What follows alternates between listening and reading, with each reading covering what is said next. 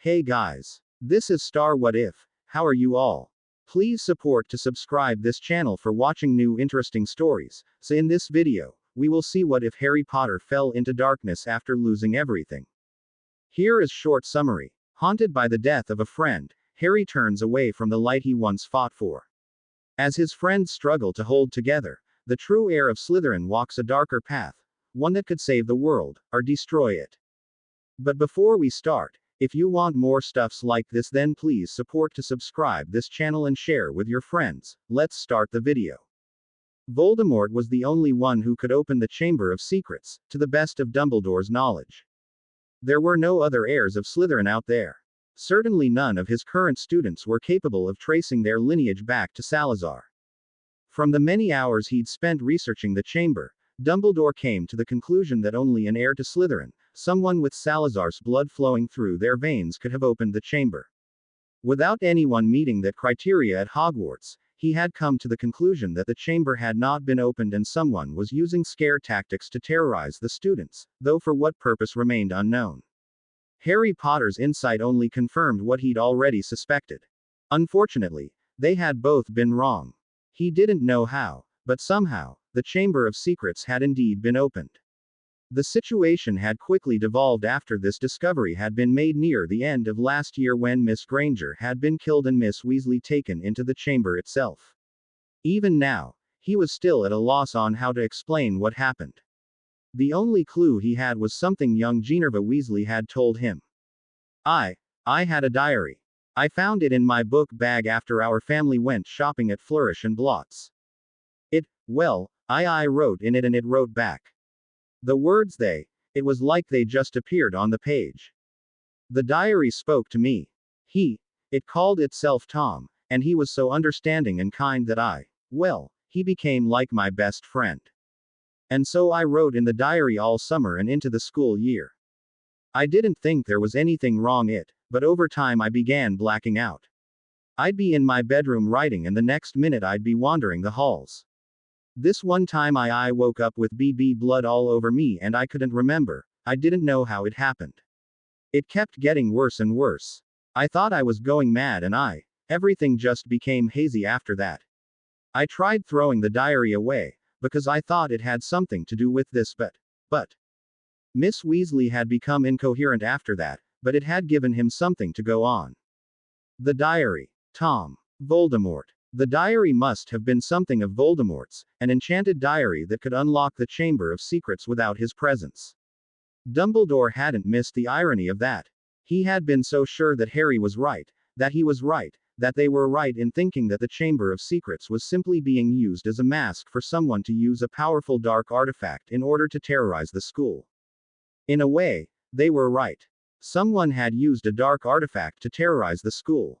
It just wasn't in the way they thought. Hermione Granger's death and the opening of the chamber caused him a lot of problems and even more heartache, but then an even bigger problem had arrived on his doorstep. Harry Potter had gone missing. Minerva had been the first to notice that Harry was no longer in the castle. They had checked anyway, just to be on the safe side. It would not be hard for him to find a place to secrete himself, isolate himself from everyone else. Hogwarts was large, the grounds more so. It didn't matter in the end, Harry hadn't been found anywhere. Not in the castle, not on the grounds. It was as if he'd disappeared.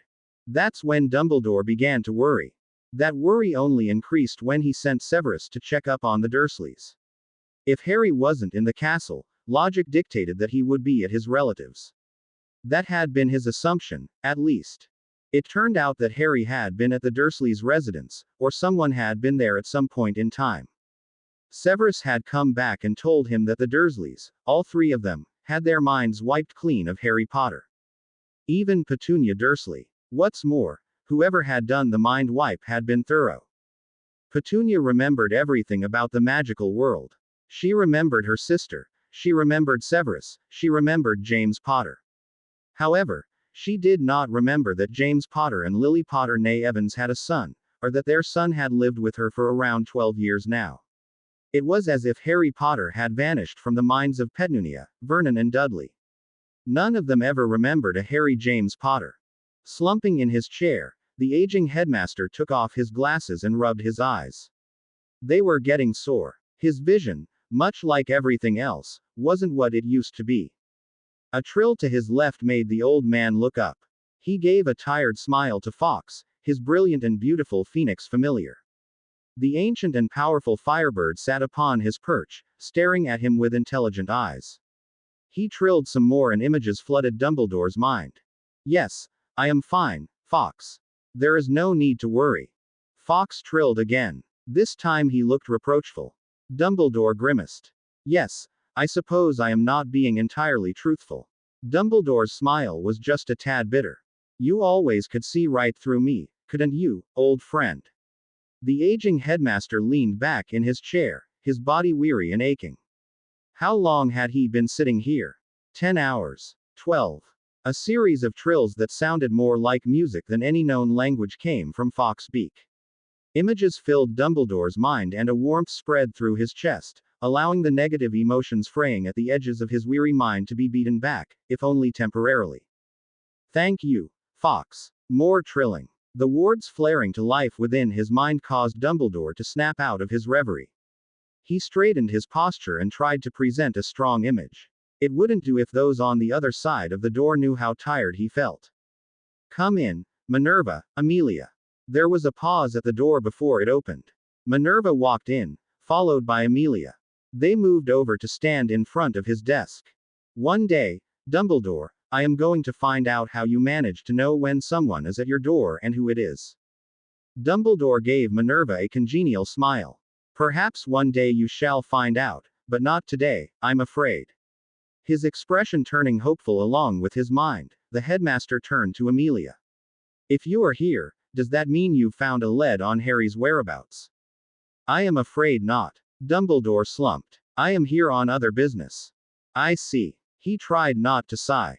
In that case, I believe I should ask whether you are here as Amelia Bones or acting as the head of the DMLE. I suppose you could say it's a bit of both, Amelia admitted. Things are getting bad, Dumbledore. Have you read this morning's Daily Prophet? Dumbledore grimaced, his eyes instinctively flickering to a newspaper hidden underneath several documents. I have. The public is going mad. Harry Potter missing. Everyone is frantic. People are demanding that we find him. The minister's office, the DMLE, even the Department of International Cooperation has been flooded with letters. Amelia stared at Dumbledore, looking just as tired as he felt. Things are getting out of hand. I am aware of that. Dumbledore felt the ache in his bones return. With it came the regret, the second guessing. He should have been more attentive to what was happening in his school. He should have done more when the chamber had been opened. He could have avoided this disaster if he'd just been more thorough in his investigation. Why was it that whenever a problem came around, he was useless to solve it? How much more failure would he have to shoulder?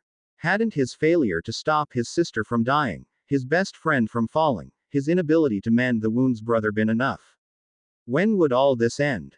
Dumbledore. Yes, I am here. Dumbledore waved a hand in the air. I wish I could help you. I've currently got Severus, Phileas and Hagrid searching for him in the mundane world. I have also asked everyone I know to keep an eye out for him and report to me should they see him. Dumbledore didn't mention that if Harry really was responsible for wiping out his relatives' memories, chances were good no one would find him unless he wanted to be found. Amelia frowned and raised an eyebrow at the same time. Why the non-magical world? Because if Harry was going to hide anywhere, it would be where nobody is searching for him, Dumbledore declared. Harry Potter is a very logically thinking child. He knows that, beyond a few wizards trained specifically for the task of interacting with muggles, very few know how the mundane world works. The mundane world. Amelia raised an eyebrow. I see you have been talking to Mr. Potter before he vanished. Yes. Dumbledore felt his mouth quirk into a sad smile. I did indeed. He is an incredibly bright young man. His thoughts, beliefs and ideals are all well thought out. He looked down at his desk. Now he's gone and it appears that all of the work he put in, all the inroads he made in spite of his young age, may very well crumble. Without him present, I fear people like Lucius Malfoy and Endymion Nott will use his absence as proof that he is too young for his station. Do you really think they'd be capable of that? Amelia seemed skeptical. If Harry isn't found before the start of the new year, they will likely claim that he cracked under pressure and ran from his duties. Dumbledore felt shame return full force. All of this was his fault. As the headmaster, it was his duty to protect the children within these hallowed halls and keep them safe. Yet twice now Harry Potter and his friends had been put in danger. Twice now Harry had been the one to solve what should have been his problem. And this time, it had cost Harry a very dear friend.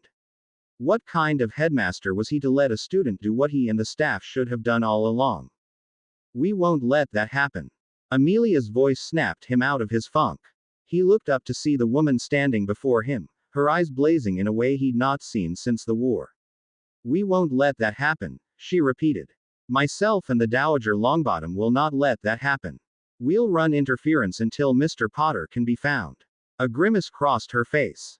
I'm sure even Celestina will agree to help, though the Augusta may be adverse to working with her. Dumbledore felt a small smile cross his face. His spirit, troubled and weathered, lifted, if only a bit. It seemed as if Harry Potter had made some strong allies. He knew he had no right to, but he couldn't help but feel proud of the young man. Now if only they could find out where he'd hidden himself. Susan Bones sat in her room. Right leg resting against the window sill, left leg dangling off the edge, she thought about all that had happened this last year. Harry's scary behavior toward Draco on the train. The many things she'd learned at school. The opening of the Chamber of Secrets. More than anything else, she thought about the loss of her two friends. Hermione Granger was dead and Harry Potter was missing. She didn't even know how it happened, how either of those happened. It had all been so sudden. One moment they were all having a blast, enjoying the post-Quidditch tournament party. The next moment Hermione was dead, Harry was missing, and she and the others were returning home early. School had ended. A knock on her door alerted her to the presence outside. Curious, she opened the door to discover something that pierced the darkness gathering in her mind. Hannah, she squealed, embracing her friend who released a similar squeal. Oh, I've missed you so much. I'm so glad you're here. I was. It's okay. Hannah embraced her friend tighter. I feel the same way. I thought you might like having a familiar face around to keep you company, Auntie Amelia said. The stern woman stood behind the two, her eyes tired and her shoulders hunched. She still somehow managed a smile despite her clear exhaustion. With everything that's happened, I don't think it's good for you girls to be left alone to your thoughts. Susan didn't need to be a genius to know she was talking about Harry and Hermione. She sent her auntie a grateful smile. Thank you. As her auntie left, Susan and Hannah went into her room and sat on the bed. They spoke for a while, not talking about anything serious, simply expressing how happy they were to see each other. Susan learned that Hannah's dad was off somewhere again, Rome. Apparently something went wrong with one of the vineyards there and he'd had to rush across the sea. Her mum was staying at home. What have you been up to since school ended? Susan asked, leaning against several pillows she'd propped against the headboard. Hannah lay on her stomach near the foot of the bed, her feet kicking back and forth through the air. Not much, really. Hannah sighed. There really isn't that much to do right now, and with all the stuff that's happened, I haven't really felt up to doing anything lately. I know what you mean. Susan tucked a strand of red hair behind her ear. All I've done for the past week was sit around, eat and sleep. I'm just too. Yeah. The two girls trailed off. Conversation ceased. Tension, awkward and thick, hung in the air, a cloud of stormy emotions causing what should have been a beautiful reunion to turn sour. Susan Bones frowned. This wasn't how it should be. She and Hannah and all of their friends, they shouldn't be like this. They should be helping each other, leaning on each other for support. Hadn't that been what Headmaster Dumbledore told them at the end of the year? That they should be supporting each other during times like this. In dark times such as these, we must learn to rely on each other.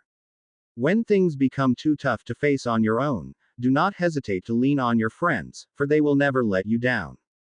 Yes, those had been his words. That they should learn to rely on each other, that they shouldn't hesitate to use their friends for support. That's what they needed to do. Not sit around in bed all day moping. They should be with their friends, helping each other. Susan's determination hardened as she came to a decision. Susan? Hannah asked, startled when Susan climbed off the bed. Come on. Susan grabbed Hannah's right hand, pulled her off the bed and out of the room. Where are we going? To see Auntie Amelia. They found Auntie Amelia in her office. The office, a large study with white carpet, beige walls and a roof of the same color, held the Spartan appearance her auntie favored. Her auntie had never been one for ostentatious appearances, something about not liking her workspace becoming cluttered. A desk sat in the back, a bookcase off to the side. Before the desk were two chairs and in the center of the room sat two leather sofas with a coffee table in between. Her auntie sat behind her desk, writing something in a muggle notebook with a muggle pen. Susan almost smiled. Harry had been the one to suggest using muggle writing supplies over quills and parchment, something about muggle-made artifacts being more efficient and less costly, which made sense as a single quill cost 5 galleons while a muggle pen cost less than £1. Auntie. Just a minute, Susan, her auntie said, not looking up from her work. Susan and Hannah shared a look, before silently moving to the couch. She looks busy, Hannah whispered. What do you suppose she's working on? She's been manning the search for, Susan hesitated. For Harry. Hannah winced. I see. She offered her friend an apologetic smile. I'm sorry, I shouldn't have asked. Susan shook her head. You don't need to apologize.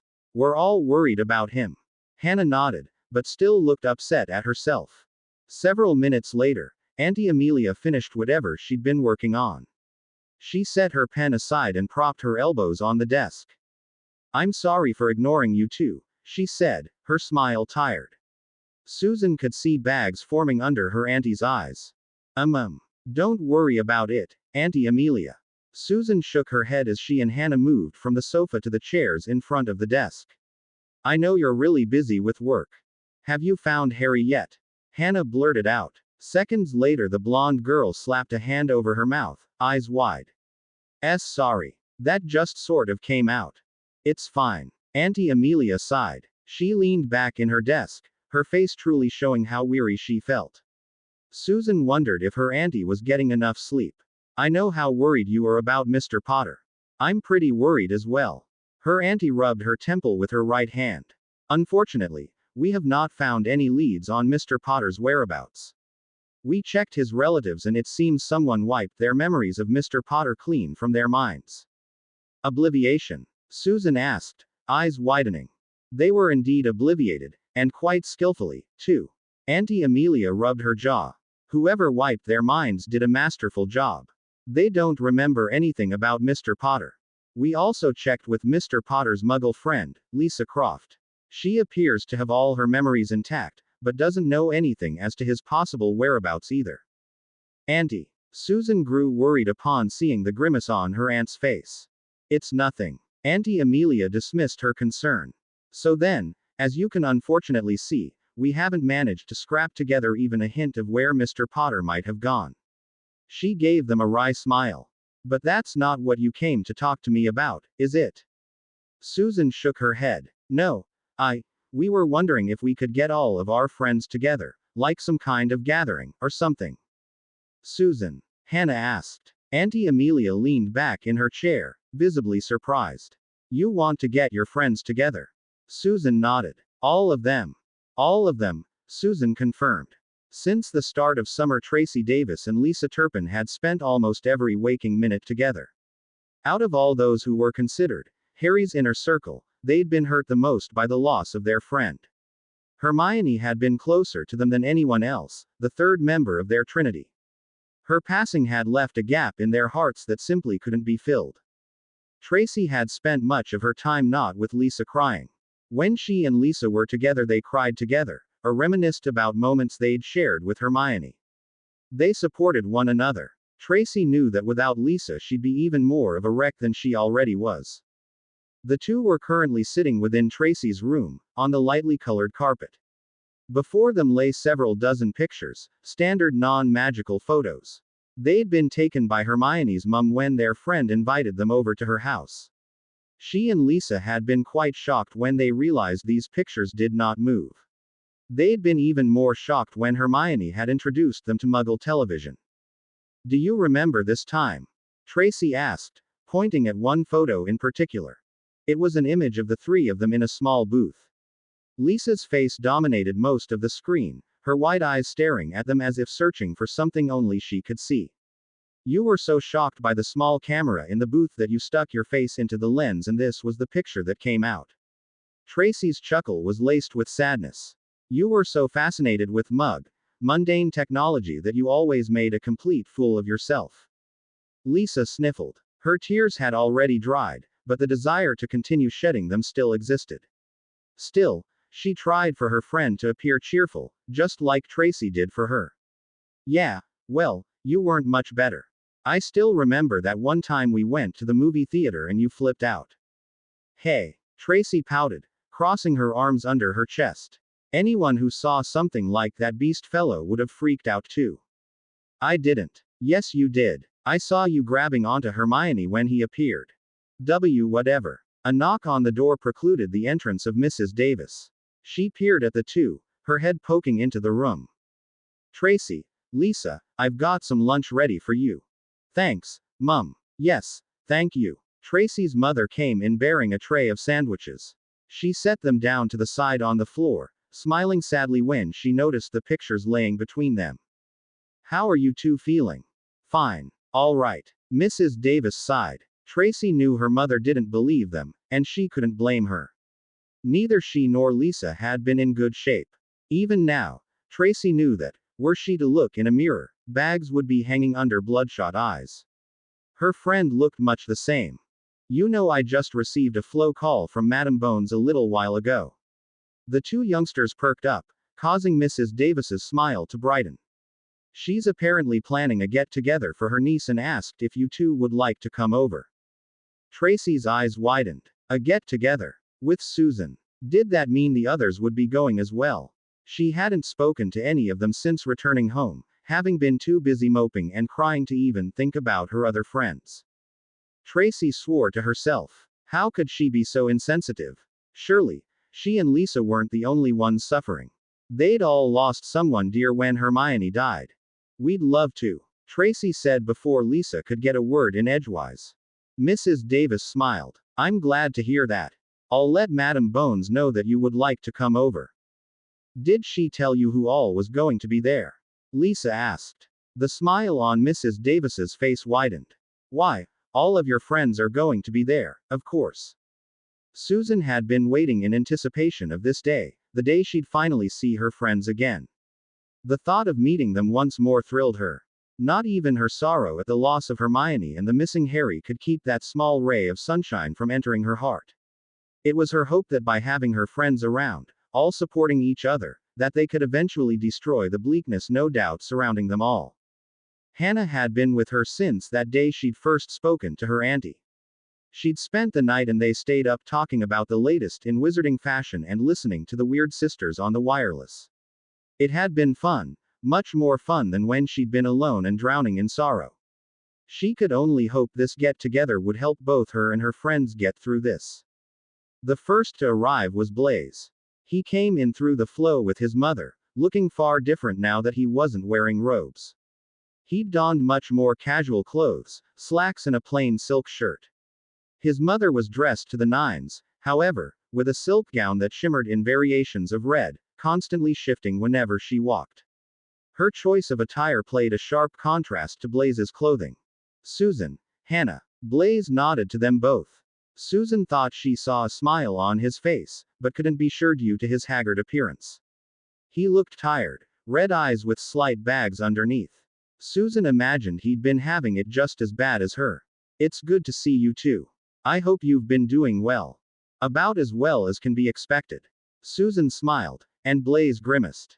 Yes. He sighed, running a tired hand through his hair. The gesture was uncharacteristic of him.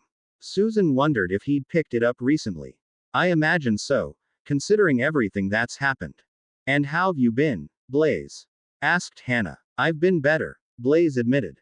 Hannah flinched, but he offset the somewhat brittle words by gracing her with a more genuine smile. Though I will admit that seeing you two has really brightened my week. It hasn't been easy, this past week. I can imagine, Susan said.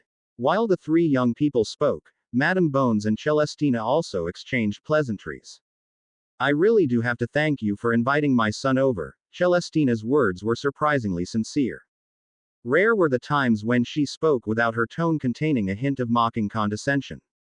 Blaze has not been himself since this year's end. Not that I can blame him, of course. Losing a friend is never easy, and he's just lost two in the span of a few days. I had honestly been thinking about doing something similar to this, but, well. She gave Amelia a slightly edgy smile. Not all of the families my son has befriended like me very much. Amelia observed the other woman with sharp, keen eyes. Slowly, she nodded. Yes, I can see how that would be a problem. You are not well liked among certain circles. The steel lacing her eyes spoke volumes of the stern woman's own thoughts. However, you really have no one but yourself to blame for that. Perhaps if you weren't so keen on taking amusement from the suffering of others, people would enjoy your company more.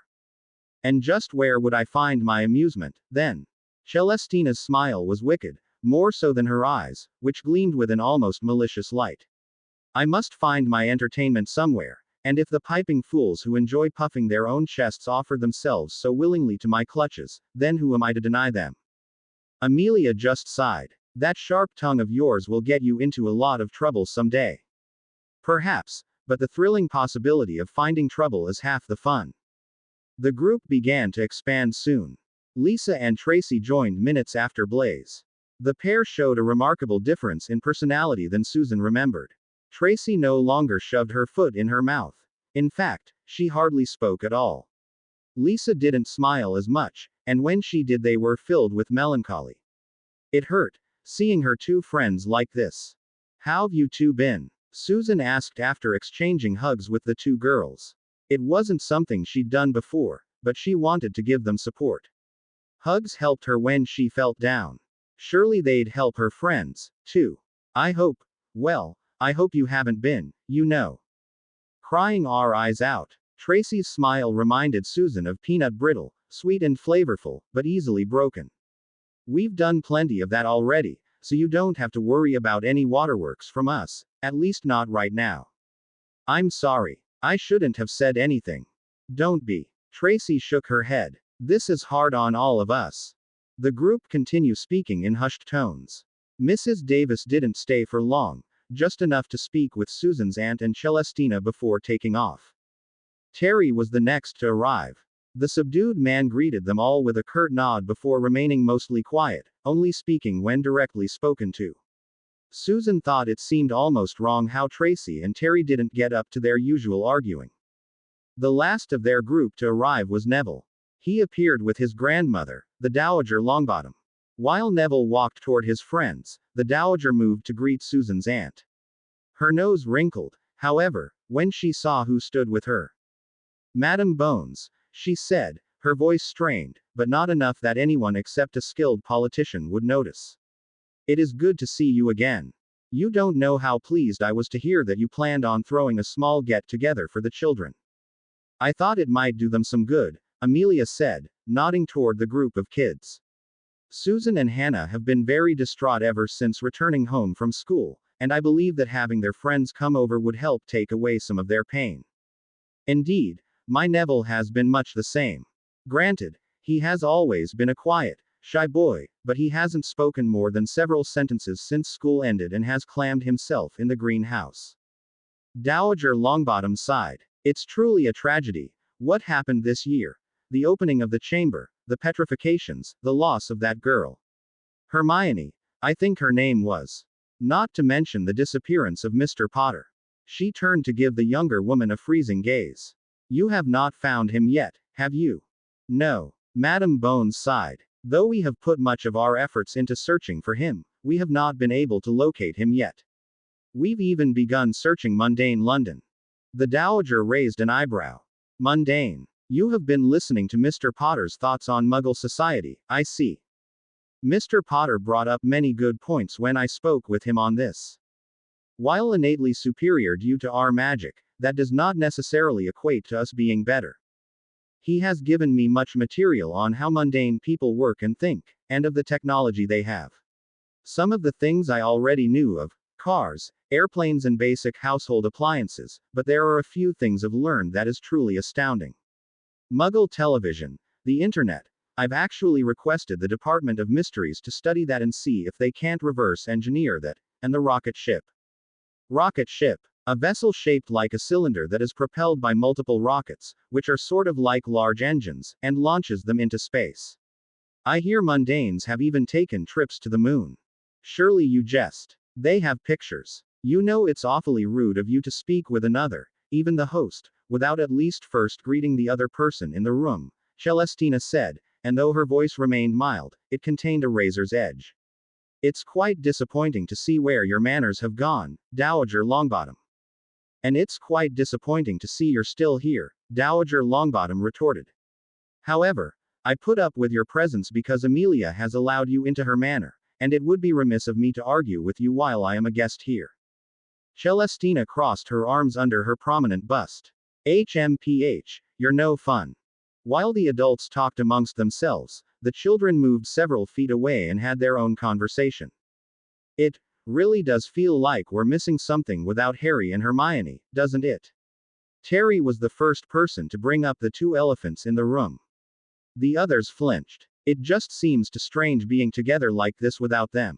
Yeah, Neville looked at the others. I keep thinking all of this was just some kind of bad dream and that I'll wake up from it eventually. But you haven't, right? Tracy's smile trembled, as if she might cry any second. You keep on going to bed every night, hoping that this is all just a dream and that tomorrow you'll wake up in your bed at Hogwarts, go to breakfast and be greeted by your friends. Her shoulders shook. Only it never does it? You always wake up the next morning and realize that this is real, that Hermione is gone and she's never coming back, and that nothing you do can change that. Lisa wrapped an arm around Tracy's shoulder, pulling the other girl into a comforting embrace. The others all looked at each other, vaguely uncomfortable at seeing a girl who used to be so upbeat and perky nearly in tears. Susan's eyes hardened in determination. She moved to Tracy's other side and followed Lisa's example. While Tracy tried to stifle the flood of tears, Lisa sent the redhead a truly grateful look, to which Susan replied with a smile. Conversation eventually became less painful. The group tried avoiding subjects that involved Hermione. No one wanted to see Tracy break down in tears. They spoke of Quidditch and fashion and hobbies, things that were as far from their friend as possible. Gran got me this new plant for my greenhouse, Neville was saying with faux enthusiasm. Susan could hear how forced the words sounded, as if he were simply saying them to keep from thinking darker thoughts. It's called a fang geranium, a magical flower with sharp teeth. It's kinda difficult to take care of because it keeps trying to bite me, but it's a very useful potion ingredients. I've used it in potions before, Blaise said, nodding his head. Something wrong, Tracy? Lisa asked when she noticed her friend frowning. I'm just wondering where Harry is, Tracy confessed. I'd expect him to be here for something like this. Did he just not get the memo or something? Silence descended upon the group. Susan and Hannah shared a look, before Susan turned to Tracy. You mean you haven't heard? Tracy frowned at her. Heard what? Tracy. Harry's been missing since school ended. No one knows where he is. What? The room was dark. Barely any light managed to penetrate the darkness. The windows were open, but the curtains had been closed, blocking out the sunlight.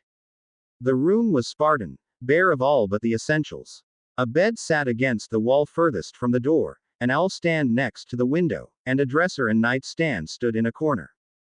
A heady scent filled the air, fumes from a boiling cauldron in the center of the room. Situated on the cauldron's left was a table filled with numerous papers, scrolls of parchment, several notebooks filled to bursting with notes, and a plain-looking diary with a hole through its center and dried ink like blood spreading across the cover. Harry Potter stood in front of the cauldron. His right index finger made counterclockwise motions, his magic caused the mixer to stir the liquid at precisely timed intervals. Fumes rose from the cauldron, vapid and thick. Mist-like tendrils roiled outwards several times as the ingredients puffed and sputtered. The liquid inside, a thick yellow substance, began turning a light green. Nodding to himself, he grabbed the diary and unhesitatingly cut a piece off to cast into the cauldron, which puffed before shifting in the color spectrum once again. Taking out a small sample with a spoon, he brought the liquid over to the table where he'd laid out a blank piece of parchment and poured the liquid onto the parchment. He watched, eyes narrowed as the liquid splashed against the rough surface before being absorbed and turning the parchment green. Nodding to himself, Harry waved his hand at several vials, which filled themselves with the rest of the potion. He then cleaned up his workspace with another hand wave before moving over to his desk and getting out more notes. After obliviating his relatives, Harry Potter had gone into mundane London and rented out a small flat near Regent Square.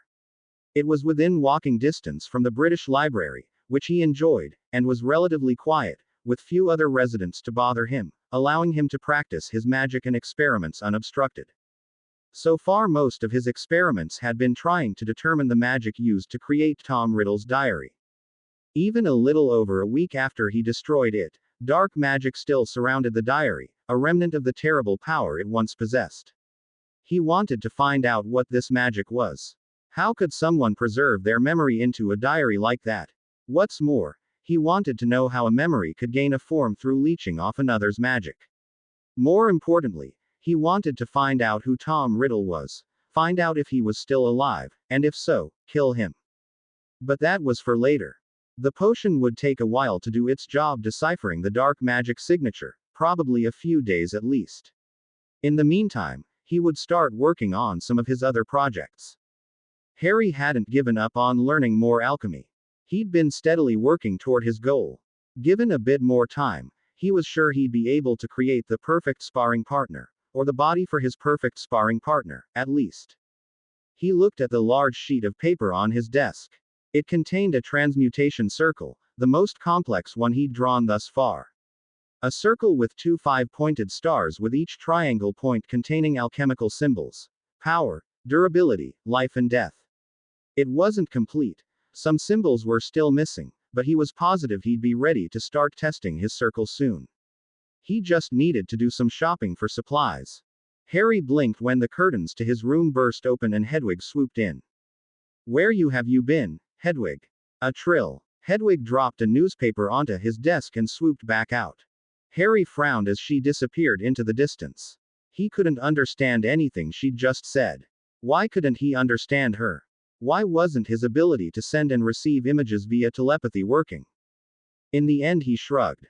His strange disconnection with Hedwig was the least of his worries right now. He looked at the newspaper she dropped on his desk and picked it up, reading the front headline news. "Harry Potter Missing," by Rita Skeeter. Yes, dear readers, you've heard right. It has officially been revealed to us that one of our greatest celebrities, the young heir Harry Potter, age 10, has gone missing. According to report, heir Potter disappeared almost immediately after Muggle friend, Hermione Granger, was tragically murdered at Hogwarts. The Aurors have begun a frantic investigation into his whereabouts, but it looks like, once again, they are proving to be as incompetent as always. One must ask themselves why heir Potter has chosen to disappear from the public eye. Was he grief-stricken over the death of his friend? Or is there something more sinister going on in the works here? Having been given the chance to speak with some of heir Potter's companions at school, this reporter was able to learn much. Potter's always been a bit of a bigot, upstanding pureblood, Draco Malfoy said. All you have to do is listen to the way he talks down to people to know he's egotistical, always giving lectures, always belittling others in class. I actually tried befriending him once, but after seeing the way he treated others, retracted my hand of friendship. For the past 2 years now, heir Potter has come off as an upstanding young man, a paragon of nobility and everything we've come to expect from a celebrity of his stature. But what if all of that's a lie? What if his amiable personality is merely a smokescreen hiding the monster within it? And how does Harry Potter's disappearance coincide with Hermione Granger's death? This writer doesn't know, but you can be sure she's willing to do what it takes to find out. For more information on Harry Potter, see page 4. For more information on Hermione Granger, see page 8. Harry tossed the newspaper into the trash. He knew he should be angry by the article, but all he felt was a sense of apathy. What did he care if those people thought him a monster? They didn't matter, did they? Just a bunch of sheep following the herd. A little goodwill and a few coins placed in the right hand would cure any ill feelings people had toward him. It worked well enough for Lucius Malfoy, it would work just fine for him. Sitting back down at his desk, Harry got back to work. A woman emerged from a large fireplace. Her fashionable black heels clicked along the marble floor. Her wizarding robes looked more like a dress than actual robes. Black satin glimmered as she strode across the large foyer, ignoring the imposing columns and ornate paintings. Her march took her all the way to a large, imposing staircase that branched in two directions. The white marble of the staircase contrasted with the dark green carpet that had been placed over the stairs. A pop, the sound of air being displaced, alerted her to the presence of a house elf appearing. She paused to stare down at the little creature, its ears flopping and its refined outfit fitting its frame. It wore the symbol of the most noble house of Greengrass on its front. "May I help you, madam?" "Well now, this is a surprise," she said, holding a hand demurely to her lips, the better to hide her smile. "I had not been aware that Nathaniel had gotten himself a house elf." "Well, no matter. Please inform your master that Celestina Zabini, head of the most noble house of Zabini, is here and would like to meet with him." The house elf stared for a little while longer, before slowly bowing before her. "Very well, Lady Zabini." There was another crack of displaced air, and the house elf vanished, leaving her alone. With nothing to do but wait, she amused herself by studying the various paintings that lined the foyer. All of them were fine pieces, exquisite works of art that defied description, landscapes that displayed incredible scenes of beauty and differing techniques. They also cost a small fortune. Nathaniel Greengrass must be doing very well for himself if he could afford these.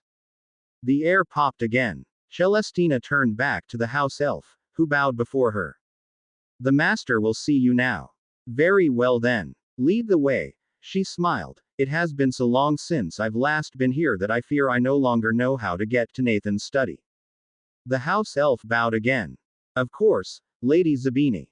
Celestina followed the house elf up the flight of green carpeted stairs, and through a number of corridors. As she walked, she silently studied the house of her old friend. This place looked nothing like the Greengrass manor that she used to know.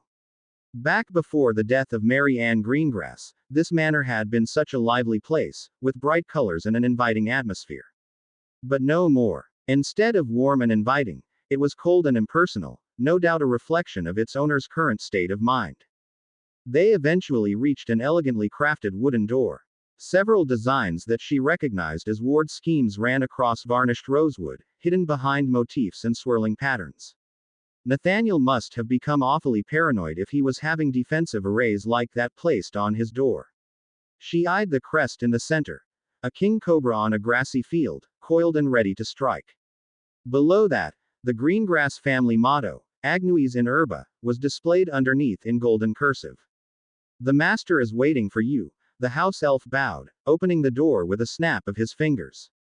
Celestina strode through the door and surveyed the room with a keen eye. Dark green carpet, wood-paneled walls, expensive furnishings, this room was no doubt designed to impose Nathaniel's importance on all who entered. In the back of the room, sitting behind a rich desk made of walnut and drafting papers, was the person that she had come all this way to meet. She smiled. "Nathan, it's so good to see you. I hope you're doing well. I believe I told you to never call me that again." Nathaniel did not look up from his work. "You've told me a lot of things." Celestina walked further into the room, only stopping upon reaching the man's desk. "I see that you have been doing well for yourself. I suppose I should have expected that, Mr. Representative for the ICW. Your power within the ministry has certainly solidified ever since you became a most esteemed member of the International Confederation of Wizards, though I do have to wonder what caused you to choose such a career path. As I recall, you originally wished to go into archaeology.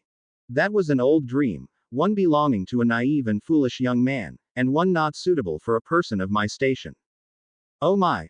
She held a hand to her lips. "A person of your station, You know, I remember a time when you cared little for one's station. I even remember when you used to argue with your parents, making claims that you would be whatever you wanted to be, and that they could do nothing to stop you. Ah, such an amusing boy you were back then, so full of life and vigor. I wonder where that person has disappeared to." Nathaniel paused in his work, then restarted. She smiled. Was that annoyance that she sensed? What is it that you want, Lady Zabini? Lady Zabini. Such a cold thing to call an old friend. I'd much rather you call me Celestina. I'd much rather not. How cruel. Another pause. Celestina kept her smile on. It seemed Nathaniel Greengrass wasn't as unemotional as he tried making everyone believe. She wondered how far she could push him before he snapped, though she dared not try. She didn't wish to jeopardize the reason for which she had come. All pleasantries aside, I am actually here on behalf of my son and his friends. They are all quite worried for their friend, young Daphne, you see. I do not blame them. It must be difficult for them, knowing where she is but not being able to see her. Young people need to interact with their friends, you know. It's a very important part of growing up. That is why I would like to request that you allow Daphne and her younger sister, sweet little Astoria, to visit my manor for the summer. It would do my son a world of good to see his friend again, especially after the most recent tragedy that has befallen them. Celestina knew of what happened at Hogwarts School of Witchcraft and Wizardry. It had been in the front page headlines of the Daily Prophet for nearly a week, at least until news of Harry Potter's disappearance reached the media, which had now become the #1 headline for the past several days. And she knew that Nathaniel was aware of what had happened, too. As a political savant, and one who belonged to the ICW, it was important that he keep east of all matters which could affect his social standing. I do not see why I should allow Astoria or Daphne to go anywhere, Nathaniel informed her in his cold, impersonal way. My heir is currently undergoing training, and must be kept in isolation until such a time as I am satisfied.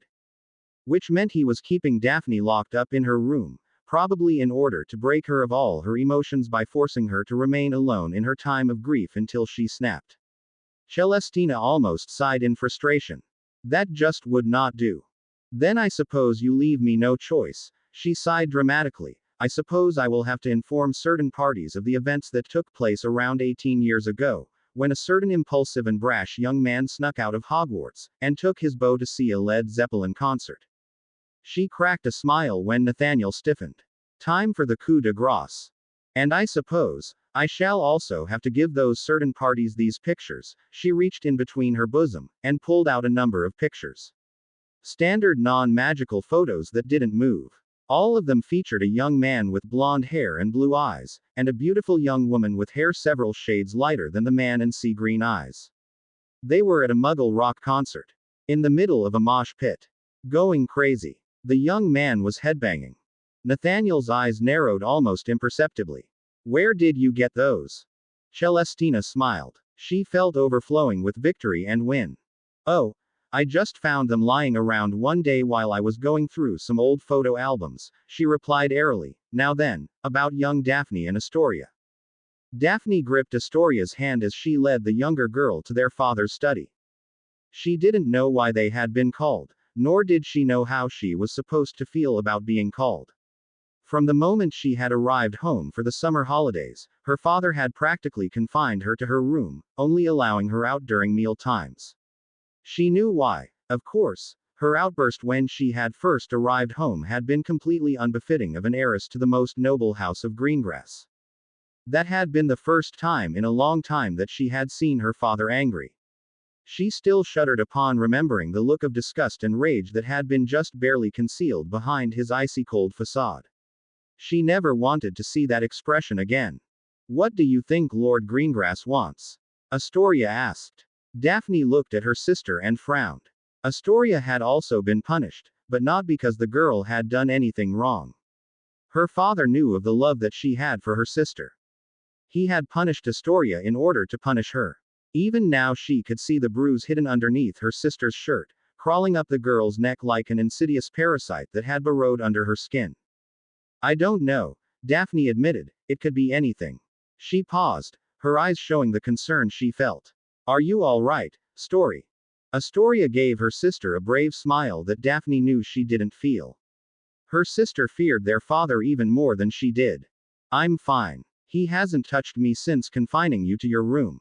That's good, she sighed in relief. That meant it had been a one-time thing, then. He'd probably punished Astoria in front of her to show what would happen to her sister if she let her emotions slip again. She would have to be more careful about not displaying any emotions from now on. They reached their father's study, and Daphne knocked on the door. Enter. Taking a deep breath, gripping Astoria's hand fiercely, Daphne opened the door and entered the room. Lady Zabini. Daphne almost gawked when she saw the mischievously smiling woman standing in her father's study. What was Celestina Zabini doing here? Her father hadn't had contact with the woman for several years now, ever since mother had died. Only the knowledge that gawking would be met with punishment kept her from actually doing so. Hello, Daphne, Astoria. Lady Zabini's eyes twinkled merrily. The woman seemed inordinately pleased with herself. How have you two been? I've been good, Astoria spoke before Daphne could stop her. She glanced at their father, whose expression remained unreadable. He seemed to be radiating annoyance, and she wondered what had happened between him and Lady Zabini. Lady Zabini's light, airy laugh filled the room. I am glad to see that you're in such high spirits. I must admit, it is a pleasure to see you again after so long. I haven't been able to so much as lay eyes on you since you were just a toddler crawling around on the floor, following after Daphne. While Astoria both blushed and scowled, Lady Zabini turned to her. And you, Daphne, has your summer been well? It has, Daphne lied smoothly, her mind quickly falling back to her usual icy mien. She couldn't allow herself to show weakness in front of her father. And you, Lady Zabini. I trust that you and your children are doing well. Times could be better, Lady Zabini admitted graciously, however, let us not speak of such things. She clapped her hands. Now then, Daphne, Astoria, do you have your bags packed? If not, then I suggest you hurry and pack them. Daphne looked at her father, who remained sitting in his chair behind the desk, looking like he'd just swallowed a limo. Then back to Lady Zabini. What was going on here? Why was her father not saying anything? What did Lady Zabini mean by pack their bags? Were they going somewhere? Why are we packing our bags? Are we going somewhere? Astoria asked, voicing the questions that Daphne wished to know. Lady Zabini's smile contained enough devious delight that a thrill ran down Daphne's spine. Why yes, we are. You and Daphne shall be staying over at my manor for the summer holidays. Daphne's mind blanked. Lady Zabini's smile widened. Now then, please go and pack your things. We'll be leaving in a few minutes. And don't worry, your father has approved this. A glance at her father revealed that he had yet to move from his spot. He stared at her, his normally cold, unfeeling eyes tinged with annoyance. Was this really happening? Was her father actually letting them go over to another person's house? And Lady Zabini's at that. Really? We're really going over to your house? An excited Astoria complete lost her composure. Daphne glanced warily at her father, whose right hand twitched.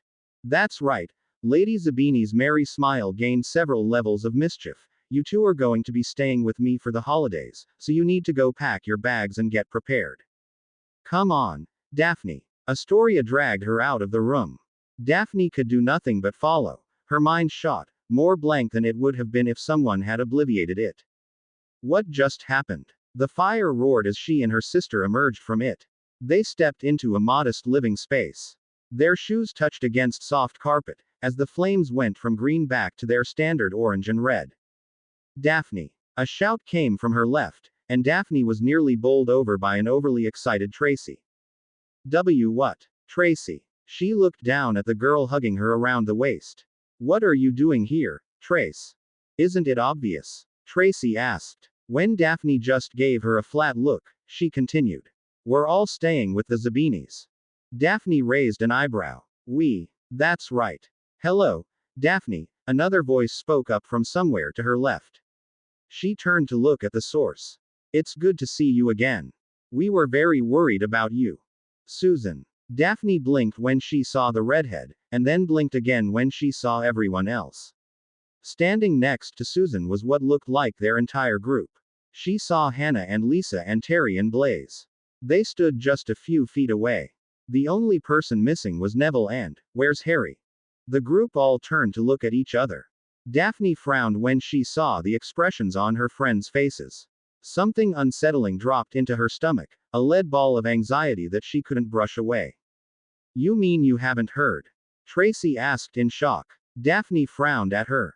I've hardly even been out of my room, Daphne grumbled. Of course I haven't heard. Daphne, Tracy said, Harry has been missing ever since school ended. What? Daphne stared at her friend, wide-eyed. She knew that Harry had disappeared sometime during school, and that no one could find him. However, she had just suspected that he was trying to avoid crowds in order to be left alone with his grief. She hadn't realized that he was actually missing. I don't understand. Harry is missing. Yeah, Tracy nodded, and no one's been able to find him ever since, well, you know. Anyway, there are search parties happening all over. The entire Auror force has been searching for him. I hear they've even started searching for him in Muggle London. Susan and the others walked up to them. Daphne looked at Susan, who confirmed her silent question with a nod. Auntie has ordered all of her Auror forces to be on the lookout for him, and she's got 1/3 of the forces actively searching for him. They haven't had much luck finding him yet, but she told me that they're going to be expanding their search radius soon, so hopefully, they'll find him, or at least a clue that will lead them to him. I see, she muttered, resisting the urge to clutch at her chest, where a sharp pain had flared up, as if she was being pricked with a needle. She didn't want to show weakness to her friends. So wait, Astoria said suddenly, Harry Potter is missing. Why would he be missing? Everyone became silent. Lisa and Tracy grew unusually solemn, and Tracy even looked about ready to cry. Blaise had closed his eyes and muttered something under his breath, while Terry had gone deathly still. Hannah leaned into Susan, and Daphne could see the redhead trying to put up a brave front for their friends. Guys? Astoria asked, her voice suddenly small as she seemingly realized that she had just stepped on a landmine. Story, Daphne said in a quiet voice, attracting her sister's attention, I'll tell you what happened some other time. Please, just let it go for right now. Astoria looked ready to protest, but thankfully didn't. The young blonde girl stared at her, as if searching for something in her eyes. Daphne didn't know what her sister was looking for, or if she even found it, but the young girl eventually nodded. Okay, Daph, I won't ask any more questions. Thank you. A loud clap got everyone's attention. Now children, Lady Zabini smiled at the group, why don't we shelve this depressing conversation, I didn't invite you all over so that you could mope around my home. Why don't you girls show Astoria and Daphne where they'll be staying? Then you can join the boys in the game room and have some fun. Game room. Daphne looked at Blaise, who gave her an eloquent shrug. Mums recently picked up a fascination for non-magical games, billiards in particular. Not sure why. Now don't be like that, Blaise. Billiards is a game that requires skill and precision to play, and unlike a magical game, it won't blow up in your face. Mums got really bad luck when she plays wizarding games, Blaise added, causing his mother to pout at him. Anytime she plays, she almost always ends up having something explode in her face. You had better be careful when airing my dirty laundry, Blaise, lest you find yourself stranded in the middle of Africa with no way of getting home. Blaise became just a tad paler. Lady Zabini smiled and clapped her hands once more. Now then, come along girls. Show these two where they shall be staying. Blaise, Terry and I shall wait for you in the game room. Lady Zabini placed an arm around her son's shoulder, causing him to go deathly stiff. She placed her other arm around Terry, who suddenly blushed under the contact, then led the two away. Stop scowling, Tracy, Lisa said in response to the nasty look on Tracy's face. Daphne felt a touch of amusement as she saw her friend trying to bore a hole through Lady Zabini's back with her eyes. I'm not scowling, Tracy muttered angrily. Yes, you are, Lisa immediately shot back, smiling, and I think I know why. Tracy's eyes narrowed dangerously. Oh yeah, and why is that? You're jealous. What? Daphne witnessed something truly amazing. Tracy stuttering and blushing. I am not jealous. Why would I be jealous of that stupid, cow-chested old hag? Lisa's smile was mysterious. Why indeed? I think it's because Tracy likes Terry, Hannah commented. Tracy whirled on the girl and pointed, her face a rictus of embarrassed outrage. I do not. She totally likes Terry, Lisa confirmed with a nod, That's why she's always fighting with him. She argues with Terry because she wants him to pay attention to her. No, I don't. You don't know what you're talking about. It's okay, Tracy, Hannah told the loudmouth, her expression mockingly sympathetic. Daphne had the distinct impression that Hannah was getting revenge for all the times Tracy had said something stupid. There's nothing wrong with having a crush on Terry. He's a good catch, I suppose. He's smart and he's not bad looking. He likes Quidditch, and he enjoys arguing just as much as you do. You two are a match made in heaven. Stop picking on me, damn it. We're not picking on you. Lisa's faux frown told Daphne that they were, indeed, picking on Tracy. We're simply telling you that we support your relationship with Terry. I'm not in a relationship with Terry. Daphne watched on the sidelines as Hannah and Lisa double-teamed Tracy, flustering the poor girl with their constant remarks about her relationship with Terry. She didn't really know if Tracy liked Terry, or if the girl simply argued with him because that's just what Tracy did, but she couldn't deny that watching the girl being picked on by their friends amused her. She must be a bad person to take entertainment in her friend's plight. Susan pressed a hand to her forehead and sighed. Come on, you two. I'll show you where all of us are staying. All of us? Daphne asked. Yes, Susan nodded. Us, that is, we girls, are all sharing a room together. It was Ms. Zabini's idea. Oh, what about them? Astoria pointed at the trio still arguing. It had somehow devolved into Tracy trying to put Hannah and Lisa in a headlock.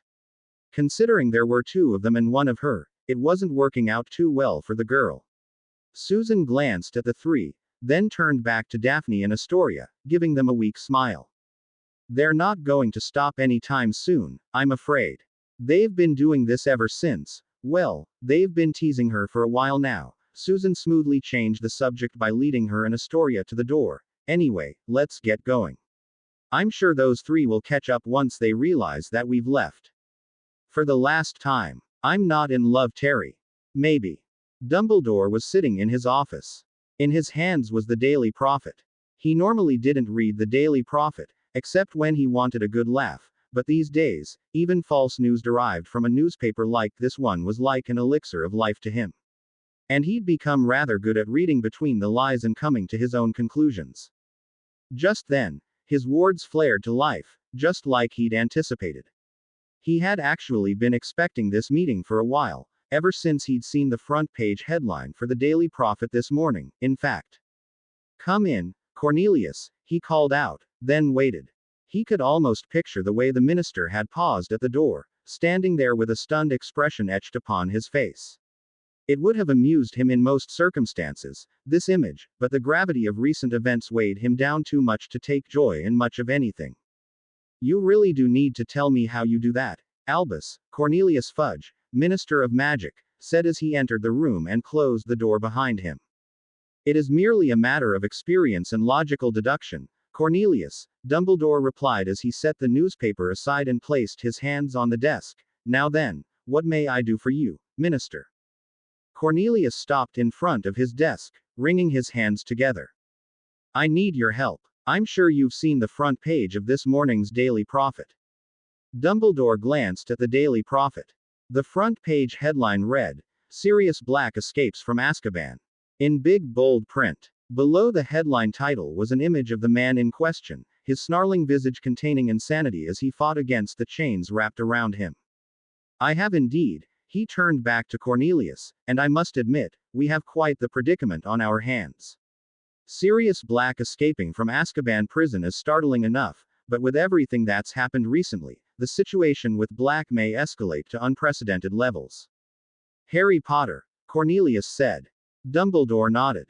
Harry Potter is still missing, and now Sirius Black has escaped from Azkaban.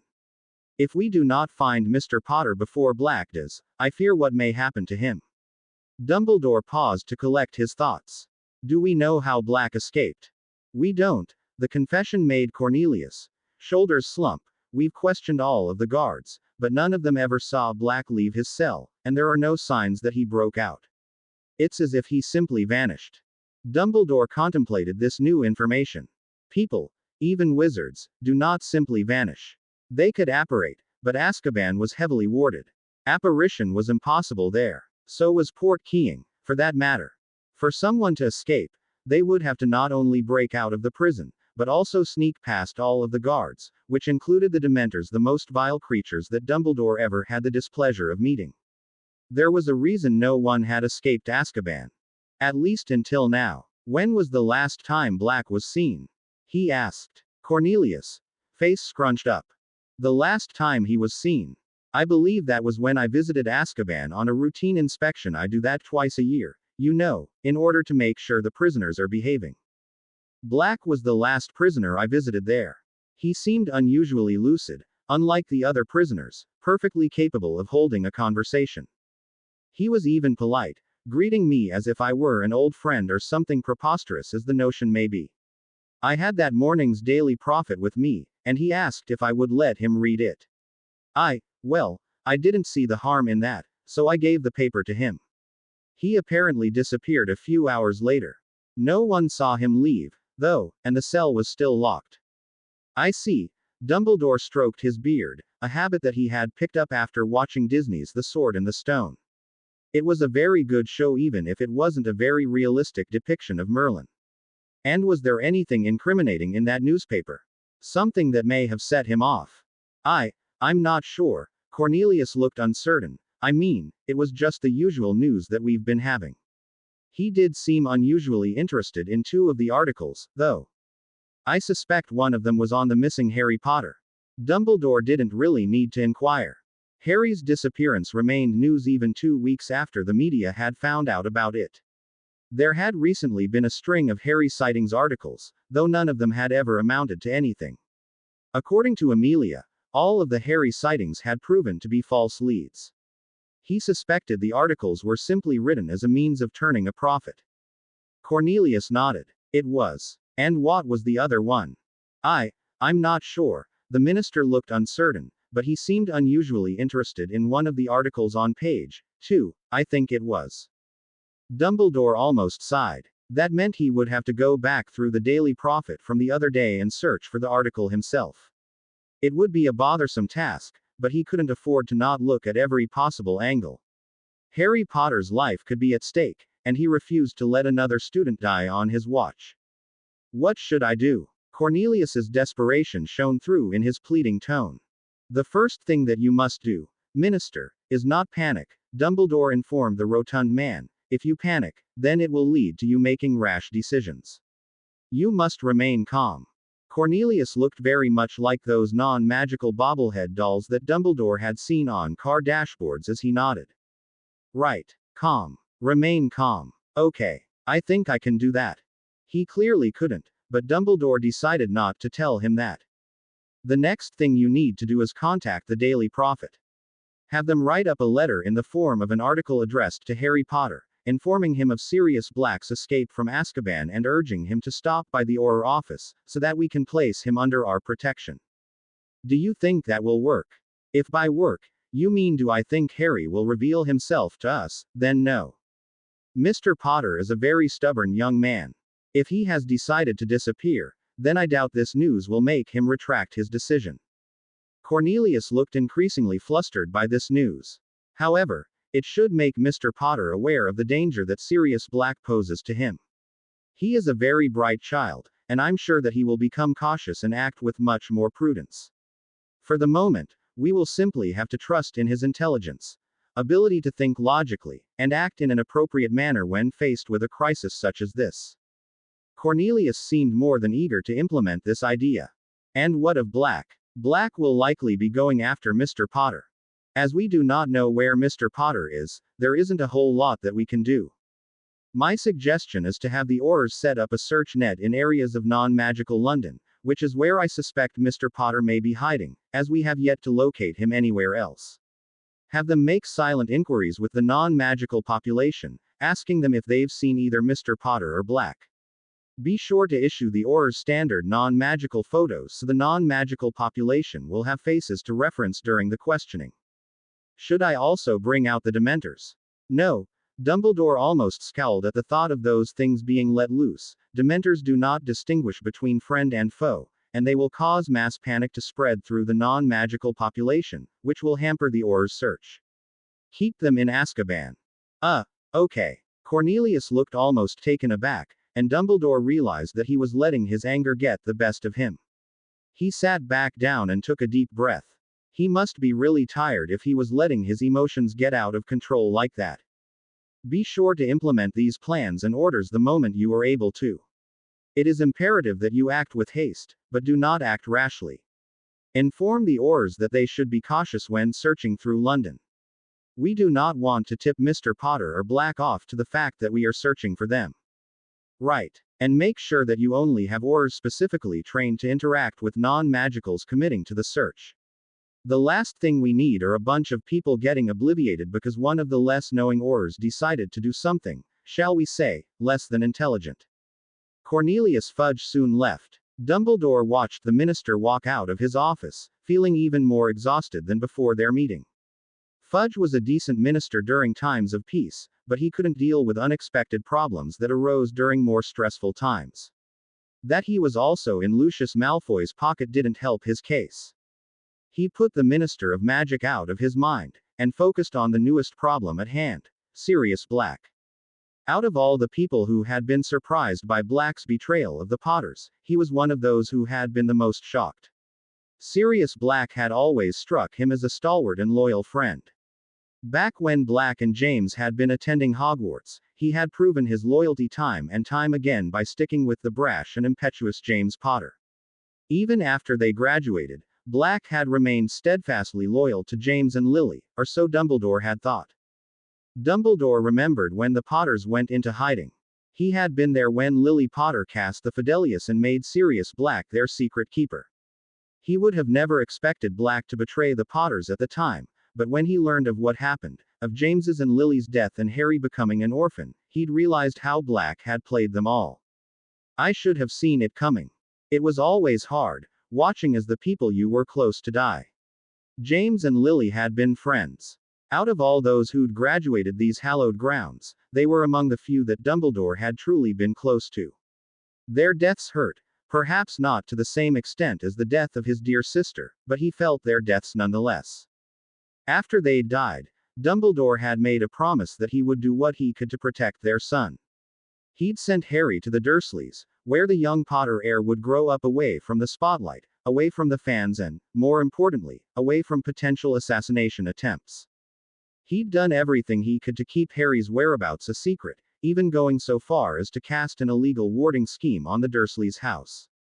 It not only kept them from thinking about moving, but also kept anyone seeking to do Harry harm from ever discovering the location. With this, Harry Potter's location had all but vanished from the magical population, and any Death Eaters who might seek to harm him remained ignorant as to his whereabouts. He had even refused to go and visit, just in case people like Lucius Malfoy were watching his movements. All that effort felt wasted now. Harry was gone and Sirius Black had escaped Azkaban, likely to seek out the young Potter heir in some misguided form of revenge. Dumbledore was at a loss. Everyone looked up to him, expecting him to have the answer for all of life's problems, for every emergency. They didn't realize that he, too, was only human. Stay safe, Harry. Harry Potter scowled as he stared at the remnants of his experiment to discover more about Tom Riddle's diary.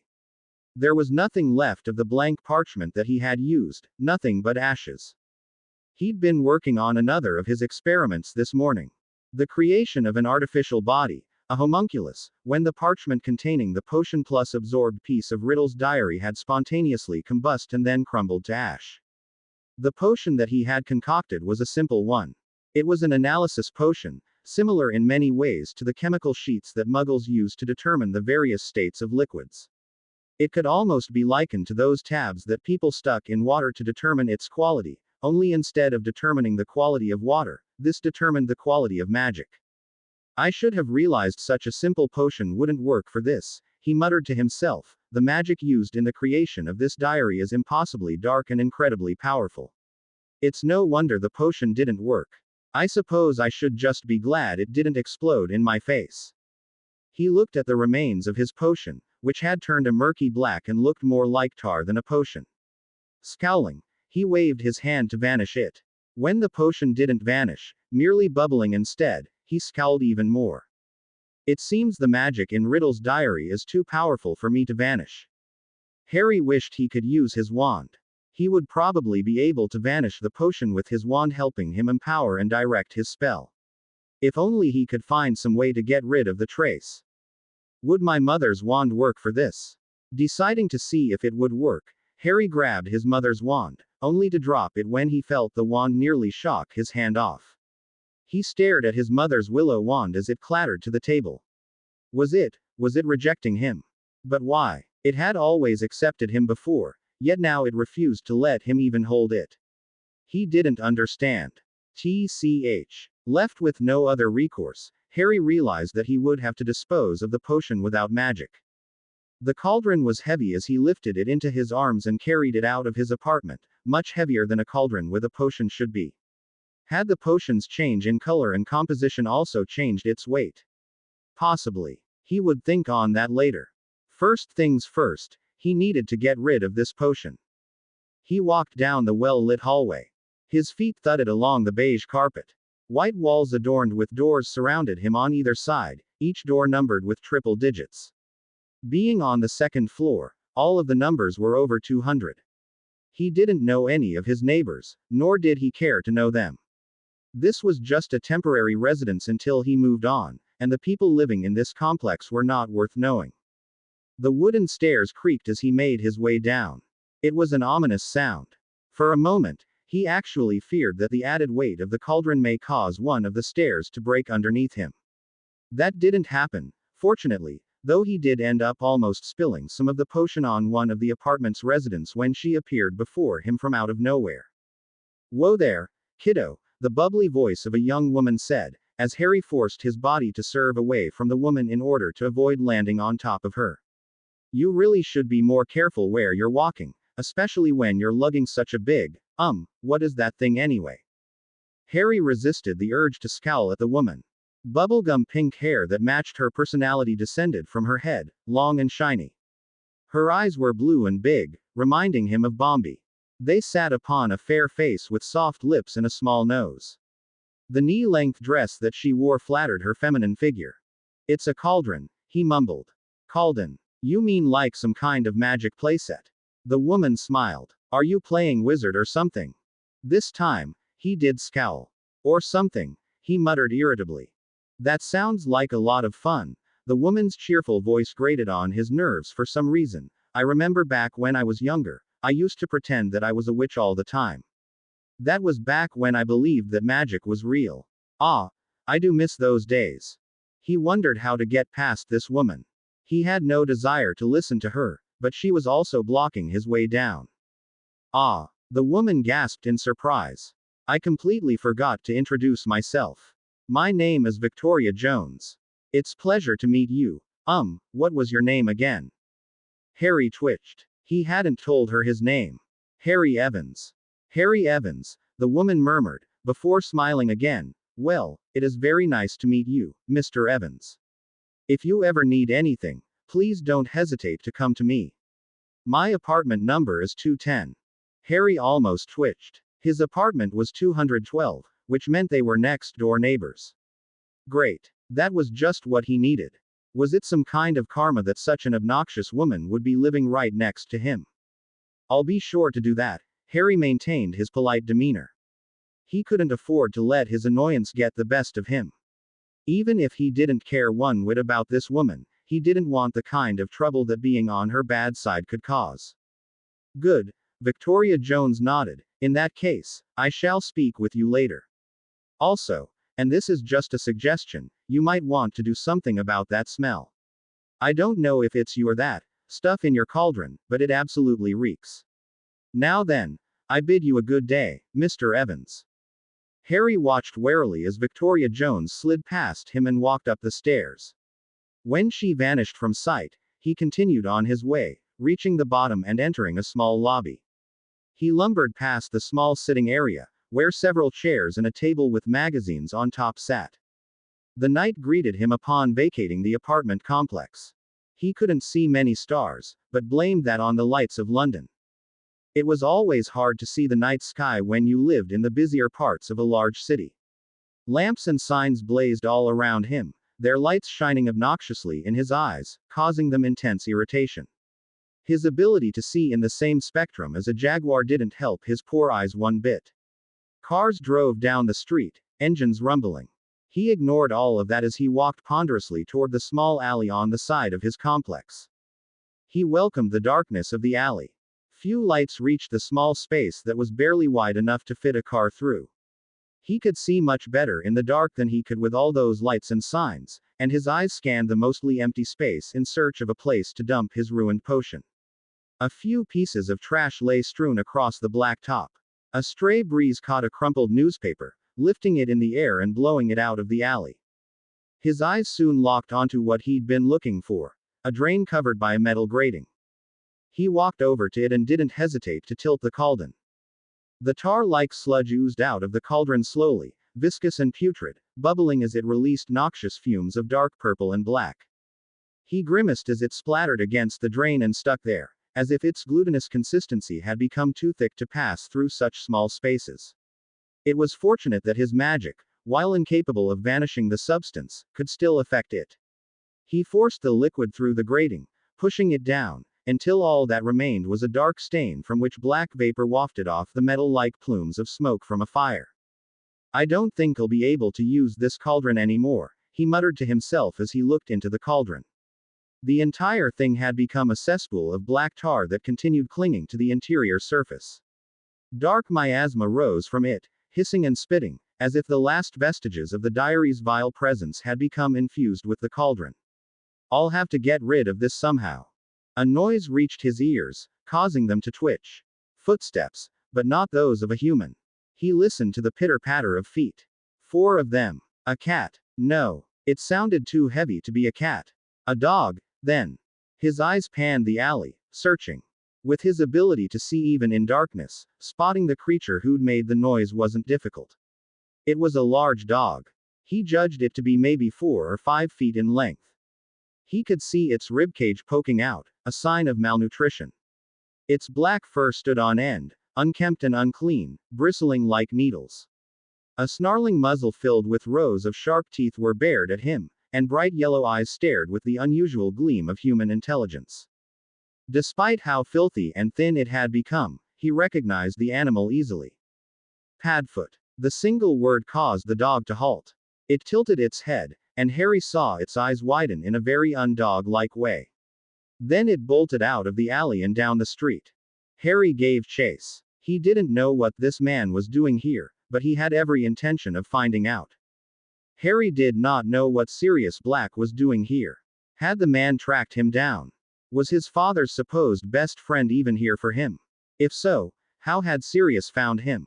If not, why show up in non-magical Britain? Harry didn't know, couldn't know. But he was determined to find out. Unfortunately, capturing Sirius Black was going to be harder than he'd originally assumed. His godfather was still in his dog animagus form, and was thus much faster than Harry in his human form. He was also being smart, sticking to places that were heavy with pedestrian traffic. Even at night, London was filled with people and cars as the many citizens enjoyed the nightlife. He and Sirius raced through the streets of London. They must have made quite the sight. A large black dog being chased by a 12-year-old boy. Many people stared as they passed, though most seemed to ignore them in favor of going about their business. Harry growled as he caught sight of Sirius weaving through people's legs like water flowing around a boulder. He'd managed to keep up with the dog animagus by shoving inordinate amounts of magic into his legs, but he could already feel the damage it was doing to his body. His thighs and calves were beginning to break down. Magic was never meant to be used this way. Another glimpse of black fur darting between the legs of a young woman who shrieked upon seeing the dog caused Harry to grit his teeth. Sirius Black. The name struck so many chords within Harry. He remembered Sirius quite well. The man he called Padfoot, the man who'd been given the title of Godfather, the man his father trusted above everyone else. He remembered the many times Sirius would visit them. He remembered riding on Sirius' back while the man was in his dog form. He remembered when Sirius would look after him while his parents were on missions for the Order of the Phoenix. He remembered being told stories about his parents' time at Hogwarts, tales that were wholly inappropriate for a 6-month-old baby to hear. He remembered and remembered and remembered. Countless memories of Sirius stirred within his mind. Times where the man would visit, times where he would be scolded by Harry's mother for doing something stupid, times where the man and his father would regale him with tales. So many numerous memories, so many nostalgic moments. It just made him angrier. Perhaps if Harry were in his right mind, he would have never done what he did. Maybe if his head hadn't been clouded by anger, he would have been able to contain himself and think logically. He wasn't, however. In the face of someone who might have been complicit in his parents' murder, logic and reason were the last things on his mind. In an effort to catch his godfather, Harry Potter transformed into a jaguar. In the middle of London's busy streets, Geoffrey Croft was not a man who drank very often. As a businessman and an upstanding citizen who abided by laws of both the government and church, he rarely ever drank anything except perhaps a single glass of wine on special occasions. Recently, however, he'd been hitting the bars a lot more. "Bartender," he called out while gesturing to his empty glass, "another drink, please." The bartender, a blonde bombshell of a woman, smiled seductively as she refilled his drink. Geoffrey ignored her, his attention fixated on his glass being filled with amber liquid. His family was going through a rough spot in their lives. His daughter had become a recluse and he and his wife were arguing more. It was their constant arguing that premeditated his coming out to this bar and drinking himself stupid at least 2 nights a week. It's all that Potter boy's fault. Geoffrey scowled as he thought about the boy his daughter was so smitten with. If Harry Potter had never met Lisa, his family wouldn't have been having all these issues. His little girl would still be an innocent child who didn't think about boys, and his wife would be on his side. Yes, everything would have been much better if that Potter boy had never come into his family's life. It happened as he was taking a drink. As the amber liquid burned down his throat, screams erupted from outside. Geoffrey, drunk from Lord only knew how many shots of scotch, allowed curiosity to overcome him, and he stumbled over to the window just in time to see a large black dog rush past. He blinked once, and then blinked again when something else that was large and black and most definitely not a dog rushed past the window as well. Was that a jaguar? Geoffrey stood there for several seconds, swaying drunkenly on his feet, before promptly deciding that he must have been hallucinating. Yes. There was simply no way a jaguar could be running around London.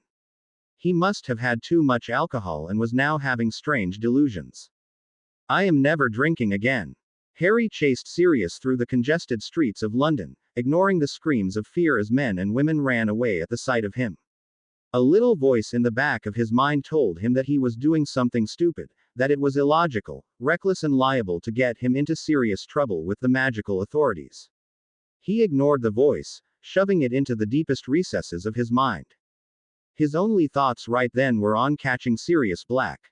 It consumed him, this all-encompassing need to capture the man and force some answers out of him. His anger spurred him onward, made him ignore the people around him. They were unimportant. Mere sheep whose very lives were insignificant and meaningless. Nothing was important except capturing his estranged godfather. With 4 legs propelling him forward and no one daring to come near him, Harry was able to catch up to Sirius quickly. The dog Animgus barely had time to realize what was happening before he was upon the man-turned-animal, his teeth sinking into his godfather's neck as he pounced on the other wizard.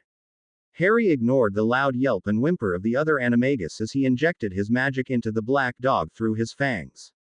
Jaguars do not have the ability to produce poison. It is a known fact of the animal kingdom. Harry Potter's jaguar form was fundamentally different from ordinary jaguars, however. Aside from the fact that it was the results of a magical transformation, Harry's form did have the ability to produce a paralysis venom with his saliva. He didn't fully understand how this worked himself. Being a man of science, Harry had tried discerning how his jaguar form was capable of producing venom through experimentation, however, he was no closer to solving this problem.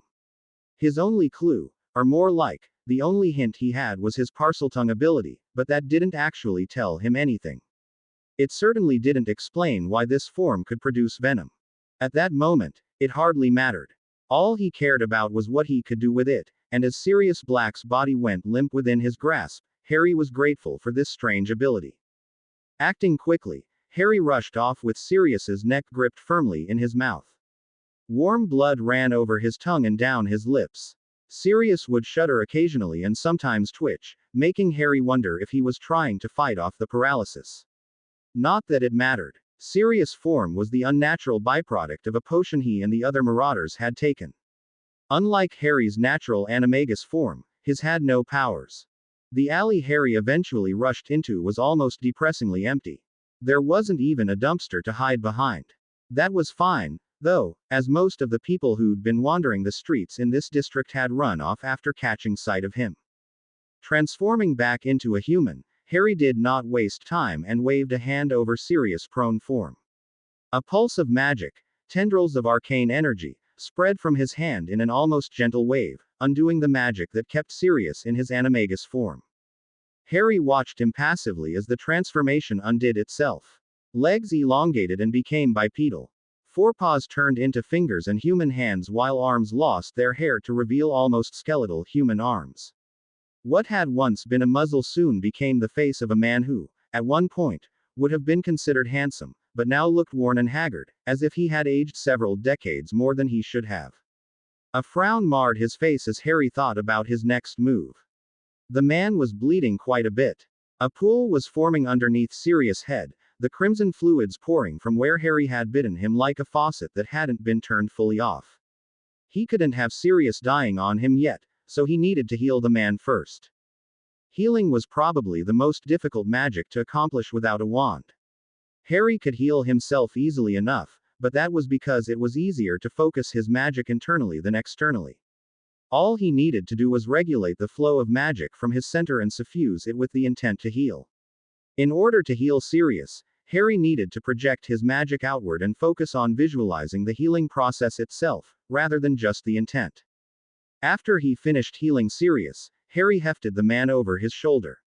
His godfather was much lighter than a man his age should have been.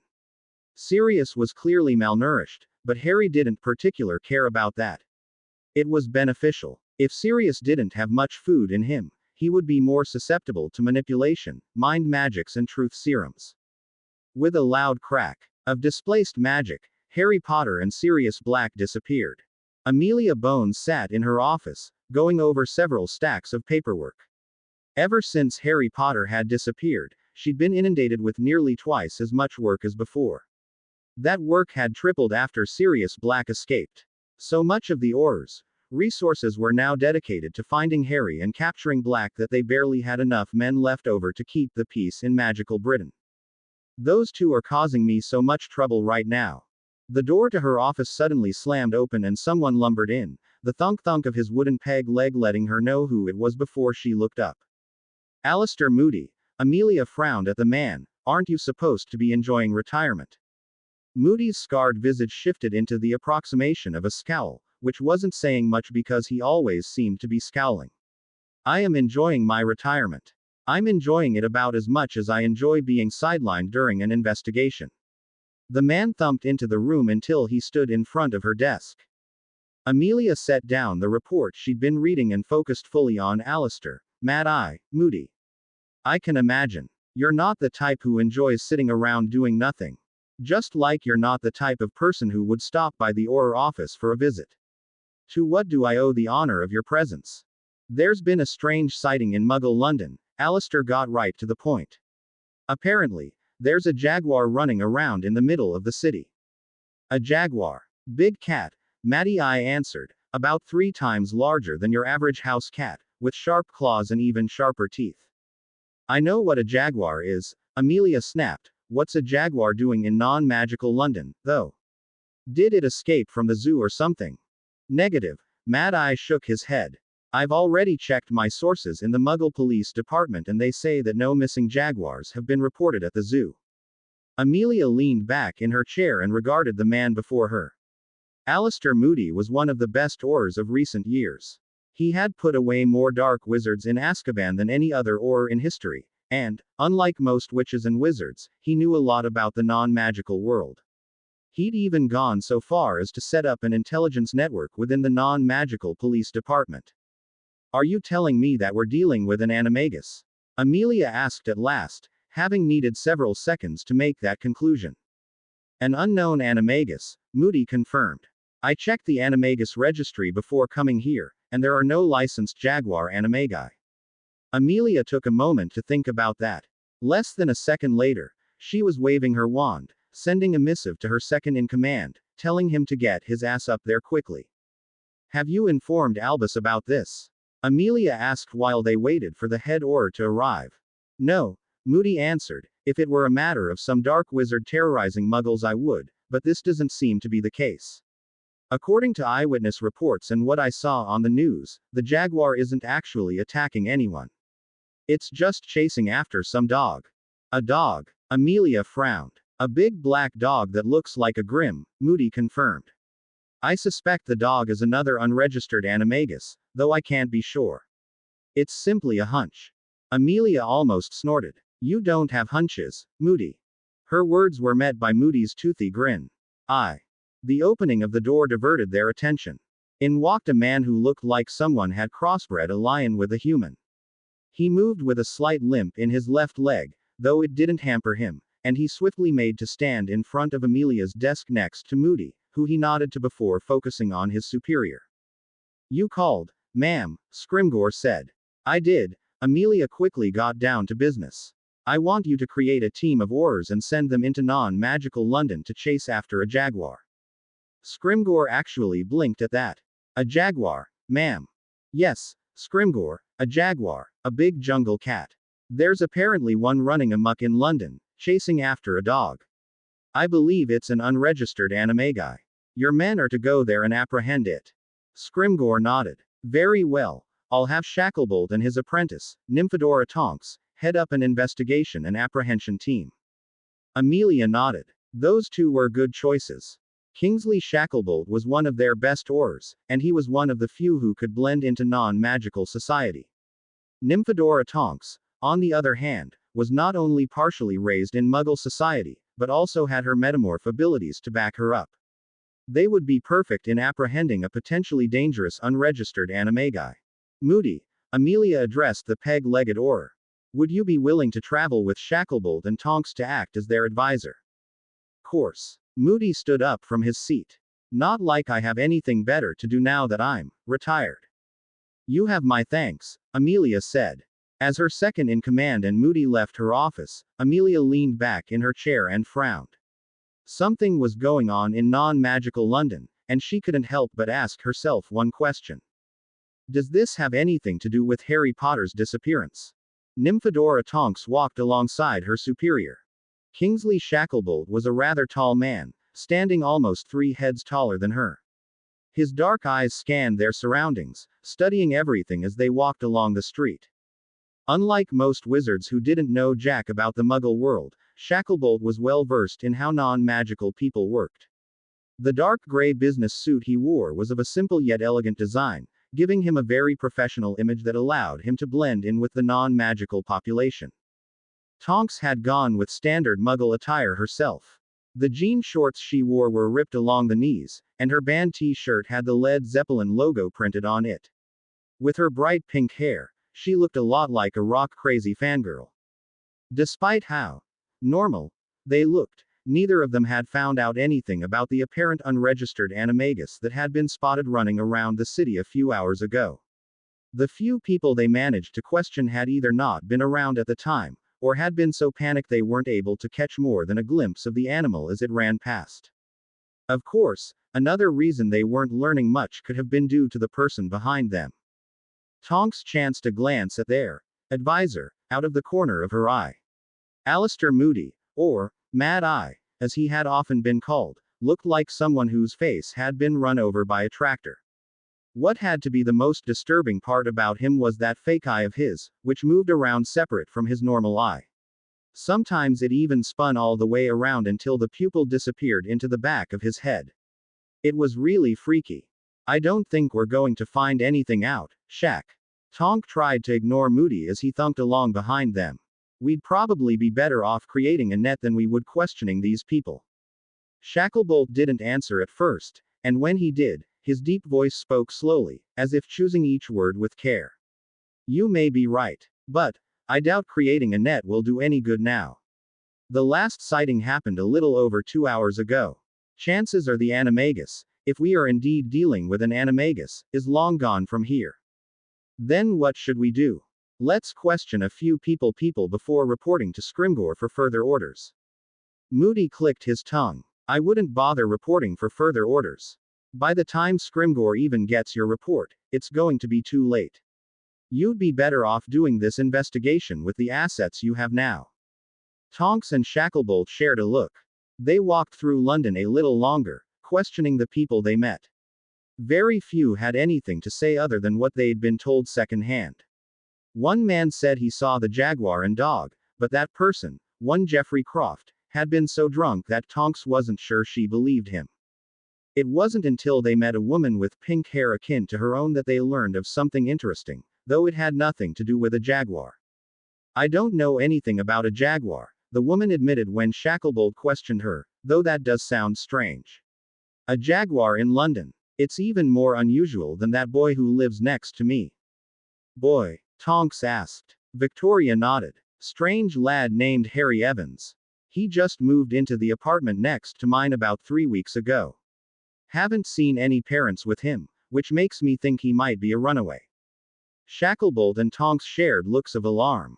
3 weeks ago was close to the same time Harry Potter had disappeared. Do you know anything else about this boy? Shacklebolt inquired. Not really. Victoria shook her head. Aside from how he seems to enjoy playing magic, there isn't much I can tell you. The word magic raised their alarm bells several more decibels. What about a physical description? Asked Tonks. I guess I could give you that. He's a young man, couldn't be older than maybe 14 or so. Dark messy hair, emerald green eyes. Boy's gonna be a regular ladykiller when he grows up. Did he have a scar on his forehead? Asked Tonks. A scar? Yes, there should have been a lightning bolt-shaped scar on his forehead. Victoria reminisced for a second before slowly nodding. You know what? I think he did, actually. It was kind of hard to see because his hair was blocking his forehead, but I do know that I saw some kind of mark on it. The woman then looked at the two before her, squinting. By the way, what were your names again? And why did you want to know about Harry Evans? Are you two with child services or something? Or something, Shacklebolt answered, discreetly palming his wand and casting a very basic Confundus charm on the woman. Would you mind showing us where you live? We'd like to ask Harry Evans a few questions. After arriving at his temporary place of residence, Harry got to work. He floated Sirius Black over to a chair he had fashioned using alchemy. It was a very basic chair made of steel and didn't look comfortable to sit on. After setting Sirius Black onto the chair, he conjured several chains and had them wrap around the animagus, effectively binding him. Harry then waited for Sirius Black to regain consciousness. It was a slow-going process, as the man appeared to be quite disoriented. He blamed that on how much blood his godfather had lost, but that was exactly why he'd not given the man any blood restoration potions. He wanted Sirius to be confused and disoriented. It would make interrogating him easier. Sirius groaned several times, eyelids fluttering like drunken butterflies. It took several moments to become aware of his situation, namely that someone was standing over him. His eyes, glazed over to show that he wasn't all there, widened. J. James. The man sounded as groggy as he looked. Is that you? No, Harry said coolly, ignoring the surge of anger. I'm not James Potter. Sirius seemed to gain his second wind. His eyes became sharper as they focused on him more fully. Seconds later, they widened again. Harry. That really is you, isn't it? It is. Merlin. Sirius breathed in shock. You look just like James. His eyes softened. All except for the eyes. You've got your mother's eyes. Harry's eyes blazed with an intense ferocity as he hissed. Do not mention my parents, Black. You have no right to even speak their name. Harry. And do not talk to me with such familiarity, Harry snapped. You might be my godfather, but that doesn't mean you and I are in any way close. Harry's words seemed to hit Sirius like a punch to the gut. The dark-haired man slumped in his seat, several choking noises erupting from the back of his throat. Harry ignored Sirius and waved a hand at the shelf. A small vial rattled before slowly levitating off the surface and gently settling onto the palm of his hand. The vial had a round bottom similar to a bulb. Sloshing around inside like a fine white wine was a crystal clear liquid. Do you know what this is? Harry asked. Sirius jerked at the sound of Harry's voice. Looking at the vial, the black-haired man frowned but answered the question. Some kind of potion. This is Veritaserum, Harry started, boring a hole into Sirius' head with his eyes. I am going to give you two options, Black. The first is that you take this serum and answer all of my questions. Sirius didn't really seem to understand what was going on. He frowned at his godson as if Harry was a puzzle that needed to be solved. You do not act very much like James or Lily, do you? Harry's smile was colder than a Scottish winter. I wouldn't really know, would I? After all, my parents died when I was just 1 year old. Sirius winced. I guess, you do have a point, he muttered sadly before looking back at his godson. What's the other option? Should you choose not to go with option 1, I will be forced to use option 2, which involves me prying the information from your head using force. Harry Potter still couldn't claim to be a great legilimens, but he was proficient enough that he could delve into the minds of others. It wasn't very subtle, and it wasn't very pretty. His mind probes were more akin to a sledgehammer than a surgical scalpel. Chances were good that if Sirius Black resisted Harry's attempt at probing his thoughts, it would break his mind, shattering it into millions of irreparable pieces. The gears started to turn within Sirius Black's head. Harry could practically see the man's thoughts clearly visible on his face. Finally, after what felt like 15 minutes, the man bound to the chair shrugged. I'll take the truth serum, he stated boldly. I have nothing to hide. Harry Potter raised an eyebrow. We'll see about that. Harry wasn't gentle as he forced Sirius' mouth open and used magic to pull out the man's tongue, placing 2 drops on it and then taking a step back. Sirius' eyes glazed over and Harry knew it was time to begin. What is your name? Sirius Orion Black, Sirius intoned in a drone-like voice. When were you born? September 15, 1959. Harry nodded. That was, indeed, Sirius Black's date of birth. It seemed the serum was working. He hadn't been sure it would work since he'd never been given an opportunity to test it on anybody. There was always the possibility that Sirius was resisting, but considering how disoriented the older man must have been, the chances of him putting on an act were very slim. Did you kill my parents? No. Harry frowned. There hadn't been a single hint of hesitation in Sirius' voice. If you did not kill them, then who did? Peter Pettigrew. It took a moment for Harry to properly compute that answer. Peter Pettigrew was another one of his father's friends, a part of the group he and Sirius had belonged to, the Marauders.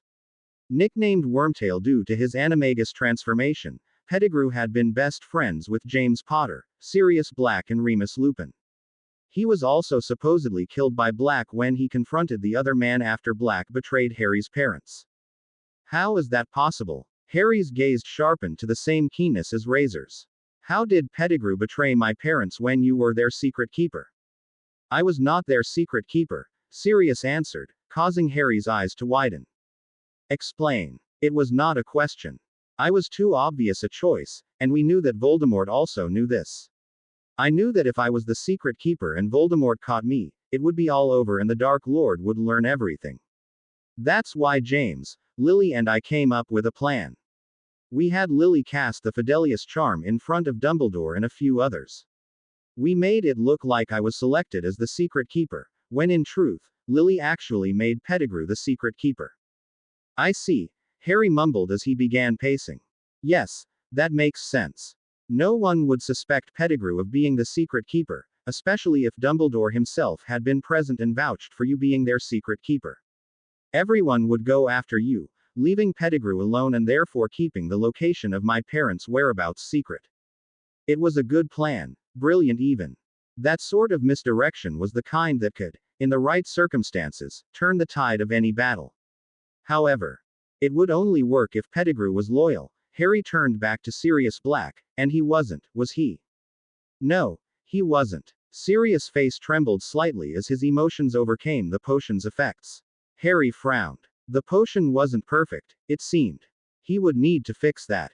We had always known there was a traitor within our midst, but we didn't know who. A lot of us suspected it was Remus since he's a werewolf, which is why we chose Pettigrew to be the secret keeper instead of him. Harry nodded to himself as the picture became more clear within his mind. Everything was starting to make sense. There were just a few more questions that he needed answered. How did Pettigrew frame you for the murder? After your mum was killed, the Fidelius charm surrounding your house vanished. I immediately knew what had happened and traveled there to see the house destroyed. I found your father lying within the rubble, dead, and then, your mother, she was. Harry's lips quickly curved down when he saw tears leaking from Sirius' eyes. That should not be possible, should it? Displaying such intense emotions while under the effects of Veritaserum. Then again, this was an emotional subject for Black, so maybe his sorrow was so overwhelmingly powerful that it partially nullified the potion. Note to self. Revise potion as it is clearly not strong enough. Someone else got there before me. Rubeus Hagrid had pulled you out the house. I asked him to give you to me, as I felt it was my duty as your godfather to look after you, but he refused. Said that Dumbledore would take care of you. I was so stricken with grief that I decided to let him take you. I knew Dumbledore would look after you. Harry almost snorted. Dumbledore looking after him. That man had looked after him about as much as his relatives had looked after him. I decided to confront Pettigrew. I chased after and eventually caught up with him, but during our confrontation he started shouting at me, asking me questions like, how could I betray James and Lily? And then he blew up a gas line, cut off his own finger, and made his way into the sewers. The Aurors arrived soon after and I was arrested. Rubbing his chin, Harry thought about everything he'd just learned.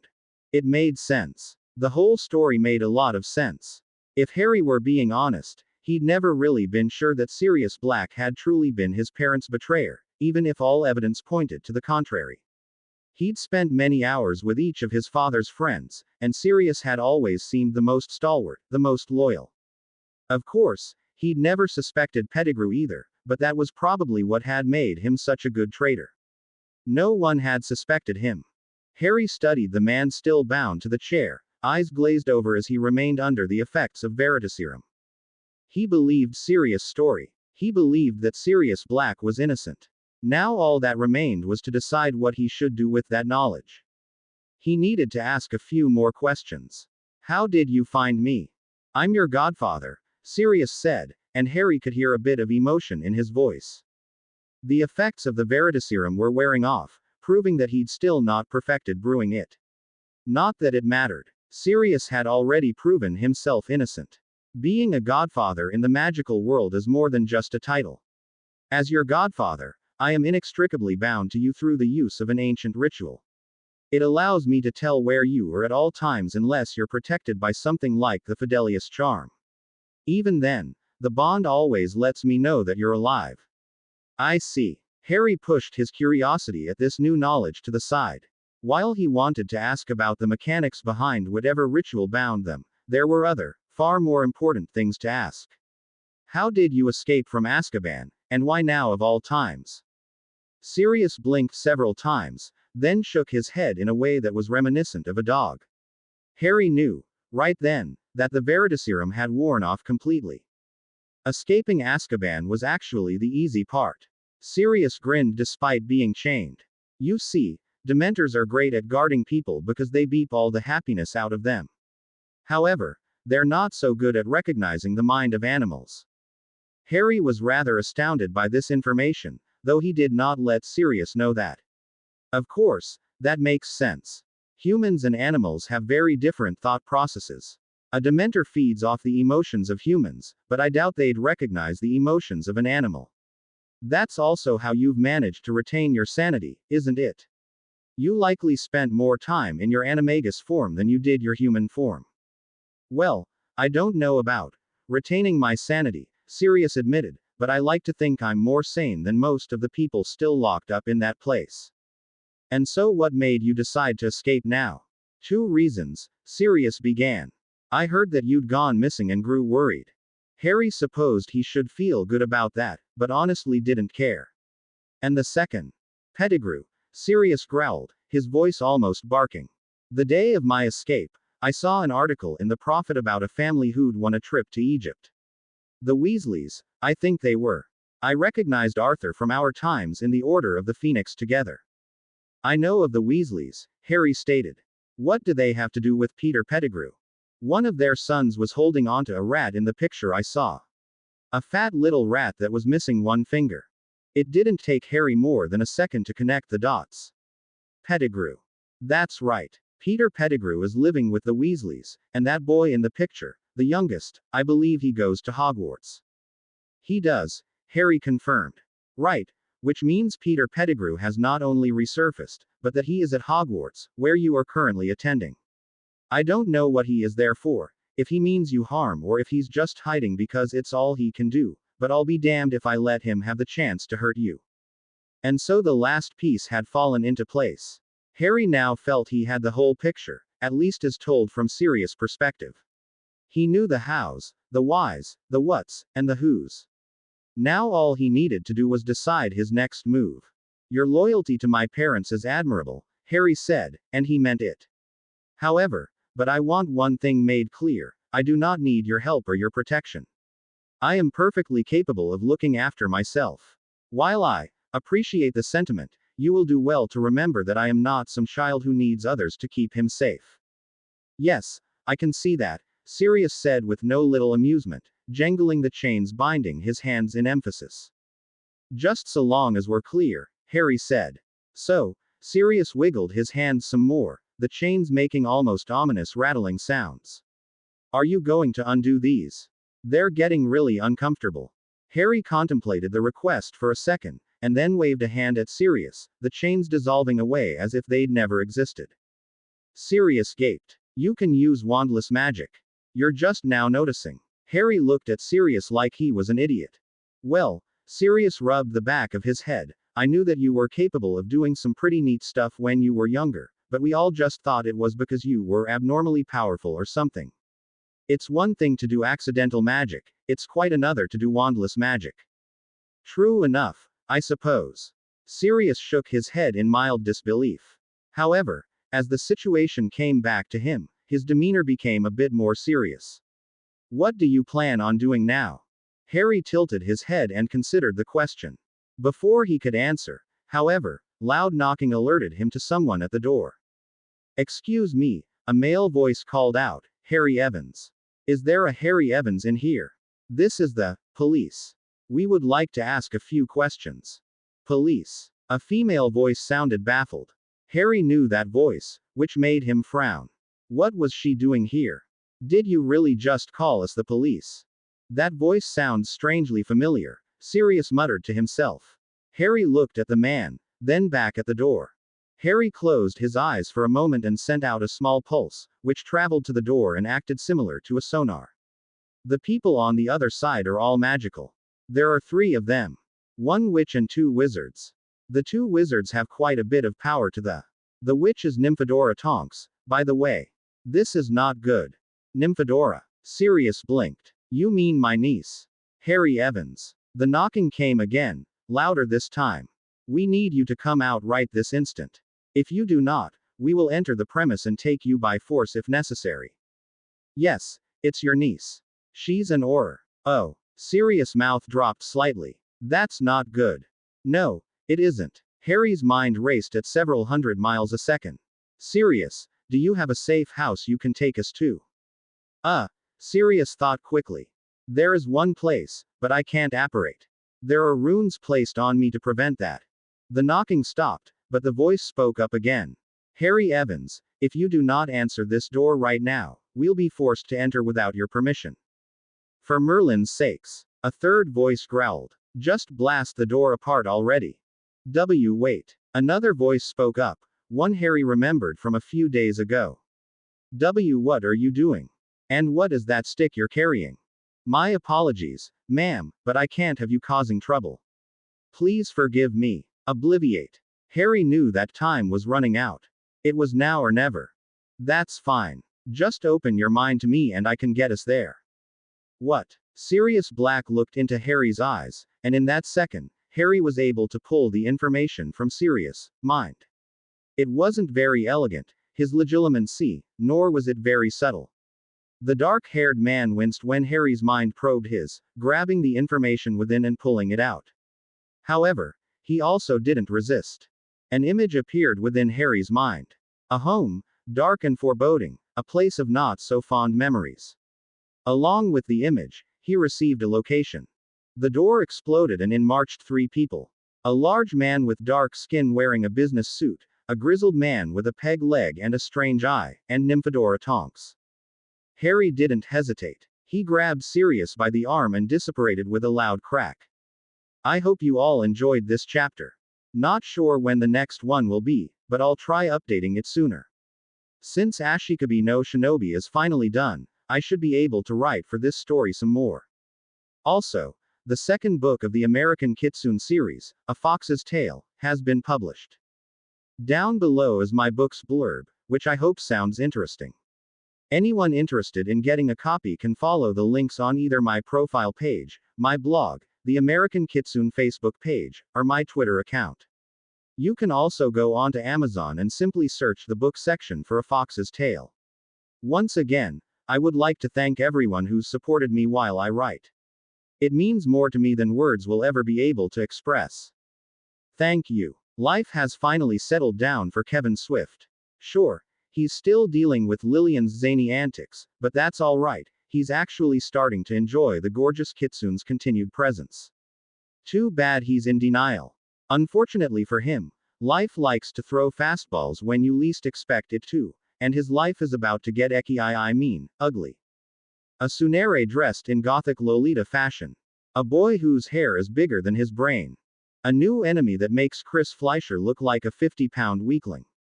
Trying to admit his feelings for a certain tomboy. Not to mention Lillian herself. Yeah, Kevin's got problems, and life can only get more strenuous from here on out. Oh well, at least he hasn't been turned into a harem protagonist. I shouldn't have apparated without preparing first. Harry Potter gritted his teeth as his body became compressed, like he was being squeezed through a tube of toothpaste. This was the result of apparating without proper preparation first. Harry was sure that he could have done this and been fine if he was only apparating himself. However, he'd also taken Sirius Black along for the ride. His magic was now being forced to accommodate for 2 people, and he hadn't focused his magic as well as he should have. A dangerous combination. When he finally emerged from his emergency apparition, it was with a loud crack that echoed across the new landscape like a bullet fired from a gun. Harry winced as his feet slammed into solid ground, his legs buckling from the sudden variance in surface density. Beside him, Sirius Black stumbled to the ground, on his hands and knees, gasping for breath. Bloody hell, Harry, the older man rasped, warn me next time you do something like that. Harry swallowed the bile threatening to expel from his throat, straightened, then dusted himself off as if to pretend he wasn't bothered by what had just happened. There wasn't any time to issue a warning. Had I not acted when I did, then I would be sitting in a holding cell right now, and you would have been sent back to Azkaban prison. Sirius grimaced. Point taken. Now, then, where are we, exactly? You asked for a safe place, Sirius started, standing back to his feet, albeit on shaky legs. I couldn't think of a safer place than my family's old home, though I loathe the idea of coming back here. Harry, Sirius made a sweeping gesture, welcome to Grimmauld Place. Grimmauld Place was a dark and foreboding structure, a series of houses that loomed over them. Walls were cracked, the paint was chipping, and the buildings were in desperate need of retiling. Vine crept along the walls like insipid creatures of the dark trying to claw their way through the windows. It needed some serious remodeling. The house that Sirius was gesturing toward had a door with the number 12 hanging on its front. Not exactly the most stylish of homes, but it will serve my purposes well enough, Harry muttered before he walked up to the entrance. Come on, Sirius. We need to begin shoring up our defenses. I wasn't very subtle when I apparated us here, and there's a good chance that the DMLE will be able to follow the trail of magic I left behind. We need to have this place set up before then. Right. Sirius nodded and followed Harry to the door. Because the door was magically sealed, Sirius had to open it for them. Harry followed Sirius into the house, the entrance opening into a dark hallway that was covered in a layer of filth. He wrinkled his nose in disgust as Sirius turned around, arms spread wide in an all-encompassing gesture that seemed both grand and sarcastic. Here we are, Harry. Welcome to the Black Ancestral. Filth. Blood traitor. I'll not have you staining my house. Shut up, you old dingbat. Sirius whirled around, yelled at a portrait hanging on the wall. Harry blinked as obscenities spewed from the portrait in return. The lady within the painting looked a lot like Sirius, black hair, purple eyes, and aristocratic features. However, that was where the similarities ended. Unlike Sirius, who looked in control of his mental faculties, for the most part, this woman's eyes gleamed with the taint of insanity. Her ugly snarl marred whatever beauty she might have possessed. It was weird. She reminded him so much of Andromeda Tonks that he couldn't help but find her appearance unsettling. This must be Walburga Black, Sirius Black's mother, Harry determined.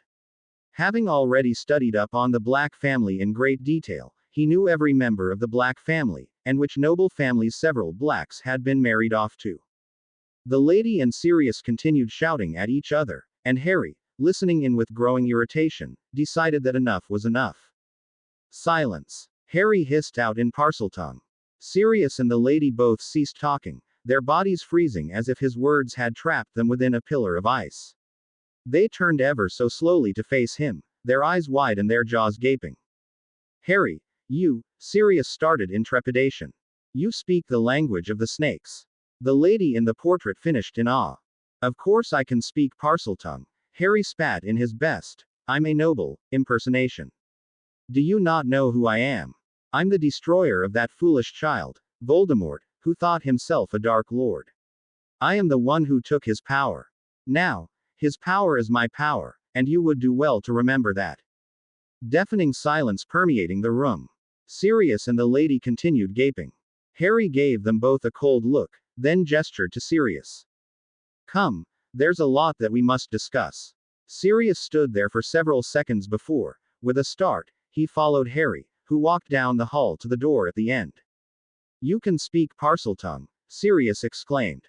Yes, the fact that I just spoke it means that I can, indeed, speak Parseltongue. Harry spoke with a healthy dose of sarcasm as he reached for the door. Opening it revealed a dining room and a kitchen.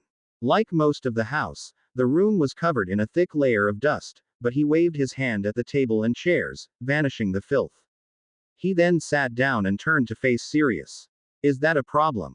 Sirius started, then stopped. He hesitated. When he spoke again, it was slowly, as if he was afraid of upsetting Harry. Well, I guess not. It's just weird, I guess. You know, hearing a Potter speak snake language. I suppose I can understand that, Harry allowed. It is not a Potter gift, after all. Was it true what you said back there? You know, about stealing the Dark Lord's power. Of course not. Don't be stupid. Harry almost scoffed at the notion that he, or anyone, could steal another person's power. You can't steal another wizard's power. No, Voldemort, in his idiocy, ended up accidentally giving me this power when he fired his killing curse at me. Oh, Sirius flinched at the mention of Harry being hit by the killing curse. Now, sit down. Harry gestured to the chair next to his. If we want to keep from being discovered, then I need to ask you a few questions before I can determine what form of wards should be used to fortify this place. Sirius did as told, probably too shocked to do anything else. Too bad another person invaded the kitchen before a conversation could truly get underway. Amelia Bones leaned back in her chair as she listened to Kingsley Shacklebolt deliver his report. Standing on either side of him was Nymphadora Tonks, who fidgeted nervously, and the stony-faced Alistair Mad-Eye Moody. So, let me make sure I understand this correctly. Amelia resisted the urge to rub her eyes in irritation. You didn't find out anything about a jaguar, however, you did discover where Harry Potter had been hiding. However, not only did Harry escape from you, but he also had Sirius Black with him, and you weren't able to follow them. Is that about right? To his credit, Kingsley kept his face completely straight. More or less. We did try tracking them magically, but the room they were in leaked with magical energy and we weren't able to pick up on their trail because of it.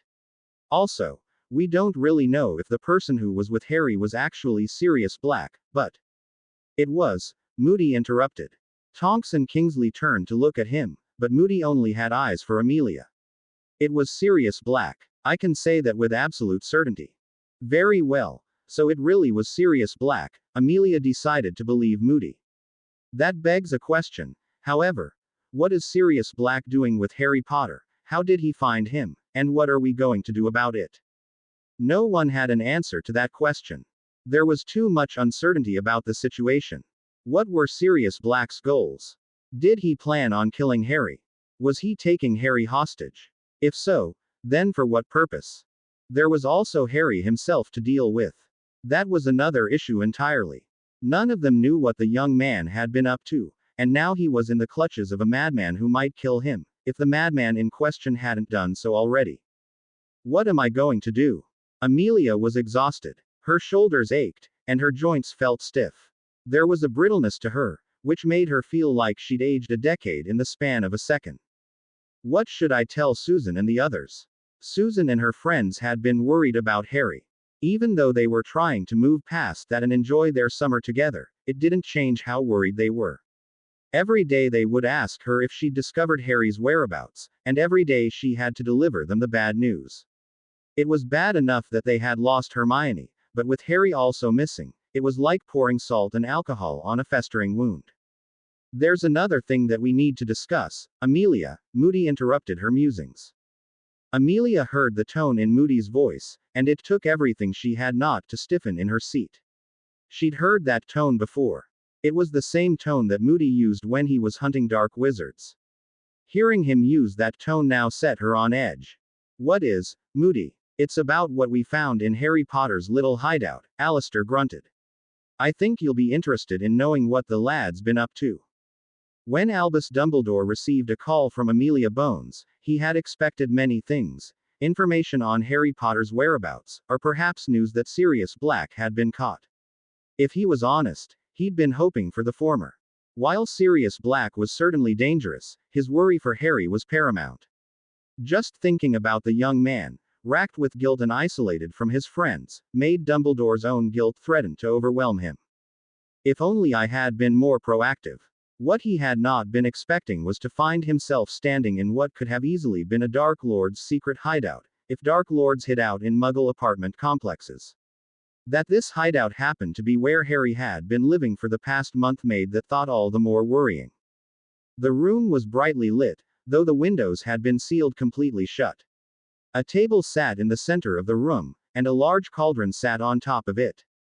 The cauldron was empty right now, but Dumbledore's mage sight could see the remains of dark magic wafting from the interior, black miasmatic wisps of vapor that rose from the cold surface.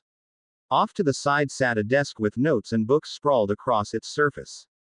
Dumbledore walked over to the desk and studied the notebooks. They were Muggle-made, spiral-bound notebooks. He flipped through several pages of one notebook and was both impressed and appalled by what he saw there. Alchemy. From page to page, border to border, every single inch of the notebook was filled with information on alchemy.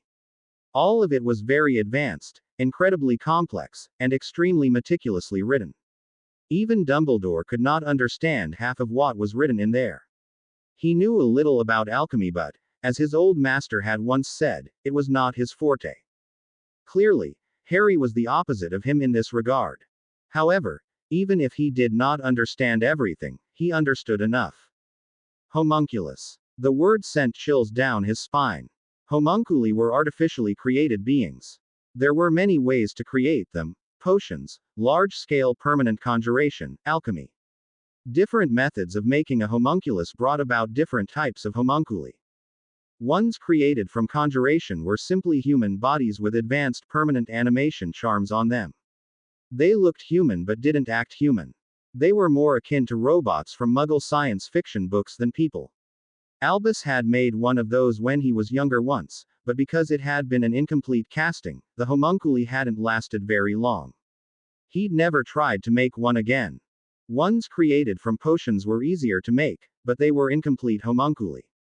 They lacked even the ability to have simple animation charms placed on them. Homunculi created from this method were inert, like a body without a soul, and they would remain so until time rotted them away. Alchemically created homunculi were considered complete homunculi, in that, aside from being compositionally identical to a human being, they also contained what was known as a modified soul. By taking the magic of the one who created it, a homunculi gained a very limited form of sentience. They could act in a manner that was somewhat human, but this ability was also very limited. They could talk and walk and perform simple actions, but they couldn't feel emotions and couldn't make decisions on their own, making them twisted parodies of real people. While the creation of homunculus hadn't been banned, that was only because the Ministry of Magic didn't know what a homunculus was, and so few people knew how to create one that it didn't really matter. It wasn't necessarily dark magic, but Dumbledore considered the making of life to be dark in and of itself. Simply the act of trying to create life was wrong, a step into the realm of arrogance by those who wanted to try their hands at playing God. Seeing these notes, learning that Harry was trying to create a homunculus, was worrying. What was he hoping to accomplish by stepping into a magic that men weren't supposed to wield? What did he plan on doing? Dumbledore worried about the path that Harry was taking. And now Sirius Black is with him. That was another worry. Harry wasn't dead, that much was certain. However, Dumbledore didn't know what Sirius Black wanted with Harry. The fact that he hadn't killed the boy suggested that there was something he needed from Harry, something that only Harry could do. That Dumbledore didn't know what that something was cause for concern. Albus, Alistair called him over to a shelf filled with vials. Come here and take a look at these. Dumbledore walked over to where his friend stood. The shelf was lined with numerous vials and tubes, all of them filled with various concoctions, liquids of many different colors, some of which glowed and others that bubbled. One thing about them remained the same. These are all fairly complicated potions, Dumbledore mused. Aging potion, Veritaserum and its antidote, Polyjuice, Draught of the Living Death, all of these are above Newt level potions. And more than half of them have been banned from being made by the Ministry of Magic unless you have a license, Moody growled. I don't like this, Albus. Potter's getting into some dangerous magic. Might not be bad or dark, but it will only take a single step before he crosses the line he seems to be straddling right now. Much as I'd like to dispute you on this, I must agree.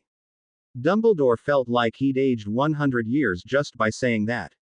I am also worried about the direction Harry is taking. That is why it's imperative that we find him. Moody said. Amelia and Kingsley entered the living room from another door. Both of them looked a little haggard, but neither seemed injured. Did you find anything? Asked Dumbledore. No, Amelia shook her head. We didn't find a single clue about, well, anything. All of the other rooms are remarkably clean, almost as if Harry had barely used them. The bathroom has a few products in it, soap, shampoo, and conditioner, but that's about it. So, in short, all we have is what we see here, Moody groused, looking less than satisfied. The gnarled man was clearly upset at not being able to find any clues about Harry's and Sirius' potential whereabouts. Dumbledore understood his frustrations. It does appear that way. Dumbledore tried to look on the bright side. We did find a lot of good information here, however. These notes are quite meticulous, as expected from someone like Harry. While I doubt these will give us a clue as to his whereabouts, at the very least, we can learn what he was trying to accomplish here. Amelia, do you mind if I take these notebooks with me? Not at all, Amelia replied. I was going to have some people from the Department of Mysteries look at those notes, but it might be a good idea to have you go over them as well. Thank you, Dumbledore said graciously. Once I'm finished scouring through them, I'll pass them along to the Department of Mysteries. I know that Croaker would love to get his hands on these. True. Dumbledore waved his wand at the bookshelf. The potions floated into a bag case that Amelia brought with her. With nothing left for them to do, the group left, somewhat disheartened, but also hopeful that they might find a way to save Harry Potter, both from Sirius Black and from himself. Harry discovered that a magically screaming portrait wasn't the only nuisance in this house. Filthy Master, Blood Traitor Master, brings his filthy half-blood into the great house of Black, he does. Oh, great, Sirius groaned, I almost forgot about him. Harry stared down at the tiny house elf, who looked nothing like any of the other house elves he'd seen before. While all of them were short, skinny, had long noses, floppy ears and big eyes, this one appeared almost emaciated. He walked with a noticeable stoop. Both his posture and gait betrayed his apathy. Beady black eyes stared up at them, glaring with a tepidness that Harry recognized as the look of someone who'd given up on everything. This was an elf who had nothing to live for. Who's the elf? That's Kreacher, Sirius answered with a sigh. The foulest, most loathsome little thing you'll ever meet. Such kind things filthy blood traitor master says to poor Kreacher, Kreacher muttered, wringing his hands together. Mistress would be so displeased by the company filthy master keeps. Mistress. Harry glanced at Sirius. Remember that portrait you shut up back in the hallway? That was Walburga Black, my dearly departed mother, and the mistress that Kreacher's talking about. He seems awfully devoted to her. Well, considering that portrait was the only person he had to talk to for several decades, I imagine he would be. Does that mean he would do anything to please her? Sirius appeared taken aback by his question. I guess so. I see, Harry murmured before turning back to the elf. Kreacher. How dare you shame your mistress? Kreacher stopped mumbling mid-sentence, his eyes going so wide Harry thought they might fall out. Shamed mistress. That's right. Harry barked, putting on his best "I'm better than you" sneer as he stared his nose down at the house elf. Look at how filthy this mansion is. Have you grown lackadaisical in your old age? How do you think your mistress feels living in such a disgusting domicile? Where is your pride as a house elf to the ancient and most noble house of Black? Well, answer me. I don't, mistress. Kreacher fell to his knees, hands gripping his head and a look of absolute horror etched on his face. Mistress, forgive Kreacher. He hasn't been taking care of you. He's let your house fall into disrepair. Mistress. Sirius stared between Harry and Kreacher for several seconds, as if not quite sure what to make of the current events. Harry. Not now, Harry muttered. Kreacher, get a hold of yourself. There is still time to do your mistress proud. There is. Kreacher looked up at Harry, wide eyes staring at him in unabashed hope. There is. I need you to listen to everything I say. If you do, then your mistress will be very happy. Kreacher nodded his head eagerly. Kreacher will listen to filthy half-blood's words. What did you call me? Harry hissed. Kreacher's eyes widened. How dare you insult me? Do you know who I am? I am the heir apparent to the most ancient and noble house of Potter. Son of James Potter, who was the son of Doria Potter née Black, an heiress to the most ancient and noble Black family itself, and you dare to insult me. Kreacher be begging forgiveness, Master Potter Black. Kreacher bowed low. Kreacher is not be known that Master Potter Black is a member of Mistress's household. Now you do, so see to it that it doesn't happen again. Harry quickly shifted gears, returning to his calm facade. Now then, in order to make Mistress happy, here is what you must do. First, this house is filthy. Clean it up. Every room in this house should be spotless, as befitting the ancient and most noble house of Black. Second, I am sure that our supplies are running low. I will make a list of items that you'll need to get. Make sure you get them after cleaning the house. Finally, I'm going to need a list of all the mistress's contacts, people she used to know who will be willing to help the Black family rise to power once more. Can you do this, Kreacher? Can you make Mistress proud? Yes, Kreacher cried. Kreacher will do this for Mistress. Good, then get to it. A loud crack premeditated the disappearance of Kreacher, who used the house elves' special brand of teleportation to leave the room and begin cleaning. Harry didn't know which room the house elf would clean first, but it didn't matter to him, just so long as the house was cleaned up. What are you staring at? Harry asked when he saw Sirius gawking at him. Why, you just convinced Kreacher to clean. Sirius exclaimed, pointing a finger at him. Harry resisted the urge to roll his eyes. Thank you for pointing that out. I would have never realized what I had done if you hadn't told me. Sirius looked mildly embarrassed by Harry's sarcastic response. Sorry. It's just that I didn't think anyone could do that. It's not that hard, Harry said. All I did was appeal to Kreacher's desire to please his mistress. Now, then, we need to begin fortifying this place. Sirius, do you know if the wards are still working here? As the one of the Blacks' ancestral homes, Grimald Place should have had dozens if not hundreds of wards layered on top of each other. Noble houses, especially those who held the title of ancient and most noble, would never have a home that could be easily broken into, and nobles like the Blacks were the kind who guarded their secrets zealously. He couldn't imagine them not having a number of powerful wards protecting this place. Harry became disappointed when Sirius shook his head. Not anymore. This place used to have a lot of wards, but they've fallen apart after several decades of disuse. I see. In that case, we'll need to create our own fortifications. Sirius, do you know how to cast the Fidelius charm? No. Sirius shook his head. Harry sighed. Very well, then. I'll teach it to you, and then I want you to cast it, since I cannot do so right now. His mother's wand still wasn't working for him, and he couldn't use his own wand because of the trace. Now, then, the Fidelius charm is. Wait. Sirius waved his hands back and forth. Are you telling me that you know how to cast the Fidelius charm? Yes. But that's an over-newt level spell. Sirius's eyes were practically bulging from their sockets. Only a charms master like Filius Flitwick, Albus Dumbledore, or your mother could cast a charm that complex. You are asking someone who you've already seen use several complex spells, including an animagus transformation and apparition, whether or not he can cast this spell. Really? Well, when you put it like that. Right. Now pay attention. You need to learn this spell and you need to learn it fast, otherwise the chances of us being discovered here will raise exponentially. Harry coughed into his hand. The Fidelius charm is a complex, multifaceted charm used to conceal a secret inside of a person's soul. It's a highly advanced form of soul magic, even more so than the killing curse. The trick to performing it isn't just waving your wand in the correct sequence of movements. You are literally compressing and imprinting the secret you wish to keep onto a person's soul, thereby extracting information of this secret and hiding it from the very world itself. In order to do this, you need to concentrate on the secret, focus on it with all your being, and think about how you want only the keeper to know the secret. Focus and concentration is the key here. Now, the proper wand movement is.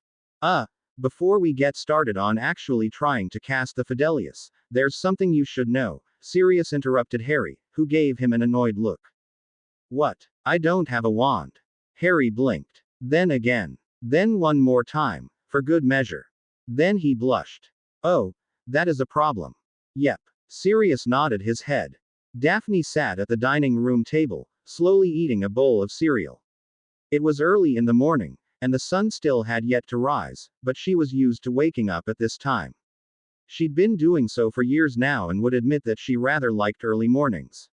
No one else was awake to bother her, so she could think without someone else ruining the quiet ambience. Daphne had a lot to think about. First and foremost on her mind was Harry Potter, who was still missing. While being with her friends had helped immensely, it didn't change how she still felt like there was something missing in her life. There was a gnawing absence inside of her chest, a part of her that she hadn't realized was there until it was gone. It left her baffled, and also hurt. She knew, however, beyond a shadow of a doubt, that this hole had been caused by Harry. How did Harry become such an important person in my life? She could easily trace back the moment in time where Harry had become important to her, that night in the room with the mirror of Erisod. He'd helped her confront an issue that she'd been dealing with for years, not by showing sympathy or compassion, but by giving her his admiration and understanding. More than anything else, his claim that he admired her strength had given her the strength to, if not get over what happened to her, then at least accept it. However, even though she knew when she had started thinking of Harry as a friend, she didn't know when she'd started thinking of him as something more. That knowledge eluded her. Or, maybe I'm just deluding myself. Daphne thought back to that time in their first year, when she danced with Harry at the New Year Gala. She'd never been to the New Year Gala before that. But, she clearly recalled the many other social functions that she had been brought to. She remembered all of the dirty old men that her father had shown her off to, the ones who had sons that he hoped to marry her off to one day. She'd been passed around like a cheap trinket. Her only saving grace was that, Due to her young age, none of the old men had asked to sample the goods. Even in the wizarding world, which she knew from her conversations with Harry was incredibly backwards, pedophilia was a crime punishable by a lifetime sentence in Azkaban. Harry had saved her from that experience at the gala. He had appeared before her and spoke with her father. Daniel Greengrass was a cold man, but he was also politically astute. He knew that, regardless of whatever personal opinions he held, Harry Potter had power. Thus, her father had let Harry whisk her away and they'd spent an incredible evening together, one that had actually been, dare she say it, fun. Would you hate me if I informed you about how much I long to break your father's jaw against my fist? Daphne still remembered his words to her that night. They had not only made her laugh, but they had also brightened her entire world. Those words, while simple and somewhat barbaric, had made her happier than she'd ever been. That might have been the moment when Harry had become something more, or maybe it was simply the moment where she'd started thinking of Harry as someone who could potentially be more. Daphne didn't know. Even though she had a clear understanding about her place in the world, according to her father, she could admit her own shortcomings. At nearly 13 years old, how could she possibly understand her own feelings? Daphne. A girlish voice called out, shattering her musings. Story. Good morning, Daphne greeted her sister. Astoria wandered into the room, her eyes half lidded and her hair sticking up all over the place. She'd clearly just woken up. Mornin', Astoria yawned as she flopped gracelessly into a seat next to Daphne. I'm surprised you're awake so early. I couldn't sleep. Ah. Daphne understood. Astoria often slept with her, but this time, it wasn't just Daphne she was sleeping with. They were sharing a room with Tracy, Hannah, Susan, and Lisa. Daphne found it odd. Why share a room when the Zabini Manor had hundreds of rooms? However, Susan and Hannah had explained why sharing a room was essential, something about girl bonding time. Daphne hadn't really understood, but she accepted their reasoning all the same. Tracy's snoring wake you up? Uh-huh. Daphne's lips twitched into a smile. Tracy had some of the worst snoring she'd ever heard. It was like listening to an elephant blowing air from its snout. A plate of breakfast appeared in front of Astoria, a traditional English breakfast. Astoria's eyes lit up some and her mouth watered. Daphne stifled a chuckle as she returned to her own breakfast. More people arrived as they ate. Blaise came in first, looking as impeccable as always. Terry and Neville, on the other hand, looked bleary and half asleep. Hannah and Susan came in next, and while Susan seemed alert, Hannah looked ready to fall asleep standing. Lisa and Tracy were the last ones. Daphne watched as Tracy, upon sitting down, practically smashed her face into the table and groaned like an inferi. Tired, Trace? Daphne asked. Thought so. Not long after everyone started eating, Lady Zabini swept into the room looking refreshed and lovely as always. Not a single hair was out of place. Behind her, Lady Zabini's daughter, Celia, yawned in an almost unladylike manner, her bleary eyes letting Daphne know that she was not a morning person. I'm glad to see that you're all up. Lady Zabini clapped her hands together and smiled. We've got a big day today, so I want to make sure all of you get ready once you've finished breakfast. Lady Zabini's proclamation was met with a chorus of affirmations. Today, they were all going to Diagon Alley to buy their school supplies. Their book list and their list of supplies had come in a few days ago. Daphne imagined it would be crowded today, since most students would be going as well. She didn't particularly enjoy crowds, but she was sure her sister would get a kick out of going. What classes were you taking again, Daph? Tracy asked after breakfast. You mean aside from the core classes? Daphne asked as she put on her black stockings. Tracy nodded. I'm taking study of ancient runes and arithmancy. Blurg. Tracy made a strange noise. Sounds like a lot of work. You should have taken easy classes like me. You mean I should have taken useless classes like divination and Muggle studies? Daphne rolled her eyes. Divination and Muggle studies were, in her opinion, two of the most useless classes known to wizarding kind. Anyone with an ounce of intelligence knew that only witches and wizards with seer's blood had the power to divine the future. Daphne had also studied the course syllabus for Muggle studies. From her conversations with Harry and Hermione, she had learned that wizards had a very skewed perspective on their non-magical counterparts. They knew next to nothing, which meant anything she learned in Muggle studies would likely be untrue. Hey, they're easy classes. I can get O's in both of them without even trying, Tracy defended herself. What a lazy girl, Lisa muttered, half sarcastically, half fondly. Oi, I'm guessing you're taking the same classes that I am, Daphne said to Lisa, who nodded. Of course. I'm not in Ravenclaw for nothing, you know. Terry and I are both taking ancient runes and arithmancy. What about you two? Tracy asked Hannah and Susan. I'm taking arithmancy and care of magical creatures, Susan answered. Everyone looked at Hannah, who flushed a bit. Divination and care of magical creatures. I wish I could take electives, Astoria pouted. Daphne smiled and gently rubbed her sister's head. You're still going to take a lot of interesting classes, she consoled the younger blonde. Besides, they don't give first year's electives because they want to ease you into the learning process. If you were taking 2 electives on top of your core classes, you'd be overwhelmed. I still don't think it's fair. Daphne gave her sister an indulgent smile. After getting dressed, the group of girls met up with the guys in Lady Zabini's private receiving room. The boys were already there when they arrived. Neville and Blaise wore their best outfits, though Blaise looked considerably more ostentatious in his green silk robes. The Longbottoms had never been big on extravagant clothing. Terry looked sadly normal standing next to the other two in his Muggle-esque outfit. Lady Zabini and her daughter were also there. Even Blaise looked plain and ordinary compared to those two. Lady Zabini had chosen to wear her hair up in an elegant bun, a few strands left purposefully undone to frame her face. The robes she wore looked a lot like a Muggle dress, black, with a low-cut back that revealed her olive-colored skin, and a slit running up the side that allowed tantalizing glimpses of bare leg. Daphne didn't want to admit it, but she felt a hint of envy when she saw how the dress wrapped around the woman's torso. She looked down at her chest and felt the pang of slight jealousy grow. I wish I would hurry and grow up. Susan has larger B-easts than me. She wondered if that was a natural thought, to want bigger B-easts. Was she thinking this because of her own personal desire, or did she want to seem more appealing too? Don't think about Harry right now, Daphne. You can't afford to do that. All right, everyone. Lady Zabini got their attention. We're heading out now. Ladies, you go first. Men, you come after us. Come on, Story. Daphne held out her hand, which Astoria grabbed. When it was their turn to use the flow, Daphne grabbed a handful of flow powder, threw it into the fireplace, then stepped in and called out, Diagon Alley.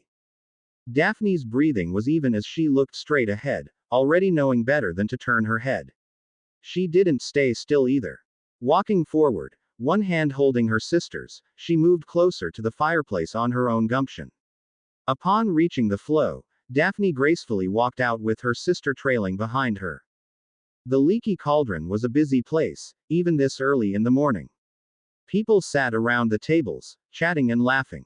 One group sat around a long table next to her, large cups sloshing with liquid gripped within their hands. A trio of witches sat huddled in one corner of the room, smoking from a large pipe. Daphne's nose wrinkled just a bit as the odorous scent of several dozen people hit her. It's so loud. Astoria had to shout to be overheard. She probably wasn't used to so much noise, Daphne realized, since she'd never used the flow to travel to public places like this. She opened her mouth to reassure her sister. It's so cool. When a smile lit Astoria's face like a Lumos spell. Daphne shook her head and smiled. Of course her sister would love noisy places like the Leaky Cauldron. This was her sister, after all, the same one who was loud and easily excited by new things. When everyone had exited the flow, Lady Zabini ushered them to the back, where they left the Leaky Cauldron. There, she took out her wand and tapped the brick wall, which glowed briefly before sliding apart and revealing Diagon Alley. Come along, children. Our first stop is Gringotts. They moved forward, into the throng of people. Daphne kept a tight grip of Astoria's hand so they wouldn't become separated. Susan and Tracy walked on her left, while Blaise, Terry and Neville strolled behind them, chatting about something they'd read in the Daily Prophet. Lisa and Hannah were up front. Daphne couldn't hear them, but from the way Hannah laughed, she assumed Lisa was poking fun of Tracy, especially since her raven-haired friend was red-faced and fuming. Look at that, Daphne. It's so large. Don't go wandering off. Story, Daphne called as the girl tried to pull away. Astoria merely laughed. It'll be all right, Daph. Don't be such a. Astoria couldn't say anything more as she ran right in front of someone who, surprised by the girl's sudden appearance, was unable to entirely avoid bumping into her and knocked the poor girl to the ground. Ouch. Astoria rubbed her sore bum, then looked up to glare at the person she'd bumped into. Hey, you bumped into me. Daphne could make nothing of the figure. They were covered from head to toe in a dark black robe, their face hidden behind layers of darkness. Only their mouth and eyes were visible. Those eyes. Daphne's breath was stolen from her when, for just a moment, she caught a glimpse of glowing green eyes. The moment passed quickly, however, and the man looked away, his eyes no longer visible to her. Apologies, the man muttered before swiftly moving away from them, his steps calm and measured as he disappeared into the crowd. That was rude, Tracy huffed. He did apologize, Lisa pointed out. And she did bump into him. Yeah, but still, you all right, Story? Daphne asked, helping her sister stand. Yeah, I'm fine. Astoria stood up and Daphne dusted her off. Thanks, sis. You're welcome. Daphne smiled at her sister, then looked back at where the man had disappeared, her lips turning into a frown. Something wrong? Astoria asked. No, it's nothing. Daphne shook her head, and the group continued on their way to the bank. Nocturne Alley. Home to the seedier side of Diagon Alley. Here, in this filthy, downtrodden street, where the scent of decay hung thick in the air and the denizens looked like they would sooner stab you than help you, anything you wanted that couldn't be purchased through legal channels was available. For a price. Harry Potter strode down the street, his entire form cloaked in a veil of darkness. Pitch black robes billowed around his body. The spell cast on his hood, a form of wandless enchanting, masked his face and allowed only his mouth and eyes to be seen. He would have also spelled his eyes to glow bloody crimson, but for some reason, magic didn't work on his eyes, just as he couldn't use magic on his scar. Several people tried coming up to him when he walked in their vicinity, but one glare from his glowing green eyes and they scurried off, their legs taking them as far from him as they could. Snorting derisively, he continued on his way. Harry's destination was an antiquated shop that had seen better days. Stains covered the front glass window, along with cracks that spread out from a single point, making him wonder how the window hadn't shattered already. Grime covered the walls, blackish and with mold growing along the bottom. A strange scent hung in the air, coming from behind the scratched door, and reminding Harry of decay. He wrinkled his nose. The door creaked on rusted hinges as he pushed it open. Stepping inside revealed an interior every bit as foul as the exterior. Dirty wooden floorboards groaned as he walked. A cracked and stained ceiling made him wonder if roof might come down on top of him. The room wasn't empty. Shelves lined the walls, and each one was filled with any number of strange items and artifacts: werewolf hands, a griffin's beak, orbs glowing with dark luminescence. Arrayed around the room itself sat items that were too large to fit on a shelf. A dresser sat in one space, ancient-looking and decrepit, its once glossy finish now cracked and dull. Several feet from him, the remains of what looked like an acromantula lay, inert and unmoving. Harry didn't think it was real. He couldn't sense any magic, but it looked realistic enough. Ah, a scratchy voice said behind him, if it in at the young'un. What can I be doin' fair you today? Harry turned around, his cloak swishing, and glared at the man from beneath his hood. The person who stood before him wasn't old, but he didn't look young either. Lips had peeled back over yellow teeth, gums stained black. Sunken eyes peered out from underneath a fringe of muddy-looking hair, their dark irises glimmering with hints of madness. The man walked with a noticeable stoop, his gait halting as if he'd lost a toe and had to relearn how to walk. You know why I'm here. Is my wand ready? Harry had commissioned this man to make Sirius a new wand.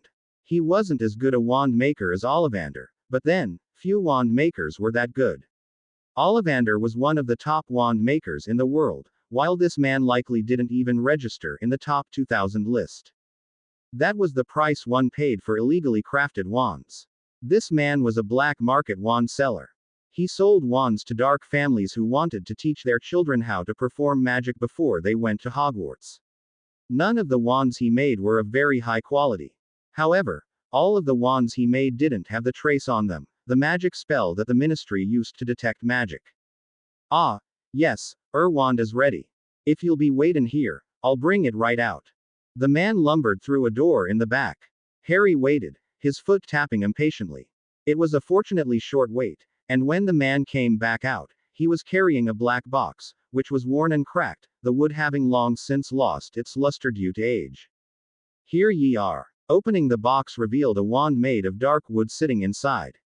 The wood, at least, didn't look to be poor of quality, but Harry could trace the grains and saw that it didn't have the same level of attention given to it that Ollivander's wands had. It wasn't a masterpiece. It was just a wand that would, hopefully, last until Sirius's name could be cleared. The man closed the box. Harry reached out for it, but he pulled it back, grinning. Harry narrowed his eyes. How much do you want for it? 100 galleons. Harry's eyes narrowed further. Most wands from Ollivander's cost around 15 galleons. His own wand cost 150 galleons, but that was to be expected. His had been custom made with some of the most expensive wand components ever. The wand this man was trying to sell him was made from cheap components that wouldn't last longer than 6 months, and that was if it didn't see any strenuous spellcasting done to it. Channeling magic into his eyes, Harry stared the man down. Watching. Waiting. He knew the effect his eyes had on people. Everyone who spoke with him commented on how his eyes had a strange glow about them at least once. That visual effect had been enhanced with his animagus abilities. When he added magic to his eyes, the effects were further enhanced, the glow becoming so bright you couldn't even see his pupils. The man before him quivered. 10 galleons. And now just a minute here, the man tried to say, that's 10 galleons. Harry continued staring the man down. He didn't blink. He didn't move. He merely stared. The man caved. All right. 10 galleons it is. Thank you. Harry nodded his head, paid the man his money, and then left the shop. He needed to get home soon. There was still so much left to do. Harry took the bus to Grimmauld Place. It was annoying, having to ride a bus when he could just apparate, but there was a chance that someone could track magic emissions and discover his location. He'd been very careful to use as little magic as possible while going out. The last thing he needed was someone like Dumbledore finding him. Upon entering Grimmauld Place, Harry stepped onto a polished wooden floor that literally sparkled. All of the walls had been cleaned of filth and repainted in silver and green stripes, Slytherin colors.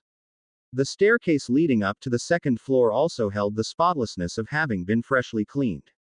My lord, I hope your time out was productive, the portrait of Walburga Black greeted him with a curtsy. Productive. Yes, I suppose it was. Harry tried not to scowl. He finished his assigned task, but the replacement wand for Sirius was horrible, so badly crafted that he couldn't even call it second rate. Have you done as I asked? Of course. I have spoken with Nigellus and he has agreed to keep an eye on Dumbledore for you. And, what has Dumbledore been up to lately? He is poring over your notebooks, it seems. Harry, TSKED. In his haste to escape from the Aurors, he hadn't been able to grab anything that wasn't immediately on his person. That meant his notebook, potions, and his trunk were all in the hands of others. Fortunately, no one would be able to open his trunk, and those who tried would be in for a very unfortunate surprise. Still, he disliked the fact that his possessions were in the hands of other people. I'll have Kreacher get those back for me. He wouldn't be able to do anything about the notebooks so long as Dumbledore had them, but the trunk should be in the Auror's office which, due to its public location, didn't have any wards around it. Kreacher should be able to easily sneak in and grab the trunk and anything else of his that they had. I thought I heard you come in, Sirius said as he walked in from the kitchen. Well, how long are you going to stand there? Come and give your godfather a hug. No. Sirius bent over and clutched his chest like he'd been shot. Why not? Lord Harry likely doesn't want to be tainted by you, filthy blood traitor, Walburga spat. What was that? Sirius glared at the portrait. Listen here, you bitter old hag, the only filthy person in this room is you. I'm not a person. I'm a portrait. Walburga spoke in a tone that said she considered Sirius to be nothing but a child. So, I can't be a filthy person. Your time in Azkaban must have eroded what little of your filthy blood traitor brain was left. Stop calling me blood traitor, you misbegotten, codgerous dingbat. How dare you insult me, you disgusting mongrel. Bitter old maid. Traitorous miscreant. Ass hag. Filthy excrement. Harry rubbed the bridge of his nose as Sirius and Walburga's argument degraded to childish insults. He knew these two didn't like each other, but really, couldn't they be a little more mature about it? At the very least, they should save their petty arguments for a time when it was more appropriate. Silence. Harry hissed in Parseltongue. He'd learned that speaking the language of snakes unsettled people, no matter their allegiance to the light or dark. It worked perfectly with these two. Sirius's entire body seized up as if gripped by an indescribable fear. His wide eyes and pale face lent credence to the terror he was experiencing. Walburga, despite being a portrait, had also frozen solid. Her gaping mouth and wide eyes were almost funny. However, the disturbing gleam within her amethyst orbs was not. I am sick and tired of listening to you two bicker like school children. Harry felt a sense of irony that he, a child going to school, was using that simile. If you two are going to argue, then do so on your own time. Sirius. Why yes. Here's your wand. Harry shoved the box with Sirius's wand into the man's hands. Now follow me. Harry didn't leave Sirius with any choice but to follow him as he made his way into the kitchen. It looked much better now than it used to. Clean floor, clean walls, and a clean ceiling.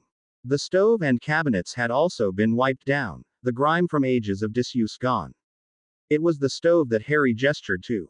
Give your wand a try, Harry said. I want to see if it works before I teach you the Fidelius charm. Right. Sirius waved his wand at the stove. Sparks flew from the wand's tip, making them both wince, but, with a pale flicker, the stove lit on fire. Well, Sirius started, eyeing his new wand warily. It seems to work, for the most part. It will have to do for now. Harry pulled out his own wand. Now then, I'm going to show you the movements to cast the Fidelius. Afterward, you're going to practice casting it. Our first goal is going to be making this room the secret with me as its keeper. Once I feel like you've gotten the hang of it, you'll cast it on Grimmauld Place. Are you ready? Sirius took a deep breath, then nodded. Ready as I'll ever be. Then let's begin. Thus began a long day, as Harry strove to teach Sirius Black how to cast one of the most complicated charms known to the Ministry of Magic. The days passed uneventfully. Harry spent most of his time locked away in the Black Library, which he accidentally discovered during his explorations of the house. The Black House on Grimmauld Place was not large, but it was big. It also held a lot of secrets, underground passages and rooms, hidden spaces behind walls that could be moved with a password. Certainly, it was not at the level of Hogwarts, but the number of secret areas within the house were numerous enough that Harry was sure he hadn't discovered all of them. Sirius tried to talk with him, to bond, Harry assumed, but he'd rebuffed the man at every turn. There was no point in bonding with others. This was a lesson that he had already learned. He would help clear Sirius's name, but he was only doing it because his parents' traitorous former friend was living in the world, free. Just the thought of Pettigrew being allowed another second of freedom made his blood boil. Of course, he couldn't ignore Sirius all the time. The old dog was a loose cannon, reckless and incapable of thinking ahead. If Harry didn't keep him in check, then Sirius Black would likely go off on his own and get killed or have his soul beeped out by Dementors. It was Sunday morning. There were only 3 weeks left of the summer holiday. Harry had already done most of his shopping. He had all of the books he needed, plus several extras, and he'd bought all of the supplies that would be required for Hogwarts this year, or so he believed. He'd never received the letter detailing what he needed to buy. Harry assumed this was because of the Fidelius charm that had been placed around the house. Only himself and Sirius knew about the house now, as the secret of its whereabouts had been wiped from the minds of everybody else. Without knowing the house's location, sending an owl to tell him what supplies he needed to buy was impossible. Harry sat at the dining room table that morning, reading through a book he'd found in Nocturne Alley. It detailed the creation of a homunculus through the use of potions. He didn't intend on creating a potion homunculus, though, since it would only be an empty vessel. That's not what he needed. A plate appeared in front of Harry: scrambled eggs, turkey sausage, and orange juice. It looked much better than the house elf's first few attempts. Harry was glad that he'd decided to teach Kreacher how to cook.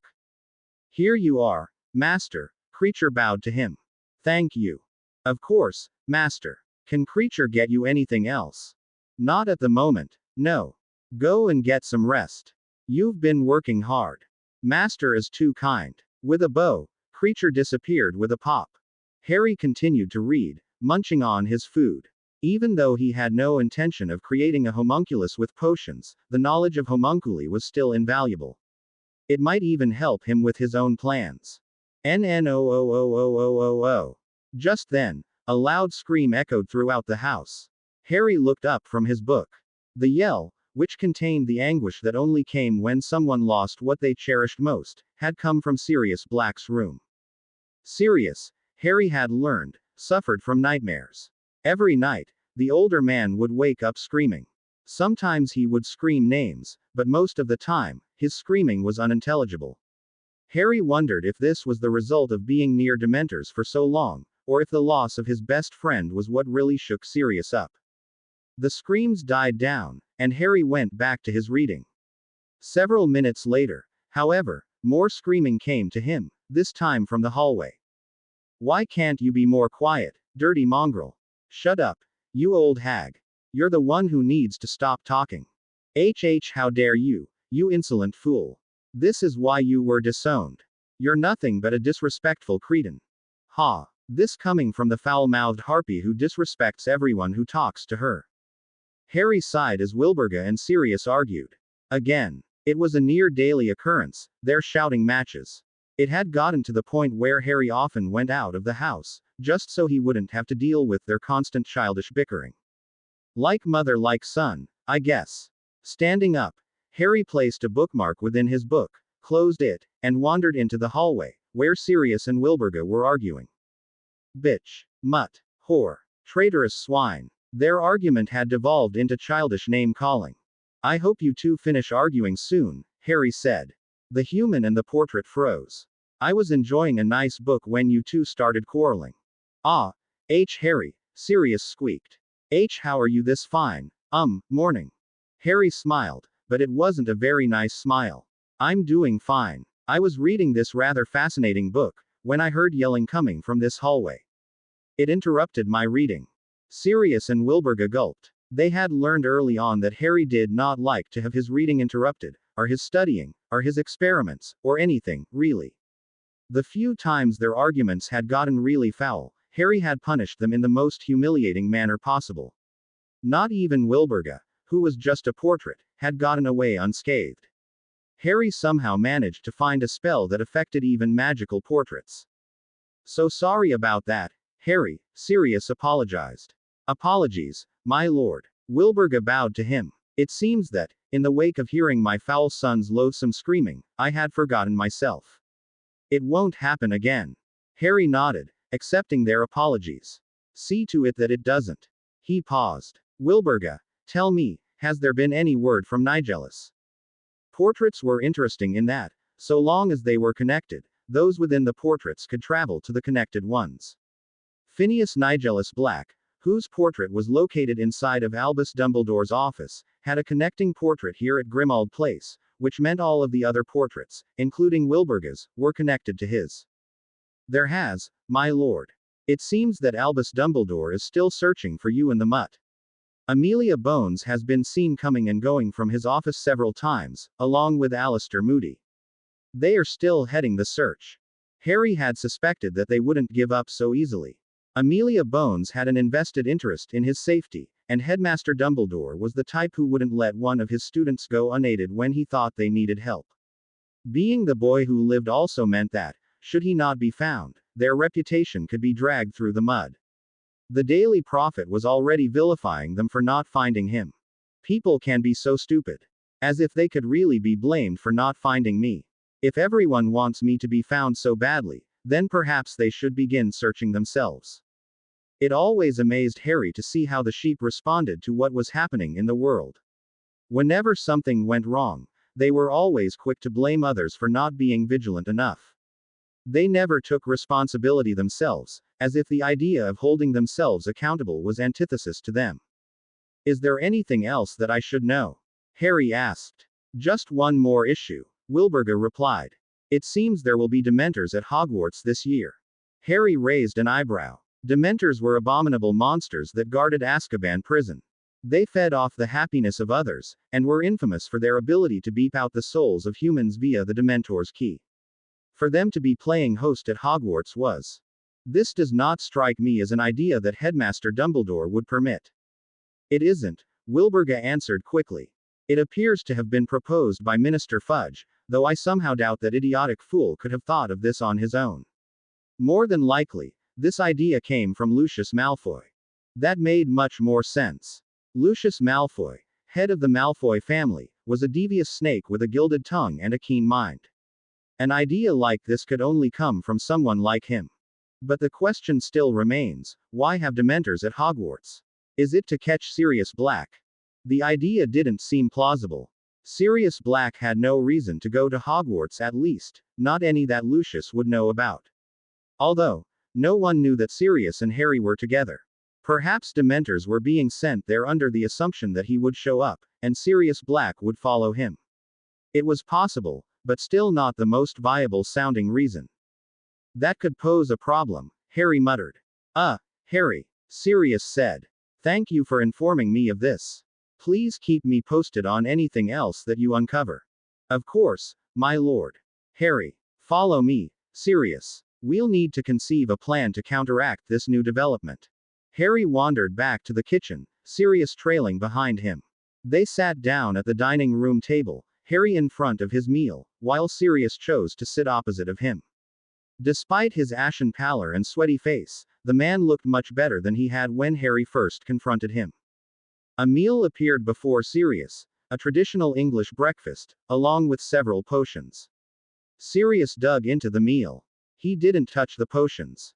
It seems we're going to have a few more problems than we initially anticipated, Harry said.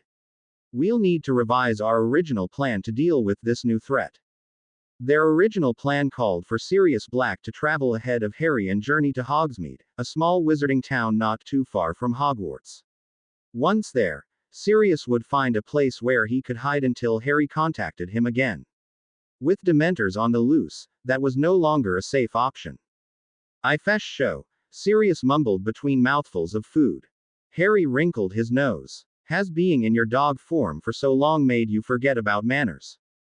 Don't speak with your mouth full. Sirius swallowed his food, then gave Harry a sheepish grin. Sorry. Harry ignored Sirius's childish antics. The Dementors are going to be searching for you, which means you traveling to Hogsmeade and hiding out until we're ready to capture Pettigrew is no longer an option. Then what should we do?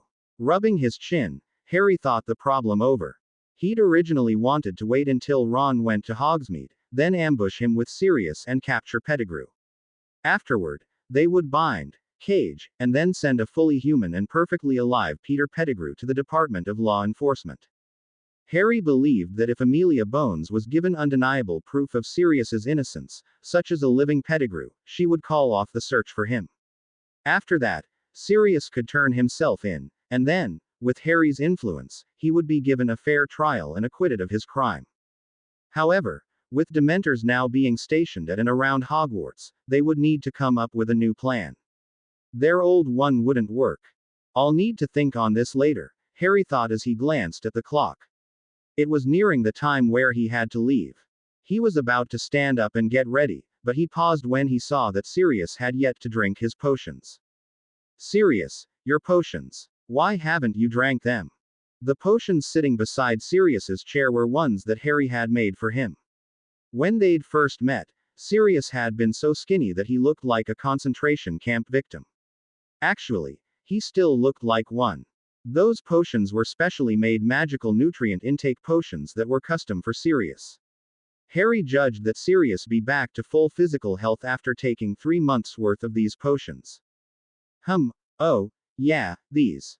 Don't worry. I'll drink them. I just don't want to drink them on an empty stomach. Harry narrowed his eyes. You're lying. Drink them now before I leave. Do I have to? Sirius whined. Yes. But. Don't but me. Drink your potions. Don't wanna. Damn it. Sirius Black. Drink your potions. Not gonna do it. As the childish argument continued, Harry grew more frustrated, to the point where it felt like his head was going to spontaneously combust. There was a fierce burning inside of his noggin. Pressure around his skull caused him to see red. All the while, a voice whispered into the back of his mind. A cold blanket settled over him.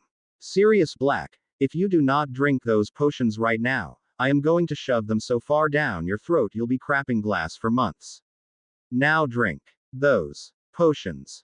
Sirius Black could not drink his potions fast enough. Madame Amora's shop looked exactly as he remembered.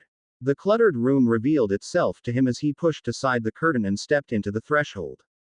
Tables and stands covered by magical items littered the floor. Articles of all kinds buzzed and whirred, smoked and bubbled. Harry still didn't know what half of these artifacts did, but he could feel the magic surrounding them. You have returned, child. Harry turned around. Mata Amora stood in the entryway to the back room. Clothing covered her from head to toe. Dark and heavy, her purple robes were covered in accoutrements that hung from the fabric, decorating what would have been an otherwise plain outfit. Two yellow eyes glowed like twin moons, visible beneath a cowl that covered the rest of her face. As always, the woman carried a mystical air about her. The woman paused upon seeing him. Despite being disguised using several powerful charms, Harry felt almost like she could see right through them. I see that you have faced many hardships recently. She tilted her head. I shan't ask about what difficulties you have been through. What brings you back to my store, young one? I'm in need of your talents, Harry replied, pulling out a small necklace with a golden pendant attached to it. I would like you to enchant this. As expected, but what sort of enchantments do you wish to be placed on it? The kind to make me invisible. Madame Amora paused. Invisibility is not an enchantment that can be done easily, or even truly, for it is impossible to render one invisible without the aid of an invisibility cloak. Even the most powerful of invisibility charms do not render one truly invisible. I am aware of that, Harry responded. What I meant was that I would like you to enchant this so that the eyes of others slide over me when they look in my direction, sort of how a warding charm keeps regular humans away. Ah, now that is something that is within my power to accomplish, Madame Amora said. Though it will still cost a good deal of money. Enchantments like that are powerful, and they require at least a week to prepare, especially if you want them done right. That's fine. There are still 3 weeks before I need it. So I see, Madame Amora murmured. Harry felt a moment of discomfort as her yellow eyes pierced him. However, he shoved these feelings aside and stared right back, earning a nod of approval from the woman, who held out her hand. Hand me the pendant. I shall begin enchanting it within 2 days' time, during the next full moon. That will increase the potency of the enchantment. It should be done before the next lunar cycle. Thank you. Harry handed Madame Amora the pendant. After gazing at it for a moment, the mysterious woman nodded and pocketed the object within her robes. Harry was about to leave, when Madame Amora spoke up, startling him. There are many people searching for you, young one, she started. I do not know why you have disappeared from the public eye, nor do I understand what it is you hope to gain with these enchantments. I shall not ask either, as it is not my place to know such things. However, please take this piece of advice to heart. It does not matter how far or how fast you run. No one can escape from their own darkness. If you do not confront yourself, and soon, then you may very well lose that which makes you unique. Harry stood in the doorway for several seconds, his fists clenched. Are you going to let her speak to you like that? He closed his eyes, nostrils flaring as he fought the urge to yell. Come now, teach this woman a lesson. Show her what it means to cross someone as powerful as yourself. Taking several deep breaths, Harry centered himself. No, he said before leaving the store and venturing into the streets beyond. Returning home after hiring Madame Amora, Harry was greeted to a mercifully silent house. He had expected Sirius and Wilburga to be arguing again, so not seeing them shouting in each other's faces was very much a blessing in disguise. Entering the kitchen, Harry found Sirius Black grumpily sitting at the table, eating a sandwich, a shot of fire whiskey sitting beside his plate. He looked petulant. Harry wondered if perhaps the man had been fighting with Wilburga and lost, and now he was sulking as a result. Not that it matters to me. Oh, Harry. Sirius brightened upon seeing him. Finished your tasks. Harry sat down, and a plate of various meats and cheeses appeared in front of him. I did. I've also had a chance to think about how we're going to deal with the Dementor situation. I believe I've come up with a workable solution. Really? That's good, 'cause I've been thinking about what we should do, too. Sirius took a bite out of his sandwich. I was thinking that I could travel to Hogsmeade in my dog form, and simply stay in that form until we come up with a plan to capture Pettigrew. Dementors were interesting in that, while they beeped out all the happiness of humans, they couldn't tell the difference between an animal and an animagus, and since they had no interest in animals, an animagus could slip past a Dementor with little trouble. Harry wondered about that. Was it because an animaguy's thought process wasn't that much different from a regular animal's? It was true that when someone was in their animagus form, their thoughts were a lot different, simpler, in a way. Perhaps the thoughts of an animaguy were so simple that Dementors simply couldn't sense them. An interesting theory, but that's all it is. Until I can find some way to test that theory, which isn't likely, there's no way for me to discover whether or not it's true. There was one way to test this idea. Follow through with Sirius Black's plan by having him go to Hogsmeade in his animagus form. If the Dementors didn't give Sirius the key, then Harry would know his theory was correct.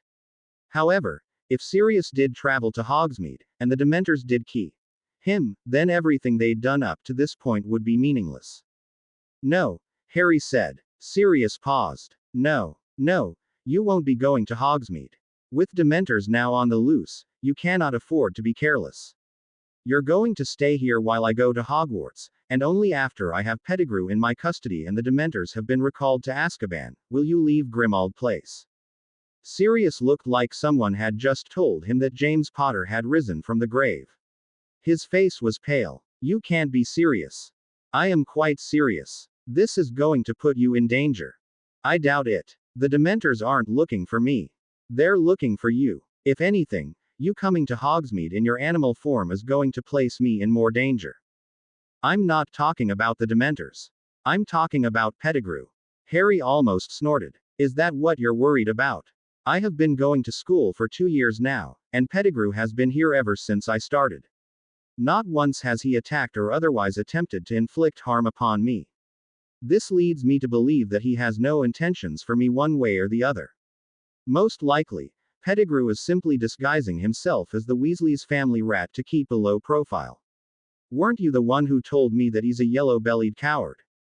That isn't the point. Standing up, Sirius slammed his hands against the table. Harry stared at his godfather with a calm gaze, as if unbothered by the older man's agitation. Then what is the point? You still don't know what Pettigrew might do. That rat might be a coward, but he's good at looking after his own skin. He might hurt you if it means protecting himself. And what would he have to protect himself from? Harry spread his arms wide, as if to emphasize his point. No one is looking for him aside from you. Sirius faltered. There could be others. You don't know what can happen in the future, Harry.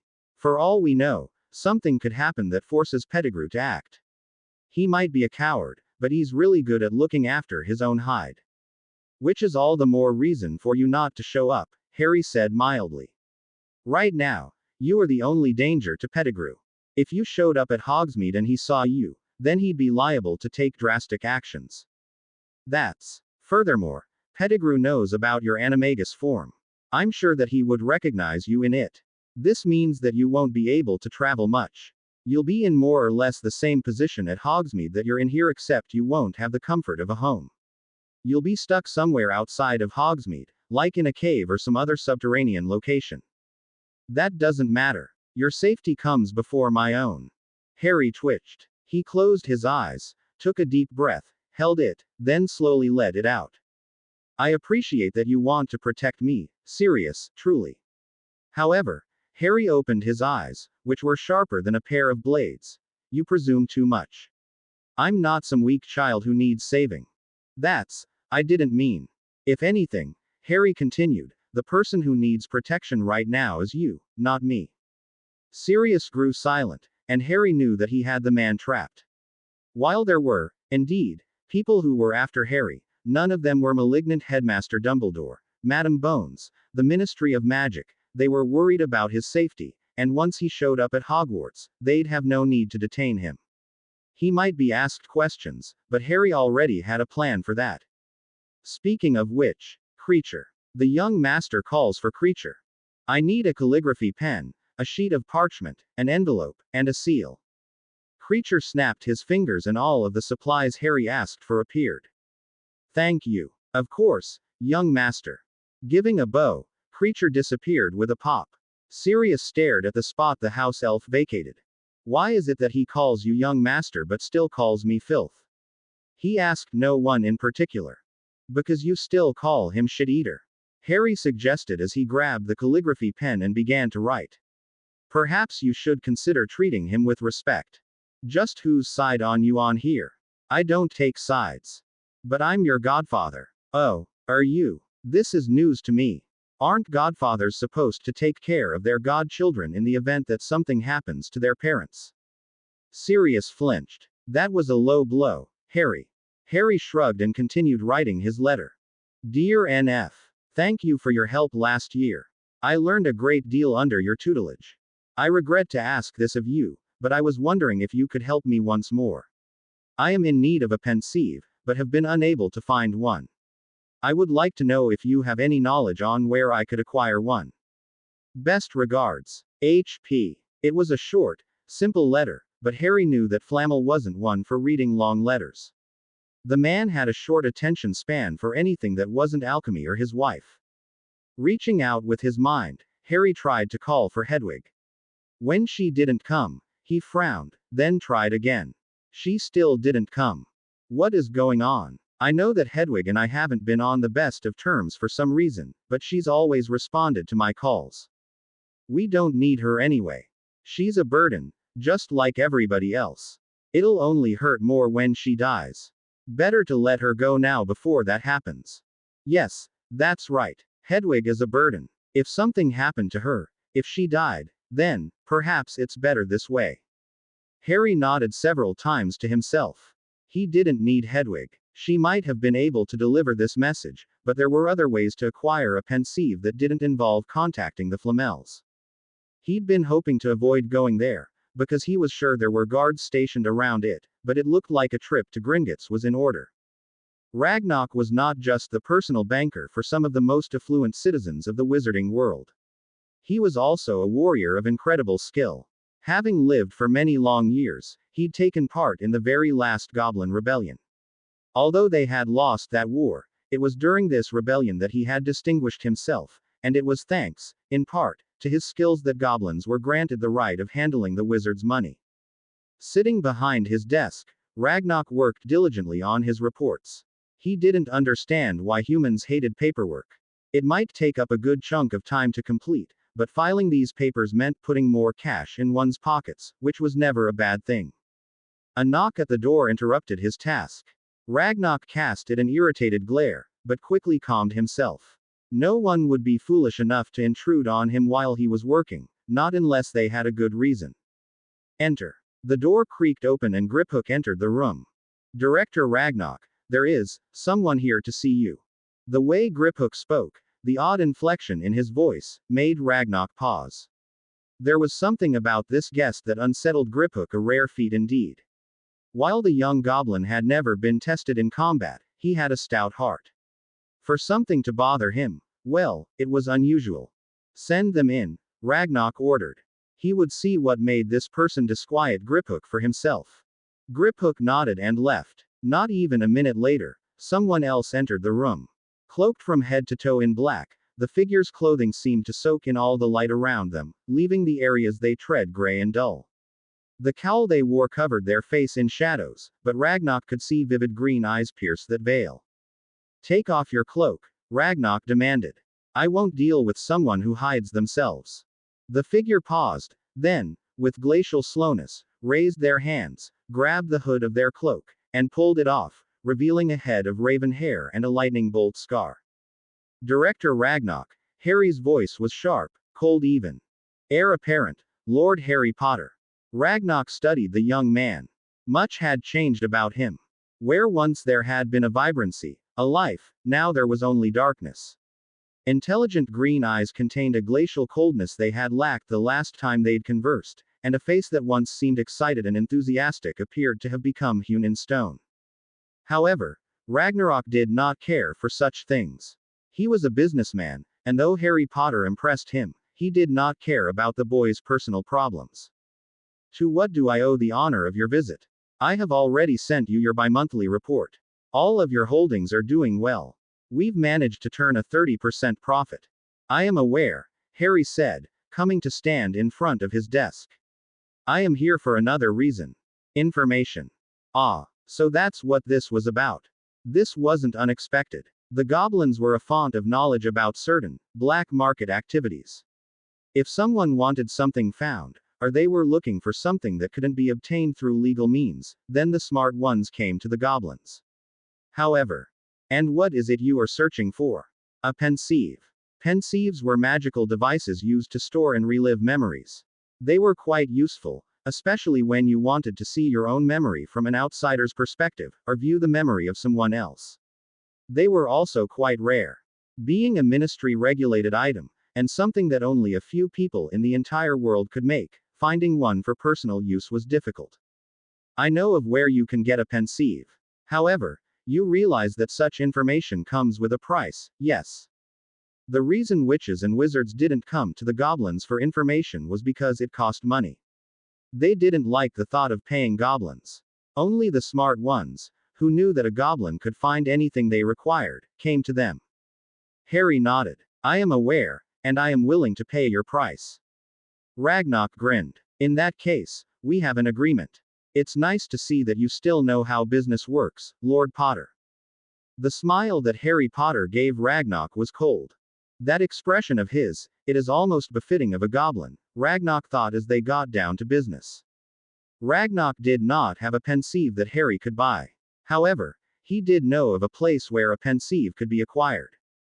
Diagon Alley was not the only magical community within Britain.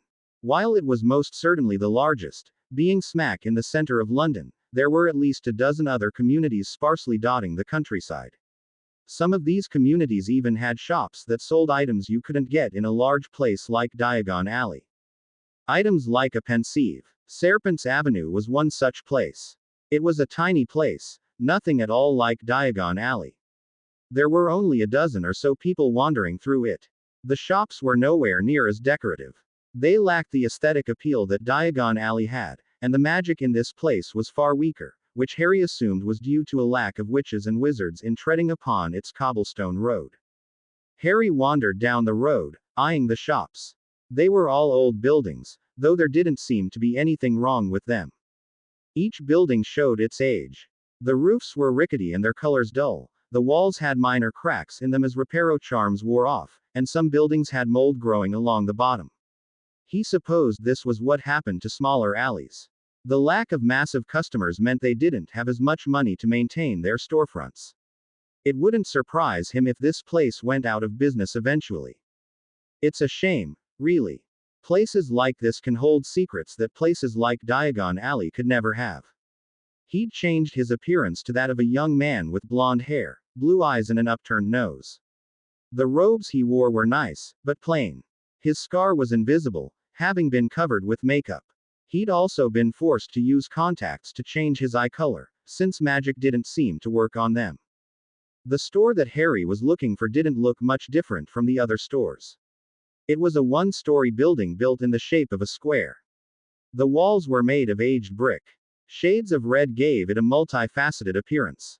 A glass display was next to the door, showcasing a variety of used brooms and other magical appliances. Above the door was the store's name, Mickey's Used Magical Appliances. He walked into the store. Aisles greeted him, aisles containing any number of odds and ends, knick-knacks, some that he'd seen and some that he hadn't. There was a lot of variety in this store, more so than other stores he'd been into. Used shops like this always have a wider selection, but their items aren't as new.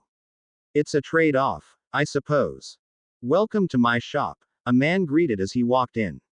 Harry gave the person credit. They only faltered a little when his eyes landed on them. What can I get for you, young man? I've recently got a new broom cleaning kit straight off the market. It was quite the find, if I do say so myself. I am not here for broom cleaning kits, Harry said. The shop owner flinched. I am looking for something a little more esoteric and difficult to acquire than a mere broom cleaning kit. So I see. The man took a hesitant step back. What exactly are you looking for, then? I have been told that you have a pensieve currently within this shop. I would like to buy it from you. It was interesting to see the look of shock etch itself upon the man's face. Skin became ashen pale as his eyes widened.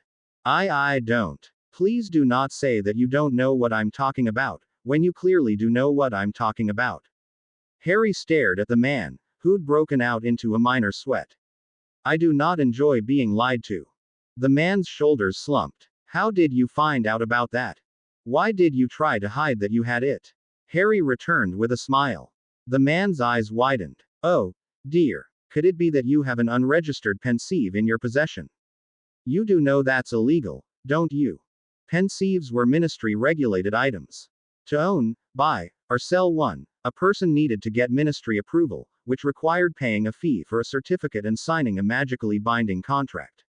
Not having a certificate could earn someone a several-month stay in Azkaban prison. That was how serious an offense this was considered. Look, I got this by accident, the man started, rubbing the back of his neck. I didn't even know what it was until after I got it. I don't want any trouble. Then you'll let me buy it off you, Harry said. The man grimaced. I suppose I have no choice. Harry smiled. I'm glad we understand each other. On Harry's demand, the man went into the back and came back carrying a large box. The fact that he wasn't floating it, and was instead struggling to carry it, told Harry that it was most likely the pensieve. As a powerful magical artifact, any spell cast on it was negated. This included levitation charms. Please set the box down, Harry instructed. I would like to look at the contents, to make sure the pensieve works, you understand. Right, the shop owner seemed resigned to his fate. Harry opened the box and peered inside. Resting within the box was a large bowl-shaped object. Gray sediment lent it a dull appearance, but that didn't fool Harry, who could feel the magic swirling around it. Lining the inside of the pensieve, several hundred runes were engraved upon its surface, esoteric symbols that not even he could make complete sense of. There didn't appear to be any cracks upon a cursory glance. He would need to take it out of the box to do a more thorough search, but this was definitely a pensieve and, from the magic coming off it, it was still in working order. This will work. How much do you want for the pensieve? Harry asked. Excuse me. Pensieves normally cost around 20,000 galleons, correct? Harry pulled out his bag of money. Will 25,000 be sufficient? Why yeah, that should work fine. Harry nodded and pushed the bag into the man's hand. Then he took out his wand. Now, then, let's finish this deal off with a proper magical vow to ensure our continued security. After all, it wouldn't do if we could reveal each other's secrets, yes? Harry smiled at the man, who looked like he'd just swallowed a limo. Sirius frowned as he stood in the doorway of Harry's bedroom. It was, like all the bedrooms here, decked out in the green and silver of Slytherin. No matter how many times he demanded the color be changed, that blasted house elf refused to listen to him. Kreacher might have listened to Harry, but his godson didn't seem to care about the color scheme like he did. So, I really can't come with you. Of course not, Harry said. We've already been over this. Not only would you coming to Hogsmeade put you in more danger, it would put me in danger, too. Until this situation is resolved and Dementors are called back, you need to stay here. Harry packed his supplies in the new trunk that he'd bought. Sirius didn't know half of the stuff his godson was putting in there. One of the objects even looked like a giant stone bowl. He's nothing at all like I expected him to be. Granted, Sirius didn't know what he'd been expecting when Harry saw him that time in the alley. However, it certainly hadn't been this boy, who seemed to be filled with darkness and pessimism. This young man acted nothing like James or Lily. I wonder if that's my fault. Sirius knew about Harry's personal life. The boy didn't say anything, but he remembered the one and only time he'd ever met Petunia. If the woman had acted like he remembered, then Harry's home life must have been horrible. That he was still sane stood as a testament to the boy's will. What would have happened if he, Sirius, had not gone off and gotten himself arrested? Would he have raised Harry, granting the boy a chance to live a better life? Probably. Come on, Sirius. Buck up. You might not have been there for Harry back then, but you can be here for him now. I won't try to stop you, Sirius said. If there's one thing you and your parents have in common, it's your stubbornness, and Merlin knows I could never stop them when they decided on something. Perhaps it was his imagination, but Sirius thought he saw a smile on Harry's face. He blinked and it was gone. He must have been seeing things. I'm glad to hear that. This will work out for the best anyway. It would be a pain for you to keep hidden in Hogsmeade. Knowing you, you'd try to go after Pettigrew yourself and have your soul beeped out. Sirius winced. That's a mean thing to say about your godfather. That doesn't make it any less true. He's got me there. Look, just promise me you'll be careful, okay? Harry stopped packing. Slowly, he turned to Sirius, regarding him with those cold eyes. Sirius tried not to shiver, but it was difficult. Harry's eyes reminded him so much of the killing curse, glowing green with an almost deathly cold, that a chill ran down his spine. Your concern is appreciated, but you needn't worry about me, Sirius. I will be taking every precaution in my dealings at Hogwarts this year. Harry turned back to the trunk and finished packing. There will be no screw-ups.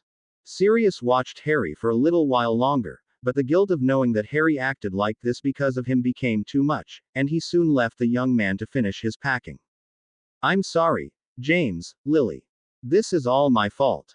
Sirius marched up to his room, closing the door behind him and walking over to the desk. An object sat upon the dark mahogany table, glimmering as light reflected off its surface. He grabbed it and brought it to his face, staring at his own reflection. But I swear to you, I won't let Harry go it alone anymore. From here on out, I'll be the godfather that I always should have been. On that night, Sirius Black made a vow. Unfortunately, he didn't know how well he'd be able to keep that vow.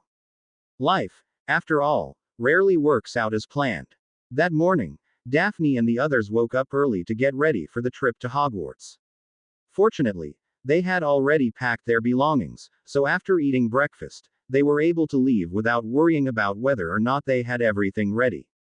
While many families arrived at King's Cross the non-magical way via the portal between platforms 9 and 10, the students who belonged to noble families took the flow to King's Cross. This had been done to appease the noble families who didn't want to sully their children with the presence of muggles.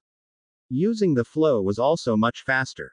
As Daphne stepped onto platform 9 3/4, she glanced at Astoria. A smile blossomed on her lips. Her sister was staring at everything with the wide eyes of an enthusiastic child. Astoria's odd gaze seemed to be taking all of the wonders around her, and her head turned this way and that, as if trying to memorize every aspect of this moment. So cool. Daphne shook her head. She didn't know where her sister had picked up that bit of Muggle terminology. All evidence pointed towards Tracy, but phrases like that seemed to come from her more often these days. It was kind of cute, but she really hoped their father never heard Astoria talk like that. Doesn't look that different from last year, does it? Tracy asked as she stepped up to the sisters. No, it doesn't, Daphne agreed. And yet, it feels so very different from last year. Yeah, there was no need to extrapolate. Tracy knew what she was talking about without her having to say a thing. Are you excited for classes, Astoria? Lisa asked. Not really, Astoria admitted. But I am excited to be going to Hogwarts. I've always wanted to go, and I really want to learn magic. Lisa smiled. Behind her, Blaise, Terry, and Neville shared a grin. It's good to see that she's so lively, Neville said. Blaise nodded. We're going to need someone like her around. I'm just glad she's enthusiastic but respectful, unlike Tracy. What was that, Boot? You trying to start something? Tracy shouted, shaking her fist at him. Now, children, settle down. Lady Zabini said in a placating manner. There is no need to get so riled up this early in the morning. Save that for when you are at school. Tracy and Terry grew silent. Even then, they continued to glare at each other. Daphne and Lisa shared an exasperated look. Do you see them yet, Sue? Hannah asked her fellow Hufflepuff, who was surveyed the crowd, looking for something or rather, looking for someone. Not yet, Susan muttered, squinting her eyes. It's hard to find anybody in this awe. I've found them. Raising her left hand, she waved while cupping her right hand to her mouth and shouting, Auntie. Mr. and Mrs. Abbott. At the sound of their names being called, the three adults looked over at the group of children, then began pushing their way through the crowd. Daphne watched with a small sense of longing as the Abbotts joyfully greeted their daughter and Madame Bones gave her niece a hug. She wished her father was more like those three. I wish Mother was still here. We'd still be a happy family if she was. There's Mum and Dad. Tracy's parents also arrived, and she followed her friend's example, waving the pair down while shouting at the top of her lungs. Mum. Dad. Tracy. Mr. Davis bellowed as he walked up to them, wearing a large grin on his face and his arms spread wide, as if preparing to hug the girl. How are you, my mum? Tracy bypassed her dad and went straight into Mrs. Davis's arms. Her dad stood stock still for a second, then he slumped over. Daphne could have sworn she saw a dark storm cloud hanging over his head, but she chalked it up to her imagination.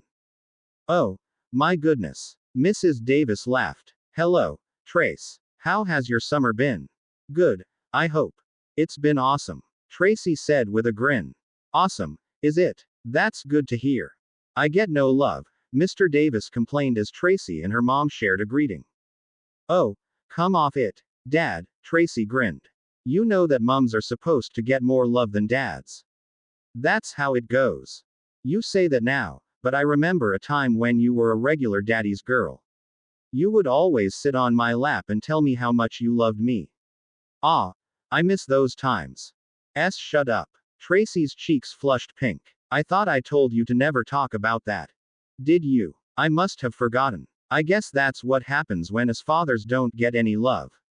All right. All right. Tracy hugged her father. There. You happy now? Yes, Mr. Davis said as he hugged back. Mrs. Davis giggled into her hand. So easy to please, dear. More parents soon arrived. Terry was greeted by his family. Lisa's parents and sister came over, and Lisa's sister complained about not being able to see Harry Potter, which brought the mood down a bit, and Neville's grandmother eventually stalked up to them with a surly expression.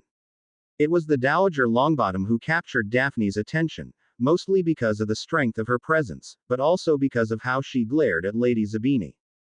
Augusta. Lady Zabini said with so much good cheer that Daphne couldn't tell if she was being genuine or sarcastic. It's so good to see you. I hope you have been well. I was afraid that you wouldn't show up due to your old age. The Dowager Longbottom couldn't have looked more stern. Surely, you had not expected me to let my grandson go off to Hogwarts without giving him a proper farewell, did you? I know that you do not understand matters of the heart very well, but please try to remember that some of us actually care about our progeny. Oh, indeed. I understand very well, Augusta. Lady Zabini's smile grew wider. Daphne shivered. For reasons she couldn't explain, that expression frightened her. After all, my own son is currently going off to a place where I cannot follow. The Dowager Longbottom snorted. And I am sure that tears you apart on the inside. As the two traded snipes, Daphne could not help but picture two animals vying for dominance. The Dowager Longbottom was much like a lioness, fierce and prideful. Lady Zabini reminded her of a dragon, powerful yet cunning. They both had a presence that demanded attention, and attention was what they got. Daphne looked around and saw that many people had stopped what they were doing, and they were now watching the verbal spar taking place. Several people were even taking pictures. Daphne could have sworn she saw a Daily Prophet reporter snapping photos. Realizing that if something wasn't done soon, she and the others would never be able to leave without feeling ashamed, Daphne grabbed Neville's and Blaze's attention, then gestured to their quarreling family members. They looked at their parent and guardian respectively, then her, then each other. Slowly, they nodded. Gran, Neville said. Mother, Blaze said at the same time. We're going to hop on the Hogwarts Express now, Neville added. We'll see you for the halls, Mother. The two women stopped arguing in favor of saying goodbye. Have a good time at Hogwarts, Neville. Stay safe, and remember, never let others take advantage of you. Always take advantage of others, Blaise finished. Yes, Mother. I know. Good boy. Lady Zabini patted her son on the head while the Dowager Longbottom wrinkled her nose in disgust. After saying their goodbyes, the group of friends entered the train and found an empty compartment. Tracy, being the best at casting charms, used the expansion charm. After the train compartment had been expanded, growing to at least twice its regular size, they all sat down. Daphne sat near the window, with Astoria sitting right next to her. As the others began to talk, she drifted into her own world. She wondered what this year would bring. So many things were different from the past 2 years, and she was not just thinking about Harry's disappearance. Her life had changed dramatically since her second year at Hogwarts. Thanks to Susan, she and her sister had the leash that their father had tethered to them loosened. While it was not true freedom, Daphne still marveled at how different it felt. And yet there was an underlying sense of tension in everything they did, she and her friends. So many things had happened during the summer. Sirius Black's escape from Azkaban, the Dementors coming to Hogwarts, and, of course, Harry Potter's disappearance. Any one of those 3 factors could change Wizarding Britain dramatically. All 3 of them happening at the same time had sent ripples through the wizarding world. I feel so apprehensive. Daphne would not deny that she was worried. Indeed, she was petrified by what could happen this year. The past 2 years at Hogwarts had been fraught with danger. Trolls, Philosopher's Stones, the heir of Slytherin, and Hermione's death. What would this year bring? Would she be able to keep her sister and her friends safe? Daphne. Astoria forced Daphne to divert her attention back to the outside world. What is it, Story? Do you want to play exploding snaps with us? Staring at her sister's wide eyes and joyful smile, Daphne didn't need much deliberation to make a decision. Her lips curved as she said, I'd love to. Daphne joined her friends as they played exploding snaps. She didn't converse much, but that was in her nature, and everyone had grown used to how quiet she was. As the game progressed, Tracy lost more often than not, and much to her dismay. Everyone would laugh as she made a fool of herself, then Terry would say something snide, and they would begin arguing. Lisa would bop Tracy on the head, chide her, then the process would repeat itself. It was fun, Daphne would admit, and Astoria certainly enjoyed herself, if the girls' constant laughter said anything, which was all that mattered to her. Eventually, exploding snaps became boring. That was when Lisa brought out a non-magical board game called Monopoly. It was an interesting game, but there weren't enough pieces for everyone. With only 6 pieces available, Neville, Tracy, Lisa, Astoria, Hannah, and Terry played while the others sat back. Susan exchanged seats with Astoria, who wanted a better spot to play. Sitting down next to Daphne, the redhead gave her friend a compassionate look. You've been awfully quiet, more so than usual. Is something wrong? Daphne would have wondered how Susan could tell that she was apprehensive, but she'd learned not to underestimate the Hufflepuff. Despite her shy nature, or perhaps because of it, Susan was quite observant. I've just been wondering if Harry is going to be at Hogwarts, Susan finished in a whisper after Daphne trailed off. Yes. It was not something they openly talked about anymore. Harry Potter. Their friend. Daphne tried not to mention him for the sake of the others, but when she was alone, especially at night, her mind would wander to him, and she'd worry. Was he okay? Would she see him again? What was he doing? These questions and more would invade her mind. Her sleep would be troubled, her dreams filled with his back as he walked away from her. She'd scream out to him and run to try and catch up, but no matter what she did, it always ended the same way, her waking up in a cold sweat, and Harry nowhere in sight. I don't really know if Harry is going to be coming back to Hogwarts, Susan admitted. I don't think anyone can know what he's thinking right now. But, even if he doesn't come back, all of us are in this together. The redhead placed her hand over one of Daphne's. If you need help, just ask, okay? Daphne was surprised. The Susan of second year was shy and didn't talk much. In contrast, this Susan, who went out of her way to help her friends, seemed as courageous as any Gryffindor. For the life of her, she couldn't figure out when this change had occurred. When did Susan become more than a wallflower? I will do that, Daphne said. Thank you. You're welcome. Susan beamed at her. Of course, if I'm in trouble, I hope I can count on you to help me as well. Of course. Daphne placed a hand over Susan's. I promise. Her worry abating slightly, Daphne realized how lucky she was to have such good friends. Harry Potter sat on the ground in his compartment. It hadn't taken much to slip onto the Hogwarts Express unnoticed. While he'd been tempted to apparate to Hogwarts and sneak in through one of the passages, Harry wasn't certain enough in his ability to remain undetected to risk it. Humans, even magical ones, he could easily slip past. Dementors, however, were not something that he had experience with. Yes, it was better to be safe than sorry in this instance. Scattered across his compartment were several notebooks, all of them containing advanced notes on alchemy. While he didn't necessarily need the notes, as everything he learned was imprinted within his memories, he found that having notes helped him compare circles.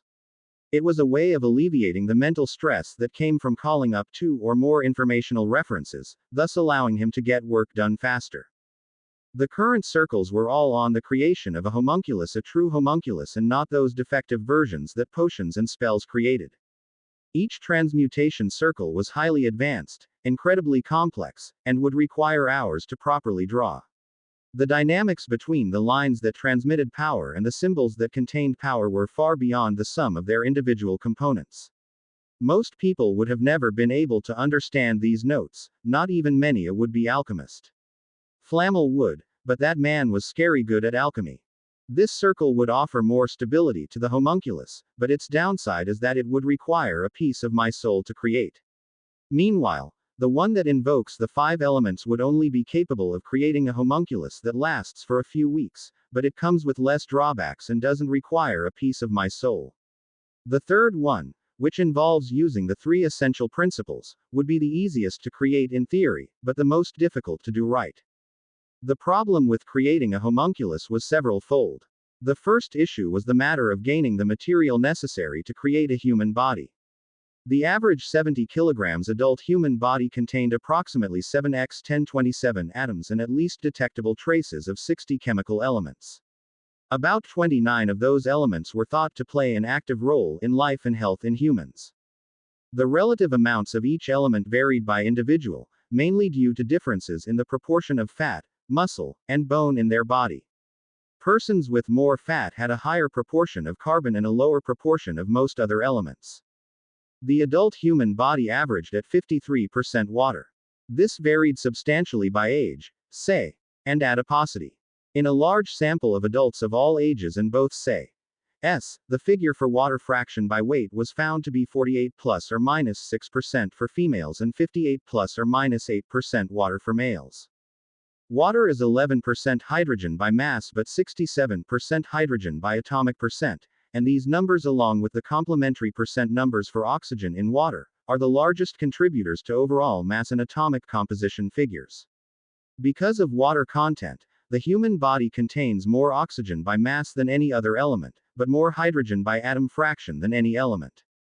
After learning all of this, Harry had discovered that the average human being contained the elemental compounds of oxygen, 65%, hydrogen, 10%, carbon, 18%, nitrogen, 3%, calcium, 1.5%, phosphorus, 1%, potassium, 0.25%, sulfur, 0.25%, sodium, 0.15%, chlorine, 0.15%, magnesium, 0.05%, iron, 0.006%, fluorine, 0.0037%, zinc, 0.0032%, copper, 0.00001%, iodine, 0.000016%, selenium, 0.000019%, chromium, 0.0000024%, manganese, 0.000017%, molybdenum, 0.000013%, and cobalt, 0.000021%. Of course, this was just the elemental composition. There were still two components that Harry didn't know how to replicate: magic and the soul. Magic would be easier to supply. He could just use his own. The problem was that he didn't know if his magic would work to create what he wanted. Would the magic of one person transmute into someone else's magic? He wasn't sure. This was territory that had never been touched before. Nicholas Flamel might have the answers he sought, but Harry didn't want to ask him for help. Of course, the biggest problem is not going to be magic. The biggest issue was the soul. If the human body was composed of various chemical compounds, then what was the human soul made of? Harry didn't have a clue. It wasn't like the human soul could be broken down and analyzed. That was the biggest issue he had currently. None of his circles were capable of transmuting a human soul. He didn't know if there was a transmutation circle that could transmute a soul, or if a human soul was even transmutable. If that was indeed the case, and human souls could not be transmuted, then this entire endeavor might prove futile. No. He shook his head. I can't think like that. This will work. I'll make it work. Even if he was determined to make this work, he still didn't know how he'd go about doing that. Harry didn't know if the Philosopher's Stone was even capable of transmuting a soul. Soul magic was a forbidden branch of magic. It wasn't even regulated by the Ministry of Magic. People were not allowed to touch it. This was due to how most soul magic was used in the dark arts. Anyone who was caught practicing soul magic would not only be sent to Azkaban, but they would have their magic permanently sealed, a punishment that had not been done for the last 500 years. Because it was forbidden, text on soul magic was scarce. Harry had searched all of the places where he thought he might find something, but even in places like Knockturn Alley, books on soul magic were non-existent. I guess I'll be going in blind. Right now, all he had were half-formed ideas. They couldn't even be called theories. Harry disliked experimenting without having a working hypothesis, but considering he was traveling into uncharted waters, there was little choice but for him to continue working regardless. Rubbing his eyes, Harry decided to get a little rest before working on another project. His eyes were sore from staring at paper for the past several hours. He gathered up his notes, placed them in his new trunk, then locked it. Stretching his arms above his head, Harry started to sit down, but he was stopped from doing so when the Hogwarts Express screeched to a halt. What's going on? Harry looked out the window. Rain splattered against the glass, but with his enhanced vision, he looked past that and peered out at the world beyond. There wasn't much to see. They were in an area of England that was pretty much all open space. Nothing existed except for trees and prairies. Why do I feel so uneasy? The air had grown unnaturally cold, and his breath came out as a fine mist. Ice crept along the glass, slowly expanding like the tendrils of an abominable horror. The frost moved too fast to be natural. Something is out there. Harry could sense multiple magical presences. They were unlike anything he'd ever felt. He didn't know what they were, but even though he could not see them, he could feel the drain on his mental strength. It felt like all the happiness had suddenly disappeared, leaving him empty. What is this? Frowning, Harry flicked his wrist, launching his wand into his hand. The wand that had been created by Ollivander appeared different than before. No longer a light brown, now the wand was black with white streaks running through it. The runic symbols remained the same, but they glowed a dark crimson, as if they'd been soaked in blood. The lights flickered and suddenly went out. Even so, Harry could see just fine. Looking at the window, his glowing green eyes, cat-like and vibrant, were reflected back at him. Harry! A female voice screamed. Harry jerked around to see where the voice had come from, but there was no one there. It was just him.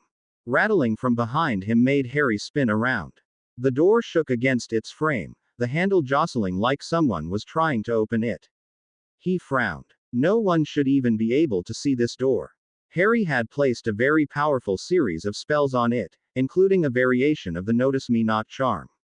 The rattling soon stopped. Harry waited for several seconds, and when nothing happened, he exhaled heavily. Lily, take Harry and go. It's him. Go. Run. I'll hold him off. Fool, you think you can defeat me without your wand? Avada Kedavra. Harry jumped when more voices spoke up. This time, he realized that they were not coming from anyone in the real world. These voices were inside of his head. They came from his mind, from his memories. A door burst open. Chunks of wooden splinters sprayed the ground as a man walked in, pale-faced and gaunt. Images flitted through his mind. Memories that he normally kept carefully contained were brought to the fore. Harry stumbled, holding a hand to his face as he was bombarded with the worst memories that his mind had to offer. "You're just a good-for-nothing freak," his uncle shouted, looking over him and spraying spittle all over his face. The glass window shattered and a gaunt hand appeared. Weathered fingers clutched the windowsill, and a figure soon followed the fingers. A hood covered its head, leaving its face masked in darkness. Even with his enhanced vision, Harry could not see past the darkness, which meant it was likely magic that kept him from seeing beyond. A tattered cloak covered its frame. Only its gaunt hands were visible as it floated into the room. "Damn freak. You're lucky that we've decided to accept you into our house. Be grateful." "Not Harry. Please, have mercy, have mercy. We would have been better off without you. How useless can Brad be? How could you fail me like that? Worthless. Foul. Loathsome. You would have been better of dying with your parents. Why couldn't you protect me?" The images came faster and faster, rushing through his head like a torrential flood. He tried to make them stop, to make them go away, but none of his occlumency techniques were working. It seemed like the more he tried, the more impossible it became. Dizziness swept over him. Harry fell to his hands and knees, vomit spewing from his mouth as his mind rebelled against what it saw. His vision blurred as he fell face first into his own puke. A corpse lay on a bed. Bushy brown hair spread out around it. The corpse opened its eyes and looked at him, its mouth moving to form words, "Why didn't you protect me?" The visions became worse. He barely saw the hand that reached out to grab his face. A man garbed in a dark cloak held a wand. As green light shot from it, the woman who stood protectively in front of him died, her body crumpling to the ground like a puppet with its strings cut. She landed face up instead of face down, allowing him to see her face. Even though her eyes were lifeless, they seemed to ask him a question. "Why couldn't you save me?" The world spun faster. Harry felt himself being lifted off his feet. He would have struggled, but all of his strength had left him. His arms and legs hung limply, like they'd been weighed down by lead, and darkness crept at the edge of his vision. "Expecto Patronum," Harry heard shouting as darkness engulfed him. Albus Dumbledore sat in his office, waiting for the time that he would go down and greet the new and returning students. Despite what had happened this past summer, he was still looking forward to seeing the faces of the students who were coming to Hogwarts. Watching young people learn to wield magic, seeing the joy light up in their eyes as they discovered the wonders of this world, it was one of his greatest joys. I wonder if Harry will be coming to Hogwarts. He still didn't know where Harry was, if he was all right, or indeed, if he was being held prisoner. He knew that Harry was alive thanks to the owls that still tried to deliver his school letters. They would not do so if he was dead, but that was it. Albus suspected that Harry was hiding through the use of a Fidelius charm, though who could have cast such a complex charm was something that he couldn't fathom. As he thought about Harry, someone tripped his wards seconds before the door slammed open, and a harried Minerva McGonagall burst into the room. "Minerva," Albus frowned. "What's wrong?" The woman looked positively flustered. Her hair was in disarray, and her clothing was askew. She was also breathing heavily, as if she'd run from the Gryffindor Tower to here. "It's Harry Potter," she said, her eyes wide. "He's been attacked by Dementors." Albus burst into the hospital wing, startling Madame Pomfrey, who was standing near one of the beds. "Professor Dumbledore," she said, her tone scolding. "Don't just barge in here like that. What would you have done if I was performing complicated healing magic on a patient?" "My apologies, Poppy," Albus apologized, though his attention was focused mostly on the bed. "I do not believe that I am quite in my right mind at the moment." He walked up to the bed, upon which there lay a familiar boy with messy black hair and a thunderbolt scar. "How is he?" "He is mostly fine. However, had Professor Lupin been even a second later, then Harry would be a body without a soul right now." Dumbledore quelled the anger he felt. There was no sense in allowing his mind to become clouded. He needed to remain calm, to think about the situation logically, and to make the right choice, not the easy choice. As his mind became unfogged, Albus realized that there was someone else within the room aside from him and Minerva, who'd followed closely behind him. Remus, or should I say, Professor Lupin, Albus greeted the man with a smile, extending his hand. I wish the circumstances of our meeting were different, but thank you for coming. You and I are in the same boat, I'm afraid. Remus took Albus' hand and shook it firmly. Thank you for having me. The slight smile that he wore left as his eyes strayed to Harry. I still can't believe that Harry was attacked by Dementors. It is possible that the Dementors sensed Sirius Black's magic on him, Albus theorized. As I told you in my letters, Sirius Black apparently found Harry during the summer, and they both vanished. If they have been with each other all this time, then it is likely that Harry is under his control through the use of charms. He might even be Imperious. I hate to destroy your theories, but I'm afraid that there are no signs of Mr. Potter being placed under any spells, nor does he appear to be under the effects of a potion, Madame Pomfrey informed them. I've already done every standard examination spell, and even a few of the not-so-standard. He is as clean as they come. Albus frowned. You mean he's not been influenced at all?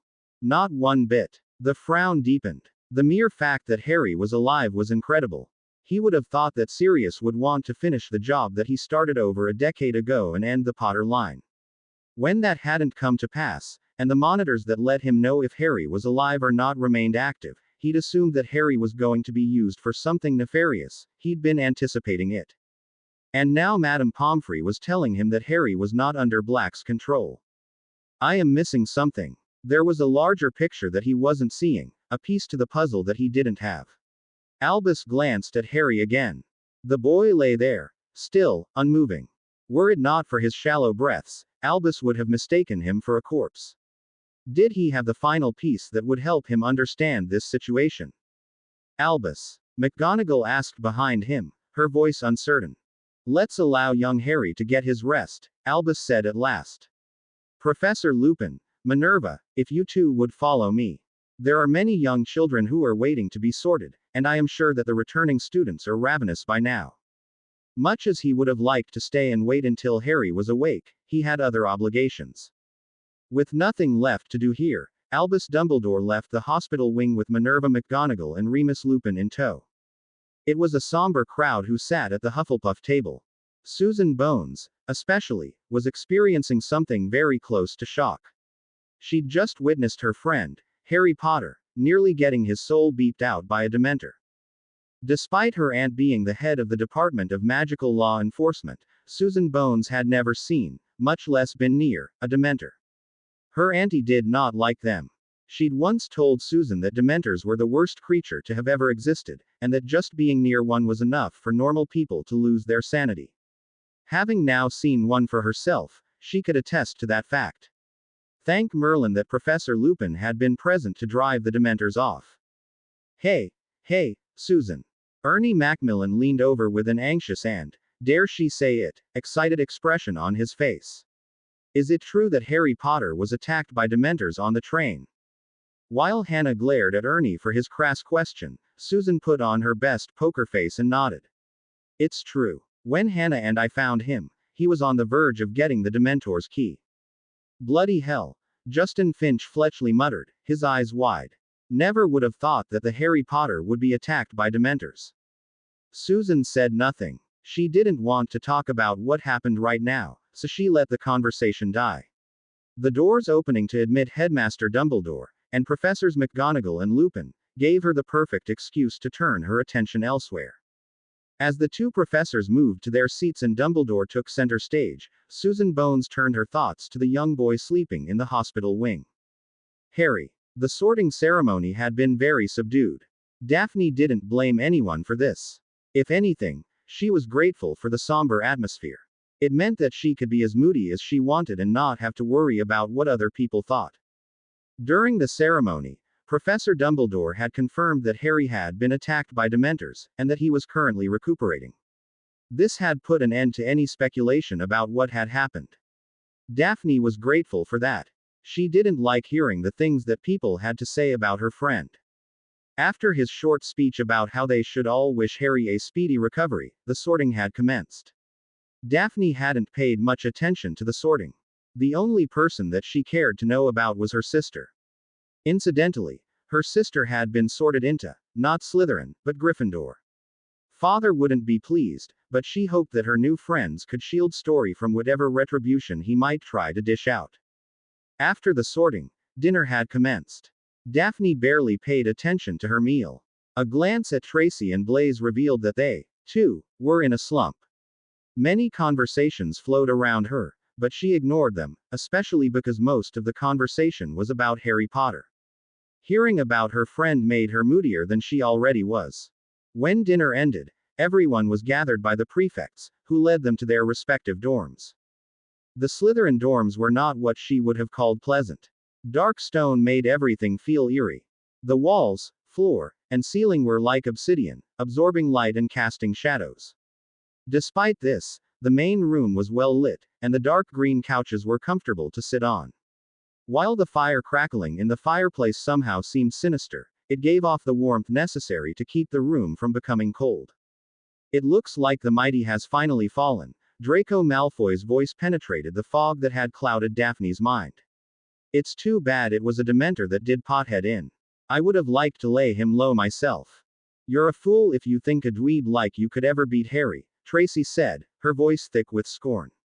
A loser who's only in the middle of all his classes, who takes days to learn a single spell, wouldn't be able to beat a hamster, much less Harry. Draco Malfoy's face twisted into a sneer, even as his cheeks turned red. You'd better watch what you say, filth. The only one who needs to watch what he says is you. You disgusting half-blood. I don't know what your father was thinking when he married your filthy mud-blood mother, but he was clearly. As Malfoy began spewing insults, Daphne decided that enough was enough. Quicker than anyone else could see, she whipped out her wand and pointed it at the boy. There was no spell spoken, no incantation said. Light burst from her wand's tip. The light transformed into ropes, and the ropes quickly wrapped around Draco Malfoy, who, yelping as he lost his balance, fell to the floor with a thud. Crabbe and Goyle reacted quickly to their master's plight, but Tracy and Blaise were quicker. Their wands were out and they'd already cast simultaneous stupefies before Crabbe and Goyle could even reach for their wands. The two ape-like students crumpled like marionettes without their puppet master. Draco was screaming. What do you think you're doing, wench? When my father hears about this. He shut up when Daphne shoved the glowing tip of her wand under his face. Listen to me and listen well, Draco Malfoy. I am not in the mood to listen to you. If I hear you badmouth Harry one more time, I will make sure that you regret ever uttering a single syllable from that foul mouth of yours, and neither you, nor your father, will be able to stop me. Have I made myself clear? Draco's eyes, while frightened, were still defiant. Daphne frowned. That would not do at all. While her father had been a terrible father, he'd taught her many important lessons. One of those lessons was that when people felt defiant, they were liable to retaliate. Wanting to show Draco that she meant what she said, she placed the tip of her wand against his collarbone. A loud shriek akin to a dying animal erupted from his lips. Smoke rose from where the wand was pressed. Draco struggled, but she'd not only bound him in rope, she'd also cast an immobilization spell on him. When she removed the wand, it revealed that there was no wound, not a burn, mark, or scar. The spell that she had used was one that she'd learned from having her father use it on her several times in the past.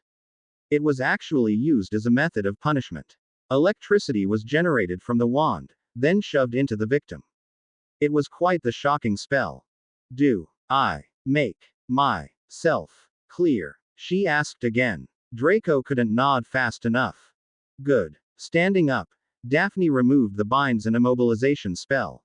As Draco slumped against the ground, quivering in defeat, Daphne stepped around him and walked toward the girl's room. Behind her, she could hear Tracy's, "Remind me to never get on her bad side." Such words would have normally made her smile, but she did not smile this time. The light from the lamps cast abominable shadows along the wall. Harry Potter woke up to the clean scent of freshly laundered sheets and a familiar ceiling. Having already spent several nights in Hogwarts Hospital Wing, he knew that that was his current location, though he didn't know how he'd gotten there. The last thing that he recalled was, "Why couldn't you protect me?" Harry closed his eyes, as if doing so would block out the nightmare invading his mind. It wasn't real. This figment of his imagination was merely an illusion brought about by the Dementors. But if that's the case, then why does it still haunt me? Clearing his mind, Harry willfully pushed away the visions that lingered, locking them inside of a cage in the back of his mind. "Oh," a startled voice exclaimed. "I see you're finally awake." "Madame Pomfrey," Harry mumbled, looking at the head of the hospital wing. She was an older woman with graying hair, dressed in the robes of a medic, and wearing a bonnet-like witch's hat on her head. "Don't try to get up," she told him. "Lie back down while I give you a checkup." Harry was too tired to argue with her, so he let the woman do as she pleased. Lying back on the bed, he observed his surroundings some more. Light streamed in through the window, letting him know that it was morning, which meant that he must have spent the entire night in this bed. "I missed the sorting ceremony." It didn't really matter if he missed it or not, since he wasn't interested in learning about the new students. Still, knowing that he'd been out for an entire day bothered him. Madame Pomfrey moved her wand over him. The glowing blue tip hovered around his head, chest, and legs. He didn't know which spell she was using, but he could tell from the flow of magic that it was more complicated than most medical spells. Was it a scanning spell of some kind? "Well, it looks like you don't have any lingering side effects from nearly receiving a Dementor's key." Huffing, the woman shook her head. Honestly, just what was Minister Fudge thinking when he decided to use those horrible creatures? Harry would have liked to know that too. Putting creatures that beeped out souls in a place filled with children didn't sound like one of the minister's better ideas. "When will I be able to leave?" asked Harry. "Not until Professor Dumbledore has had a chance to speak with you," Madame Pomfrey said. "Now, please wait here while I inform him that you are awake." Harry wasn't sure if he wanted to see the headmaster right then, but it wasn't like he was being given much of a choice either. As he watched Madame Pomfrey walk out, he settled back into the bed, knowing that he would be in for a long wait. Outside of his window, the trees of the Forbidden Forest swayed in an existent breeze. Albus had waited until morning to call Cornelius Fudge. When the man in question answered, he was still wearing his pajamas and appeared to have just woken up. "Albus, what is the meaning of calling me so early in the morning?" "Cornelius Fudge." Albus's voice could have frozen lava. It certainly froze Fudge. "I doubt that you are aware of the incident that happened last night, so I wanted to inform you as a courtesy. Last night on the Hogwarts Express, Harry James Potter was attacked by Dementors and almost received the Dementor's key." The Minister of Magic paled. What? Harry Potter almost? Impossible." "It is very possible," Albus said, his tone almost mockingly mild. "Had my newest defense professor been even a second slower, Harry Potter would no longer be with us. Now do you see why I told you that Dementors should not be allowed at Hogwarts? They do not distinguish between criminals and civilians. You should remove the Dementors from Hogwarts before more of our students are attacked." Cornelius Fudge sputtered. "And now see here, Dumbledore. I can't just send the Dementors back to Azkaban. That would cause me to lose face. Better to lose face than the lives of our students. Look, Dumbledore, I understand that you're worried, but I think you're overreacting here." "I doubt the Dementors are overreacting." Albus felt a cold chill spread through him. "You think I am overreacting? One of our students almost received the Dementor's key. And you think I am overreacting?" Fudge fell silent. "You do not seem to be aware of the situation here, Cornelius. Harry Potter is currently in the hospital wing, lying unconscious in a bed, because of your decision. Now Dumbledore, see reason. You can't pin this whole incident on me. There was no way that I could have known this would happen. Besides, I was only following Lucius's advice." "Lucius Malfoy." Albus frowned as an unpleasant sensation welled up inside of him. "I see. So, Lucius is the one who told you to let those wretched creatures into this place of learning. It seems that I will need to speak with him as well." Albus tried for nearly 15 more minutes to convince Fudge that he needed to pull the Dementors back, but it was all for naught. It wasn't just that Fudge didn't want to pull them back. He also didn't to lose face. If he pulled them out now, it would be like admitting that he was wrong, which could result in him getting slandered in the Daily Prophet. Albus personally thought that Fudge should worry more about the students and less about his public image. I don't care what you say, Albus. I'm not going to call off the Dementors, and that's that. The call ended when Fudge became frustrated with him.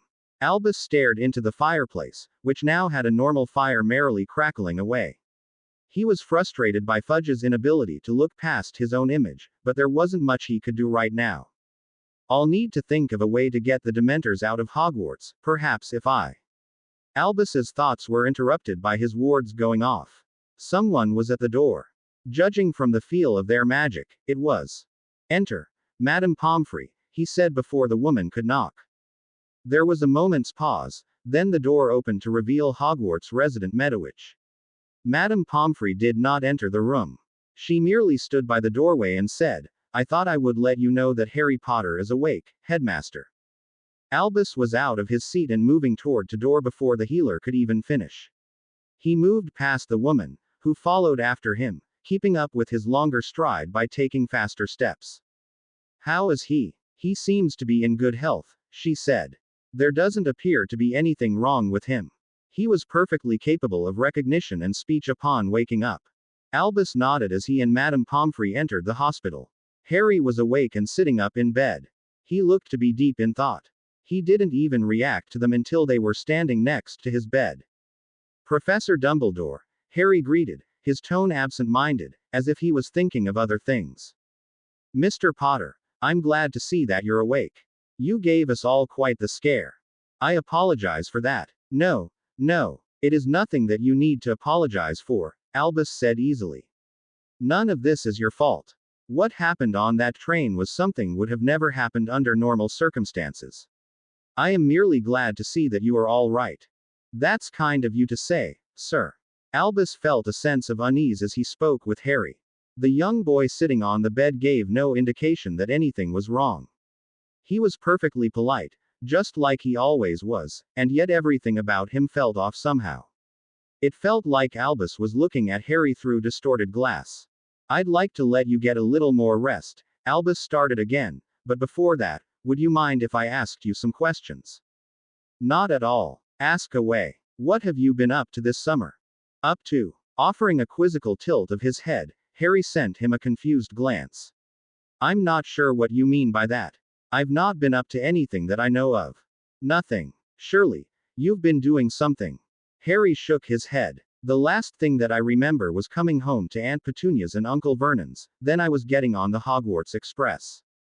That can't be right. Are you saying that you have no memories of what happened this summer? It would appear so, Professor. Albus stroked his beard, more to calm himself down than for any other reason. It seemed as if Harry Potter did not have any memories of this summer at all. There was the possibility that he was lying, of course, but there was no way for Albus to confirm that right now, unless he decided to legilimency. However, he didn't want to invade Harry's mind. I see, he sighed. In that case, Mr. Potter, would you mind if I asked you to get some rest here for a while? Not at all. Good. And also, I'll grab some forms that I need you to fill out. Our owls couldn't find you this summer, so we never learned what electives you wish to take. Understood. Thank you, sir. You're most welcome. Albus left Harry Potter and traveled up to his office. There, he threw some flow powder into the file and called out the name of the person that he wished to speak with. Amelia Bones. The flames turned bright green, shifting to form the familiar face of the head of law enforcement. Albus, it's rare for you to call me. Is there something you needed? Yes, I'd like you to come with some orders as soon as possible, Dumbledore said. There is something of an emergency situation here right now. I've heard. My niece told me. Amelia's disembodied head shook. Harry Potter attacked by Dementors. The news is going to have a field day if this gets out. I intend on letting the public know exactly what happened, Albus said. For now, however, there is something else that I need your help with. Amelia hesitated before speaking. I can be there later today. I'll bring Shacklebolt and Tonks with me. Should I bring anything else? If possible, I'd like you to bring some Veritaserum. Amelia's eyebrows rose past her hairline. Are you sure that's necessary? Albus deliberated before nodding. Yes. Given the present situation, I do believe that it is necessary. Very well. I'll be there soon. I'll be expecting you. As the flow cut off, Albus grabbed some more powder. He had one more call to make. The morning air was mild. Susan Bones and Daphne Greengrass jogged side by side. Despite the fact that Harry was not there, they'd decided to continue exercising, if only because it was something that everyone in their group now did. You have a lot more endurance than before, Daphne commented as they wound around the Black Lake. The others were also running, though Tracy was lagging way behind. The poor girl looked about ready to keel over. I've been running during the summer, Susan huffed. Daphne enviously eyed the way her friend's chest bounced. Someone her age shouldn't have be East's like that. I never saw you run. It was in the morning. Which meant that Susan had done her exercise before everyone woke up. She wondered if the others had thought of exercising during the summer, but she immediately dismissed the notion. Of course they hadn't. Otherwise, they would have followed Susan's example. You seem really dedicated, Daphne said. Susan, her cheeks red from her exertions, smiled. I want to help, Harry. Daphne sobered. That's what it always came to. Harry. He was the one who'd brought them together, but now he felt so far from them. Do you think he's avoiding us? Daphne wondered out loud. Why do you think that? Daphne slowed her jog to a trot. On the other side of the lake, Neville and Blaze were finishing their laps, and Terry wasn't far behind them. During the summer after our first year, Harry would diligently send letters to everyone, right? He even planned our shopping trip and made it possible for myself and my sister to go out. This summer, none of us have received so much as a single letter. That is true, it does sound like he's distancing himself from us, but why would he do that? Now that they were moving more slowly, Susan's breathing evened out, allowing her to speak normally. Why indeed? Daphne thought about that same thing, and she only come up to a single conclusion. If he is avoiding us, then it's likely because of Hermione. Last year, Hermione Granger had been killed. It had been quick, decisive. They hadn't even known that she was dead until well after her body had been found. Her death had hurt everyone, but she imagined that Harry was the worst off. She'd already gotten a good grasp of his personality. He took looking after them very seriously. When one of them was being picked on, he'd find whoever was bullying them and take revenge. When one of them was in trouble, he'd bend over backwards to lend them a hand. Daphne actually had the sense that Harry was doing this out of feelings of obligation. If that was the case, then failing to do what he saw as his duty was likely eating him up inside. People deal with grief differently, Daphne said at last. Maybe he's the kind of person who deals with it alone. But that would mean that he doesn't have anyone to support him. Susan appeared befuddled. I would have been completely lost without all of you supporting me. Why wouldn't he want to surround himself with people who can help him? I'm afraid the only way to know that would be to ask Harry himself. Daphne's smile was rather mirthless. And I'm not sure if he's going to be willing to speak with us right now. Amelia Bones arrived in Hogwarts nearly an hour after the students had breakfast. Most of the students were wandering the castle. There were no classes that day, since they had arrived on Wednesday night. Classes would start next week. She arrived by flow, exiting the large fireplace in Albus Dumbledore's office. As she stepped out of the fireplace, Nymphadora Tonks and Kinglesey Shacklebolt appeared seconds later. Thank you for coming, Dumbledore greeted her and the others. She shook the hand that Dumbledore offered. Considering what you told me, I could do nothing less. Where is he? In the hospital wing. Amelia followed Dumbledore as he led her to the hospital wing. Walking through the olden corridors, with their moving suits of armor and many paintings, gave her a nostalgic feeling. It had been a long time since she'd been a student here. She even remembered how Dumbledore, then a teacher, had been one of her favorites. When they reached the hospital, it was to find all of Harry's friends standing outside of the door. It looked like they were arguing with Madame Pomfrey. Can't we just see him for a little bit? Asked Hannah. No means no. Mr. Potter needs his rest, and he won't get it if you bother him, Madame Pomfrey said. But, no buts. I'm assuming all of you are here to see Harry. Dumbledore said, causing the children's attention to snap over to him. Professor Dumbledore, Daphne greeted courteously. The others followed her example, except for Tracy. You bet we're here to see Harry, so why don't you convince this old bat to let us in? Oh, old bat, an indignant Madame Pomfrey huffed. Dumbledore chortled. I wouldn't mind letting you all see Mr. Potter. However, I'd like to ask that you please wait until after we've had a chance to speak with him. We? Tracy asked. Amelia almost grinned when Susan finally noticed her presence. At her shout of, Auntie. The others also noticed her, Tonks, and Shacklebolt. Hello, Susan. What are you doing here? Since Mr. Potter has been missing for so long, there's a few questions that we would like to ask him. I see. Why don't you all go out and enjoy the sunshine for a little while? Dumbledore suggested. Madam Bones and I have some things that we must discuss with Mr. Potter, and it will likely take several hours.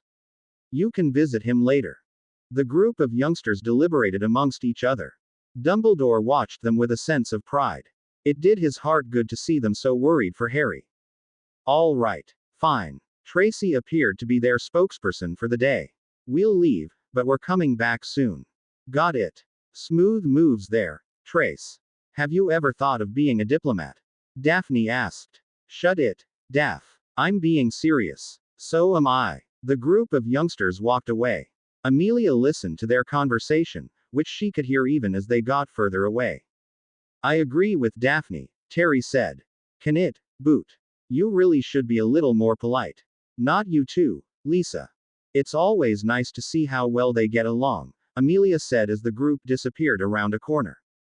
Indeed, Dumbledore agreed. They embody the sort of unity that I hope all of Hogwarts will someday have. Thanks to them and Harry, our school is well on our way towards becoming truly unified. He paused to regain his wits. Come, let's see how Mr. Potter is doing. Agreed, Amelia said. Don't stay too long, Madame Pomfrey warned. Mr. Potter still needs his rest. Of course, Poppy. Amelia followed Dumbledore into the hospital wing. There, they found Harry, sitting up on his bed, his eyes closed and his posture straight. He looked like he was meditating. Professor Dumbledore. Harry opened his eyes, and Amelia was taken aback by how blank they were. His eyes were always cool and composed, but these looked dead. Good morning, Harry. I hope you're doing well.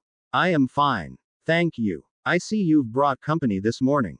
Madam Bones, Tonks, it's a pleasure to see you two again. Hey there, Harry, Tonks greeted in an enthusiastic voice. Harry nodded at Tonks, then looked at the large man standing next to her. Kingsley Shacklebolt stepped forward and offered his hand. It's a pleasure to see you again, Mr. Potter, Kingsley said. Likewise. Harry shook Kingsley's hand. I remember how you replaced Lockhart last year. I was impressed with the breadth and depth of knowledge you have. Kingsley smiled. Thank you. Deciding that this was good enough for introductions and greetings, Amelia stepped forward. Harry, we'd like to ask you a few questions, if you don't mind. Tilting his head at just the right angle, Harry presented her with an almost perfect mask of quizzical-ity. I don't mind answering some questions. And if I said that I wanted you to answer those questions under Veritaserum, would you consent? She asked. This was the big issue. Because Harry Potter was a minor, they couldn't force him to answer under Veritaserum. If he said no, then they would have to ask questions the normal way. I don't mind, Harry said. Amelia breathed a sigh of relief, but she was also frowning. Surely, he'd seen Shacklebolt and Tonks barge into his hideout just before he escaped. He must have known that they knew some of what he'd been up to, just as they also knew that he'd been with Sirius Black this whole time. Let it stand for the record that I, Amelia Bones, the head of the Department of Law Enforcement, have been given permission to administer Veritaserum to Harry James Potter, the heir apparent to the ancient and most noble house of Potter. Albus Brian Wulfric Percival Dumbledore, will you stand as my witness? I will. Then let's administer the Veritaserum. After administering the Veritaserum, placing 2 drops on Harry's tongue, and watching his eyes glaze over, Amelia began her questioning. What is your name? Harry James Potter. When were you born? July 31st, 1990. What were you doing on the 20th of June? I went home. And what did you do after that? Quote. Harry. I don't know. She frowned. What do you mean you don't know? I mean that I do not know. I have no recollection of what I did after going home. Amelia shared a startled look with Dumbledore. She could tell that Harry was not resisting the potion, not like there was a way to resist a potion as strong as Veritaserum. Of course, this meant that everything that he said was true, which also meant that Harry Potter was missing 3 months' worth of memories. She asked him a few more questions, trying to make them roundabout questions of what he did during the summer, but every answer was the same. He didn't know. Rather, he couldn't remember. Realizing that further questioning would be a lost cause, she administered the antidote. Harry blinked several times, his mind coming to, then looked at her. Did I answer your questions in a satisfactory manner? She answered him with a pained smile. As satisfactory as you could, given the circumstances. Since Harry had answered all of her questions, there was no need to stick around. After saying farewell, she, Albus, Tonks, and Shacklebolt left the room and traveled back up to Albus Dumbledore's office. That could have gone better, Amelia said. Indeed, Albus agreed. I'm not sure I understand what's going on, Tonks admitted. What just happened? It seems like Harry's memory has been erased, Shacklebolt said in a grave voice. Erased? How? Tonks squawked. There are any number of methods for erasing one's memory. Dumbledore sat behind his desk and steepled his fingers together. Obliviation, potions, charms, even blunt force trauma can serve to erase memories.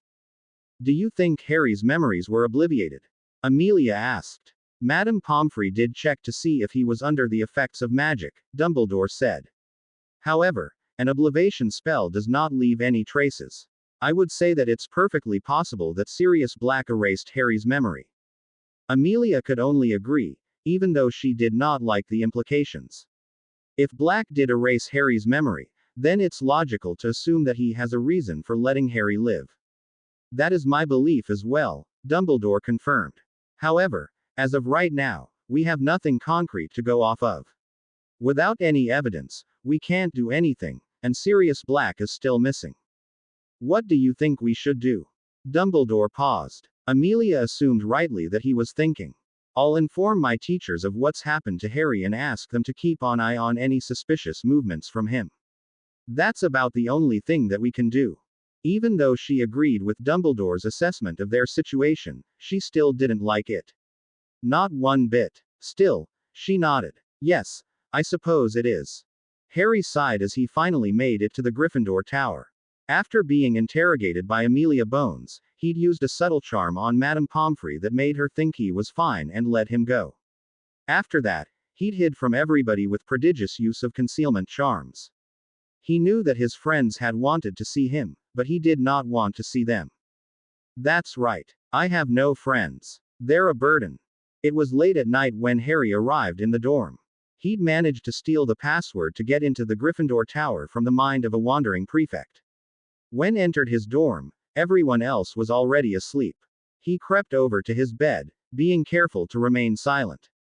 His trunk was already there, as expected. The house elves had likely brought it in. Opening it up, Harry slowly entered his trunk. There, he found several objects of interest: a bookshelf, a table, and a pensieve sitting in the corner. It was the pensieve that he went over to. Several ethereal strands were already swirling around inside, memories that he'd taken out of his head before even hopping on the Hogwarts Express. Harry didn't hesitate to return the memories to his mind. He grabbed each strand with his wand, then slowly put them to his head. As the memories leaked in, images appeared before him, of the time he'd spent at his hideout, of Sirius Black, and of his plan to capture Pettigrew. Harry had known that if he showed up at Hogwarts, questions would be asked. He'd already predicted that Dumbledore would call the Auror department. He'd also predicted the use of Veritaserum, which was why he'd rid himself of the memories and placed them in a pensieve. If he didn't have the memories, then they didn't exist, and he wouldn't give himself away. Of course, storing his memories was a double-edged sword. Had they asked him why he didn't have his memories, Harry would have been forced to let them know that, due to his eidetic memory, he knew that his memories had not been erased but stored in a pensieve. Fortunately, they hadn't asked. More than likely, they believed him to be nothing but a mere child who was being used by Sirius Black for some nefarious purpose. If only they knew the truth. Exiting the trunk, Harry pulled out his wand and waved it, causing the entire object to levitate. He waved his wand again. Materializing from thin air was another trunk, exactly the same as the one hovering over the ground. A conjured trunk isn't going to last. I need something more permanent. Waving his hand caused the real trunk's lid to pop open and a calligraphy pen to fly into his hand. After inscribing the seal for longevity in ancient Egyptian onto the conjured trunk, he stepped back and left the room, then exited the Gryffindor Tower entirely. Wandering the halls, Harry silently crept along the darkened corridors, being careful to avoid being spotted by the portraits. He'd cast a disillusionment charm over himself, and he'd thrown his invisibility cloak on for good measure. None of the portraits called out as he passed them. Even the suits of armor remained silent. It didn't take long for Harry to reach the girls' bathroom on the second floor. Without hesitation, he walked inside, his footsteps completely silent due to the muffling spell that he'd placed on them. As he entered, Harry heard the sound of sobbing coming from one of the stalls. That must have been Myrtle, the girls' bathroom's resident ghost. He ignored the sound and walked up to the sink. Open. The words, hissed in a language that no one but himself and Voldemort could understand, caused the entire sink to collapse in on itself, revealing a large hole like the gaping maw of a massive predator. Who's there? Mo. Ning Myrtle floated out of her stall to take a look around. She saw the hole that was now in the bathroom and gaped at it. Harry, not wanting her to tell anyone about what happened, waved his wand at her, casting a silent forgetfulness charm that he'd devised specifically for ghosts. The translucent being before him went still. Harry saw her eyes glaze over, informing him that his spell had been successful. Myrtle wouldn't be bothering him for a while now. I'll have to see if there's another method of entering the Chamber of Secrets from now on. I don't want to erase her memory every time it happens. Making sure that the entrance closed behind him, Harry slid down the passage that led into the Chamber of Secrets. The place looked just as he remembered.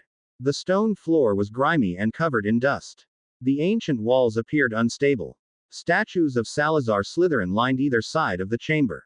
Lying in the very heart of the chamber was the basilisk, its cold corpse somehow pristine despite how much time had passed since Harry had killed it. It must be the remnants of magic that I can feel coming from this creature. Basilisks were insanely powerful magical creatures. Of the many magical creatures in the world, they were ranked near the top in terms of capacity and potency. Only griffins, phoenixes, and certain types of dragons were said to have more magic than basilisks. I wonder if I can extract parts of the basilisk to use in my potions. Thinking about it, the insides of a basilisk could probably be used for potion ingredients.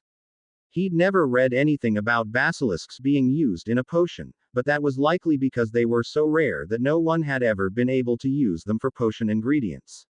He would need to do some research to find out for sure whether basilisk parts made viable ingredients. Either way, I can use the hide and bones. Basilisk hide would likely fetch a hefty price, should he find the right person to sell it to. He could also make some clothing of his own from it. The hide of a basilisk was highly resistant to magic. It would make great armor. After observing the chamber for several seconds longer, Harry decided that the Chamber of Secrets would make a perfect laboratory for his experiments. It was safe, secure, and no one but he could enter it. That night, Harry Potter worked until the sun came up. All right, I've finally got another chapter up, and things are going to start changing a bit. I'm not going to focus as much on Harry right now because he's being emo and I don't really like emo. While I'll have some scenes featuring him, my bigger focus in the coming chapters are going to be his friends. There will probably around 2 or 3 more chapters of emo Harry before the ball really gets rolling. I'm hoping to have this part over with soon. Before I leave you all, I would like to make several announcements. First, Book 4 of the American Kitsune series, A Fox's Family, is officially available for pre-order on Amazon in paperback and Kindle. Anyone who's interested in supporting my dreams of becoming a full-time author can either go straight to Amazon and look up A Fox's Family, or they can go to my website www.varnelbrandon.com. To those of you who decide to support me, thank you very much. It's because of you that I can continue writing every day. My second announcement is the republishing of Book 1, A Fox's Love. The original Book 1 was littered with mistakes and wasn't as good as the next books in the series. I've since fixed those mistakes, hired a professional editor to proofread my story, and added in book manga style illustrations. If you've already bought a copy, you can upgrade to your new copy for free. If bought it in paperback, then you can download the Kindle version for free. If you decide to do this, I hope that you enjoy the new version. For those of you who are curious to know what my published books are about, you can read the short description of them below. A Fox's Love. The story of a boy, a fox, and a lot of fanservice. Kevin Swift has the worst luck with women. It's not that he's unattractive or even unpopular. He just can't talk to them. He blames it on all of those shonen love comedies that he enjoys watching.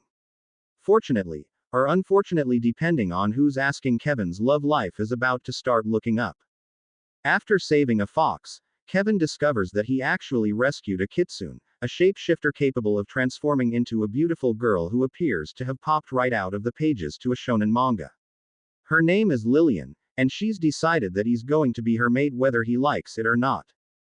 Between dealing with an overly amorous vixen's zealous attempts at getting into his pants, his inability to talk to girls and school, Kevin is going to have his hands full. A Fox's Tale. Life has finally settled down for Kevin Swift.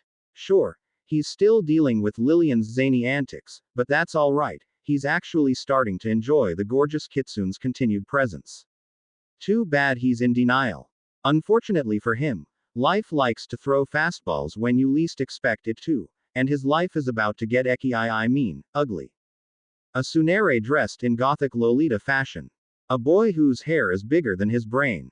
A new enemy that makes Chris Fleischer look like a 50-pound weakling. Trying to admit his feelings for a certain tomboy.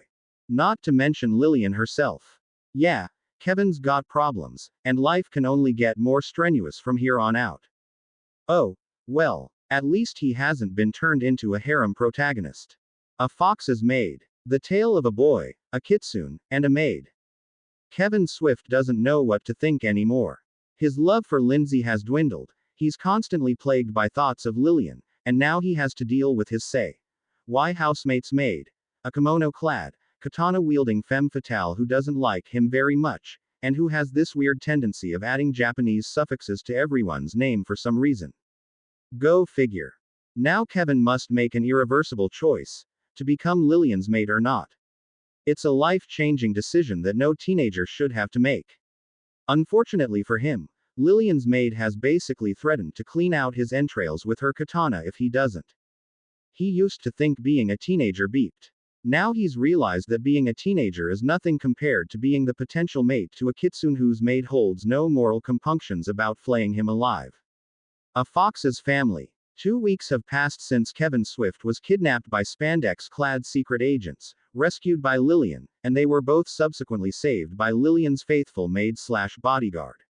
Since then, Kevin has nabbed himself a foxy girlfriend, pun very much intended, and a person willing to train him in the arts of badassery. Needless to say, life has been good. Then Lillian's family decided to pay a visit. And everything went to hell. Sometimes, life gives you lemons.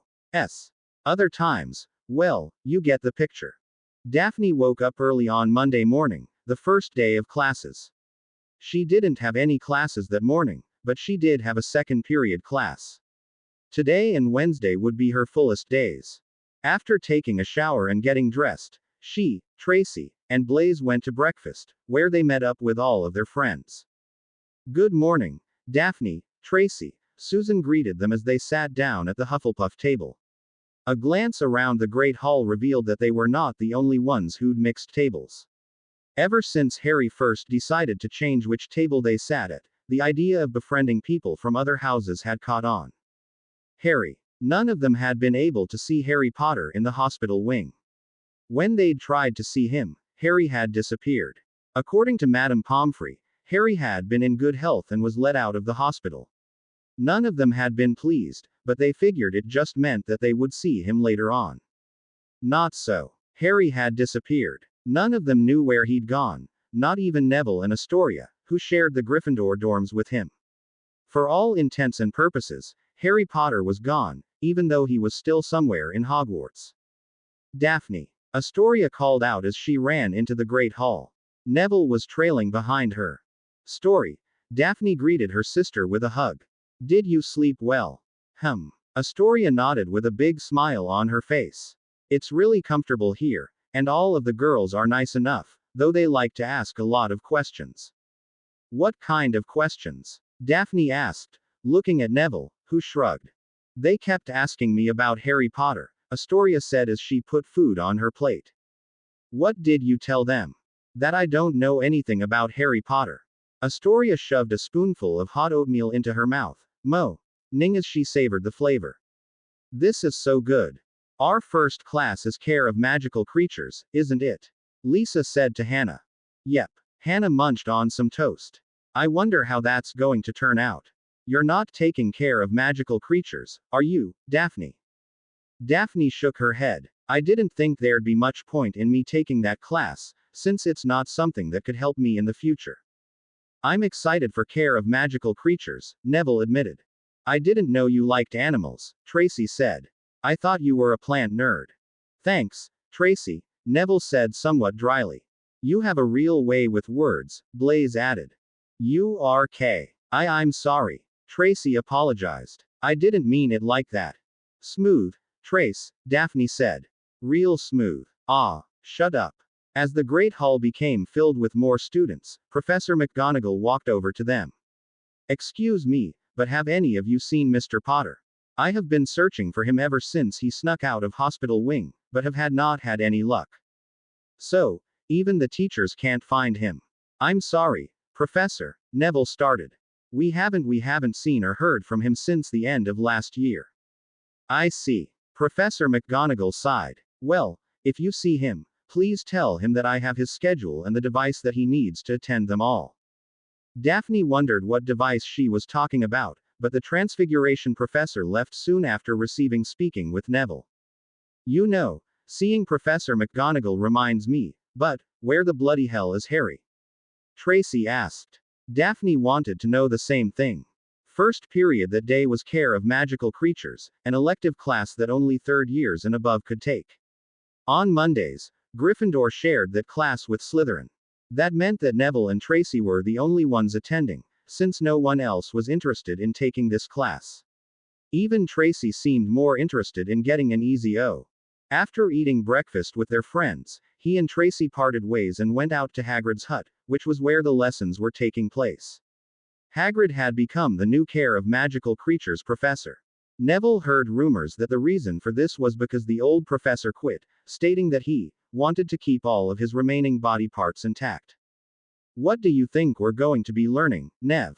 Tracy asked. I don't know what sort of animals we'll be learning about, but knowing Hagrid's love of dangerous creatures, it's probably something that can bite our heads off. Yeah, thanks for that awesome visual imagery. Tracy shuddered. They reached Hagrid's hut, along with the other students from Slytherin and Gryffindor who were taking this class. Neville noticed that Malfoy and his two goons were present. Harry was also absent, it seemed.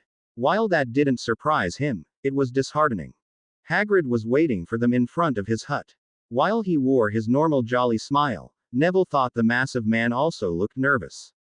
Considering this was his first time teaching, Neville didn't blame the man. Good mornin', class, Hagrid greeted them. You've all had a chance to look at books.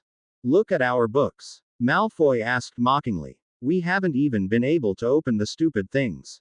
How do you expect us to look at anything when that book attacks everything that moves? Ye mean ye didn't stroke the spine? Hagrid asked, befuddled, as if he'd thought the way to open the book should have been obvious. Let me show ye how it's done. Ye take the book just like this, then ye rub along the spine just like this. Everyone watched Hagrid rub his finger gently along the book's spine, which made the entire thing relax, its pages opening like a blooming flower. Seeing this, Neville did what Hagrid showed them. He marveled as the book opened for him. Now, then, Avenue, I got a treat for all of ye, Hagrid said, clapping his hands together. He seemed nervous. If ye'll follow me to the back over here. Everyone followed Hagrid as he led them around to the back of his hut. There, Neville and Tracy, along with everyone else, stopped dead in their tracks when they saw the pen full of creatures. Holy, are those griffins? Neville asked. Nah, those aren't griffins, Tracy said. They're hippogriffs. At first glance, the creatures appeared to be eagles. It was only after looking at their hindquarters that Neville realized they were half eagle, half horse. Wings sat retracted into their sides. Neville imagined they would look quite large when those wings were expanded. Currently, the herd appeared to be grazing. That was a good guess, Hagrid said, pleasantly surprised. 5 points Ter Slytherin. Yep, these are hippogriffs. These creatures are closely related to the griffin, so it's been said. Hippogriffs are very proud creatures. They've got a mean temper if you don't show them the proper respect. Now, Hagrid clapped his hands. Who wants to ride one? Everyone took a step back except for Neville, who hadn't realized what was going on for several seconds. Excellent job. Neville, come here. Let's get you settled on a hippogriff. No, I don't think that I. Now, don't be shy. Come on. Hagrid slapped Neville in the back, sending him stumbling forward. He almost crashed into the ground, but he caught himself at the last moment. Standing up, Neville froze when he came face to face with a hippogriff. Easy there, Neville, Hagrid warned. Don't make any sudden movements. Now, slowly. Bow. Remain bowed, but don't break eye contact. If he bows back, then you can get close and go up and pet him. If he doesn't, then back away slowly. Neville followed Hagrid's instructions, bowing low while maintaining eye contact.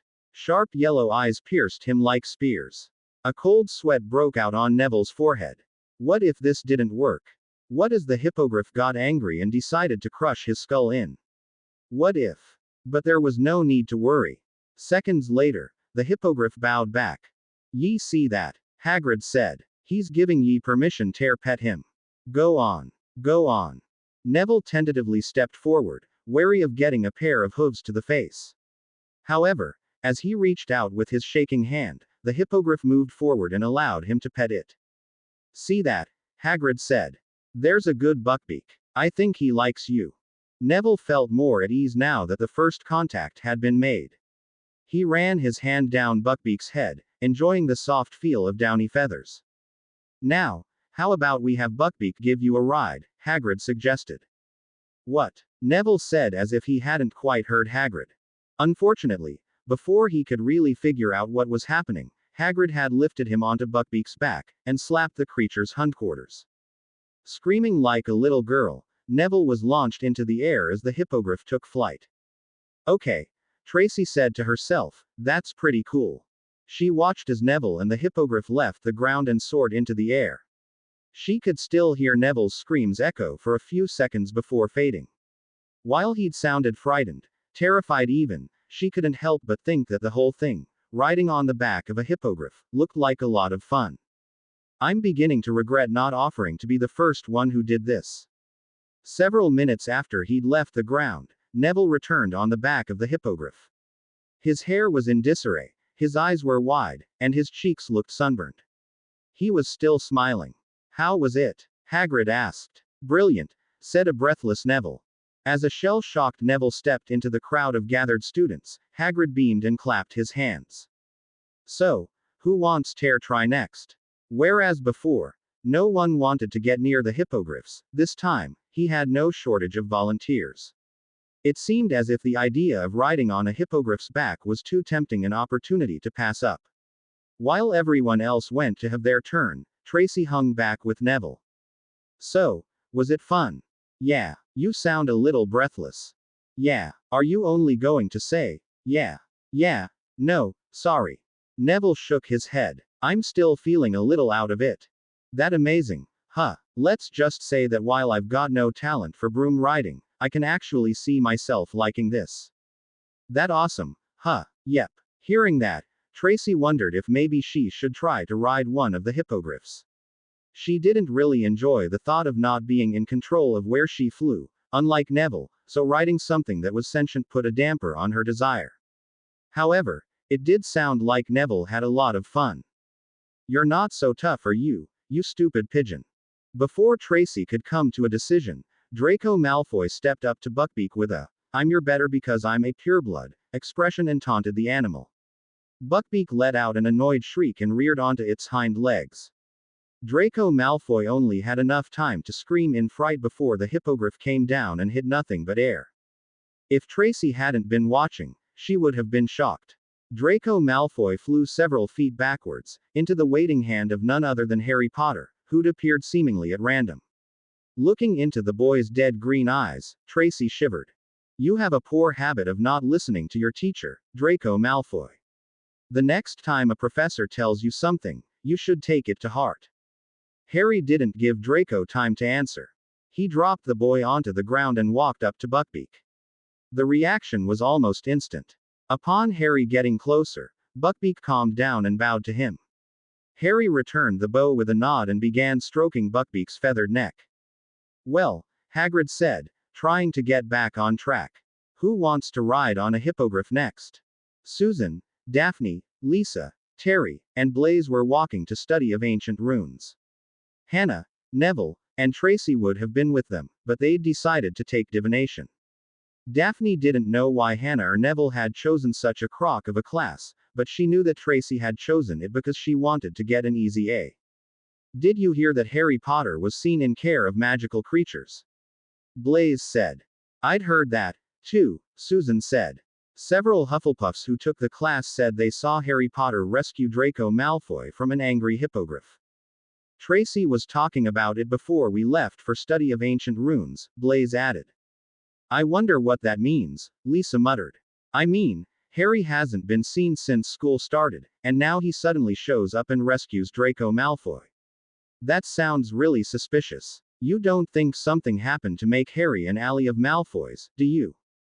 Daphne wanted to scoff at Lisa for suggesting something so dumb, but before she could give voice to why that was a stupid idea, Susan did it for her.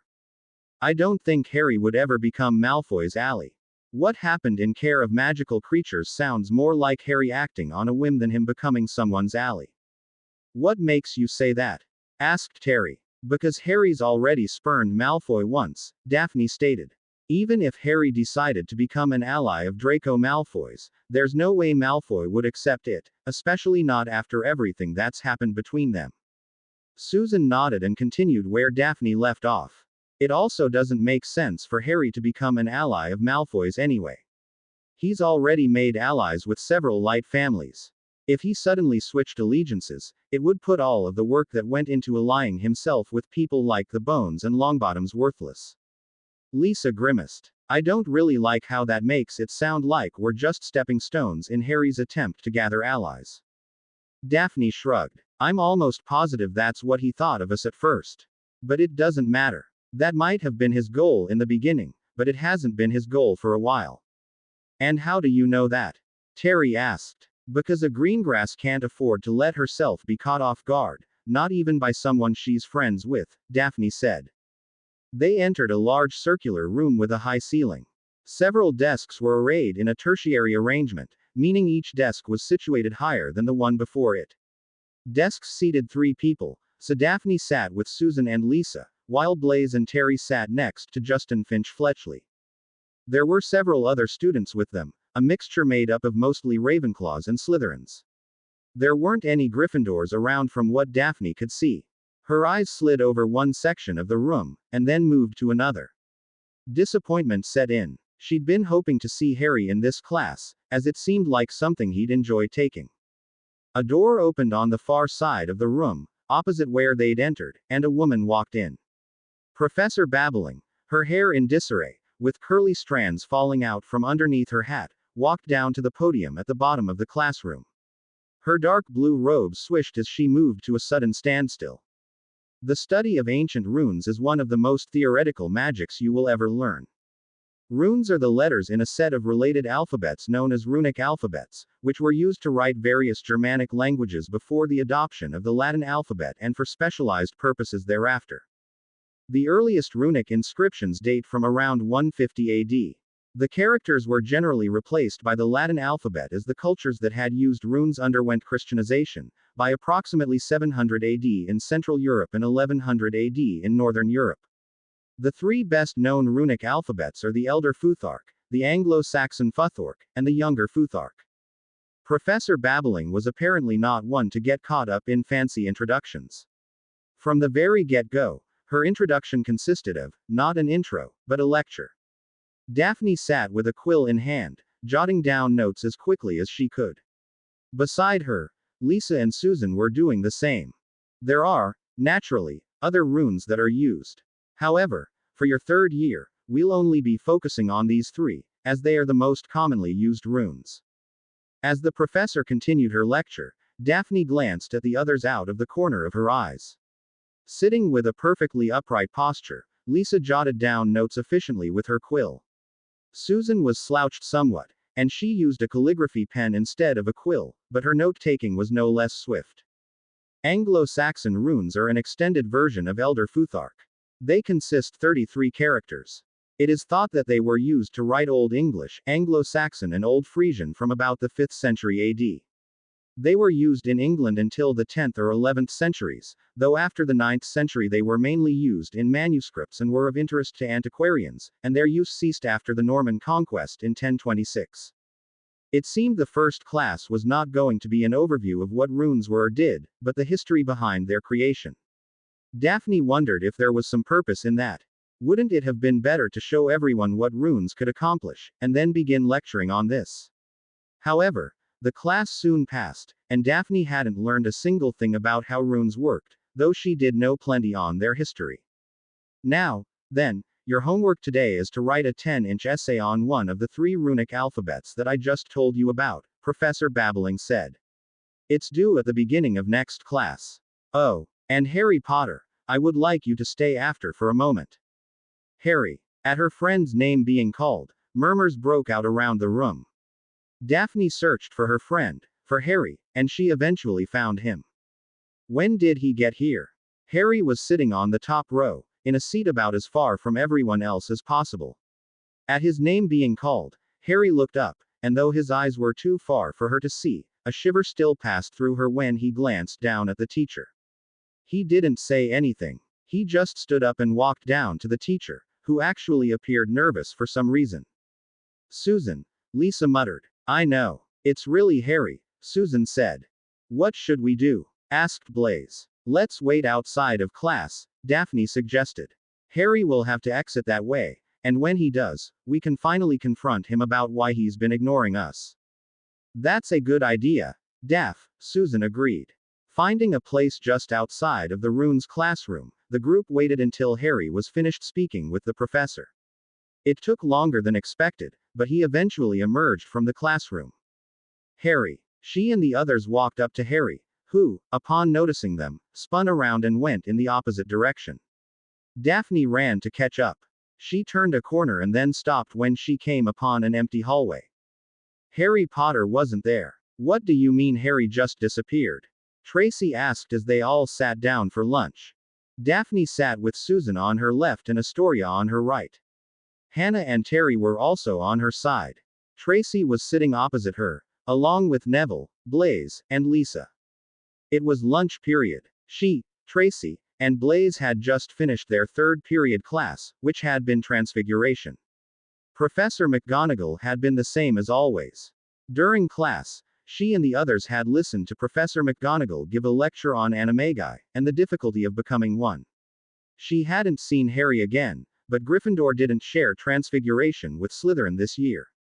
Exactly that, Trace, Daphne said. Harry Potter appeared in class. We tried to follow him after class. He disappeared. Susan nodded. I don't really know how he did it.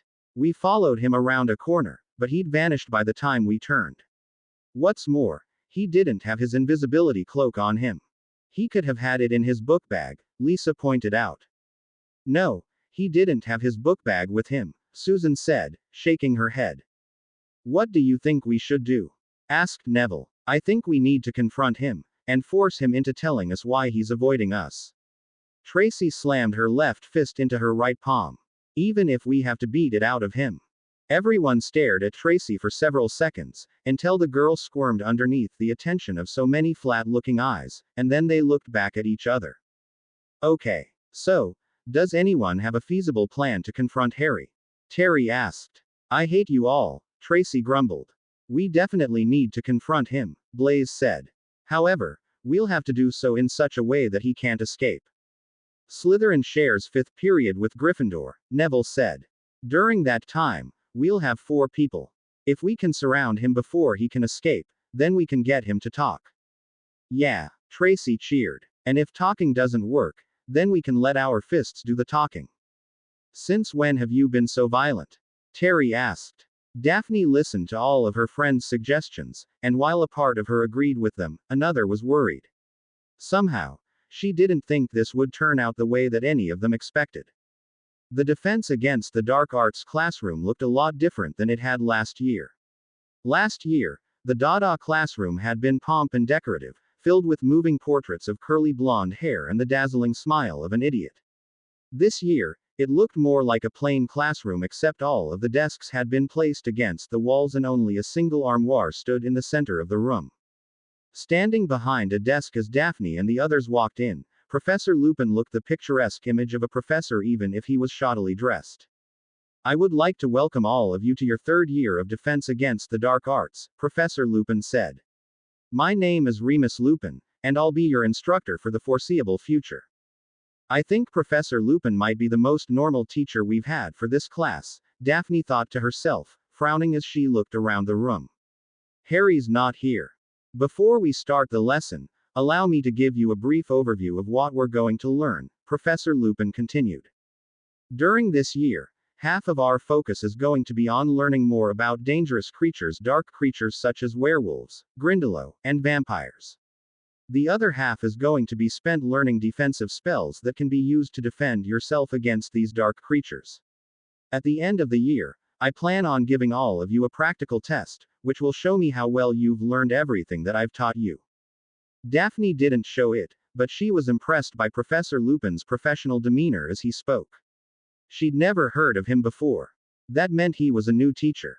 However, despite being clearly new to teaching, he seemed to have a clear grasp of how to teach. His lecture was concise and to the point. This year might actually be a good year for our class. Last year, their teaching had been haphazard. Lockhart, their original teacher, had been a fraud. During the last few months, Kinglesey Shacklebolt, an Auror working for the ministry, had been their teacher. While he'd done an excellent job, there was only so much that could be taught in a few months. It hadn't been enough to make up for their lack of competent teacher the first 3/4 of the year. Now, then, since I'm not one for long-winded lectures, how about we start the year off with a practical lesson?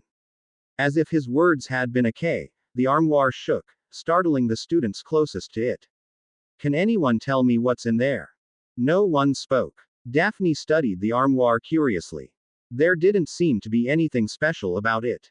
Made from a type of redwood, the armoire seemed aging and worn, no longer pristine, but had become withered and decrepit, as if the merciless hand of time had struck it repeatedly.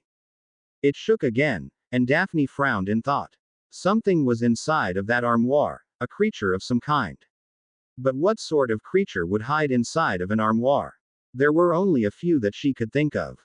Going back to what she'd learned from reading a bit of this year's defense book, Daphne realized that only one of those creatures was in the book. A boggart? She asked. Very good, Daphne. 5 points for Slytherin. Smiling, Professor Lupin gestured to the armoire. Yes, there is a boggart inside of there and you are all going to learn how to defeat it.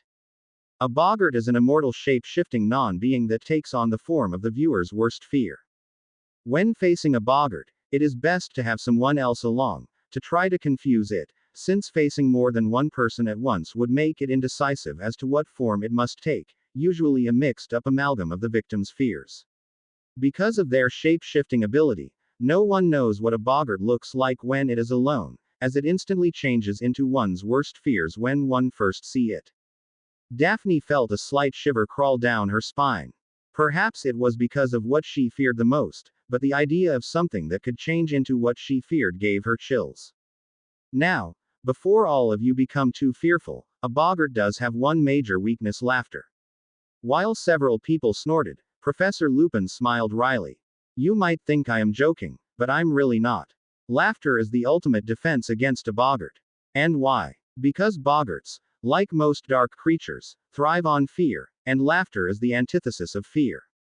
That made an unusual amount of sense. Daphne didn't know much about boggarts, but she knew that when something relied on a method to harm others, the opposite was usually its weakness, at least for magical creatures. It was like how creatures that used darkness, the element and not the art, were weak to light. She didn't know if laughter could be considered a true weakness, but she was willing to give Professor Lupin the benefit of the doubt. The trick to defeating a braggart lies in this spell, and I want you all to pronounce it for me: Ridiculous. Come on, everyone. Say it with me. Ridiculous. She and the others all spoke at the same time. The word sounded odd, like someone trying to turn an English word into Latin. Still, ridiculous sounding or not, this was apparently the spell that would defeat a boggart. Ridiculous. Daphne and the other students said together. Excellent. Very good. Remember, the key to this spell isn't just in the word. You have to imagine something funny, something that'll make you laugh. Now, I think we've spent enough time practicing. How about we some practical experience by having all of you face a boggart, you? Professor Lupin pointed to Tracy, who then pointed at herself. Yes, you. What do you fear the most? Tracy looked down at her feet. Quote, quote. I'm sorry, what was that? I said it's. Tracy mumbled the last part. I couldn't hear you. Could you be a little louder, please? I said it's having the Irish losing in this year's Quidditch World Cup. While the rest of class laughed at the beat-read Tracy's declaration, Daphne could only facepalm. She knew that her friend was obsessed with Quidditch, but for that, of all things, to be what she feared most. Her friend must have been more deranged than she'd realized. Well, Professor Lupin also seemed surprised, but he was clearly willing to go with it. That would, indeed, be a tragedy. I'm curious to know how the boggart will make you think the Irish lost this year's Quidditch World Cup. Let's find out. Professor Lupin waved his wand, the door to the armoire opened, and a person stepped out. He was short. Really short. He also wore only green, had a face nearly 5 times larger than his body, bright red hair, and a lot of freckles. It was a leprechaun. He'd also been lit on fire. And there was a knife protruding from his head. What in Merlin's name? While Daphne felt somewhere between, what the F, K, and, who the hell would find this frightening? Tracy watched on in horror. Remember, Professor Lupin said, think of something funny, point your wand, and say, ridiculous. The leprechaun walked toward Tracy, who raised her wand, which shook in her head. Tracy's breathing had grown labored. Her chest and shoulders heaved as if she was on the verge of hyperventilating. Daphne worried about whether or not her friend would be able to cast the spell. Ridiculous. Fortunately, Daphne's worry proved to be unfounded. Light shot from the tip of Tracy's wand and slammed into the leprechaun. The knife in its head suddenly vanished, the fire evaporated, and the short creature started doing a silly jig. Many people in the class laughed. Tracy, the tension visibly easing from her shoulders, breathed a sigh of relief. Excellent work, Tracy. Well done. Take another 5 points to Slytherin. Professor Lupin said. Now, I want everyone to form a line. One at a time, each one of you will get your turn at defending yourself against the boggart. Remember, when the boggart turns into what you fear the most, think of something funny, aim your wand, and say, ridiculous. Daphne and the other students formed a line. Since Tracy had already gone, she moved to the back, while Blaise and Neville stood in front of her. The line slowly moved forward as people faced their greatest fear: a clown, a snake, and Inferion made them look ridiculous by using the spell. I wonder what my greatest fear is. It wasn't something that Daphne thought about often, but now that she was being forced to confront it, she couldn't help but think about it. What did she fear the most? Her father. He was a frightening man, and she would be lying if she said that he didn't scare her. However, she didn't think that he was what she feared the most. Hey, isn't that? A voice asked up front.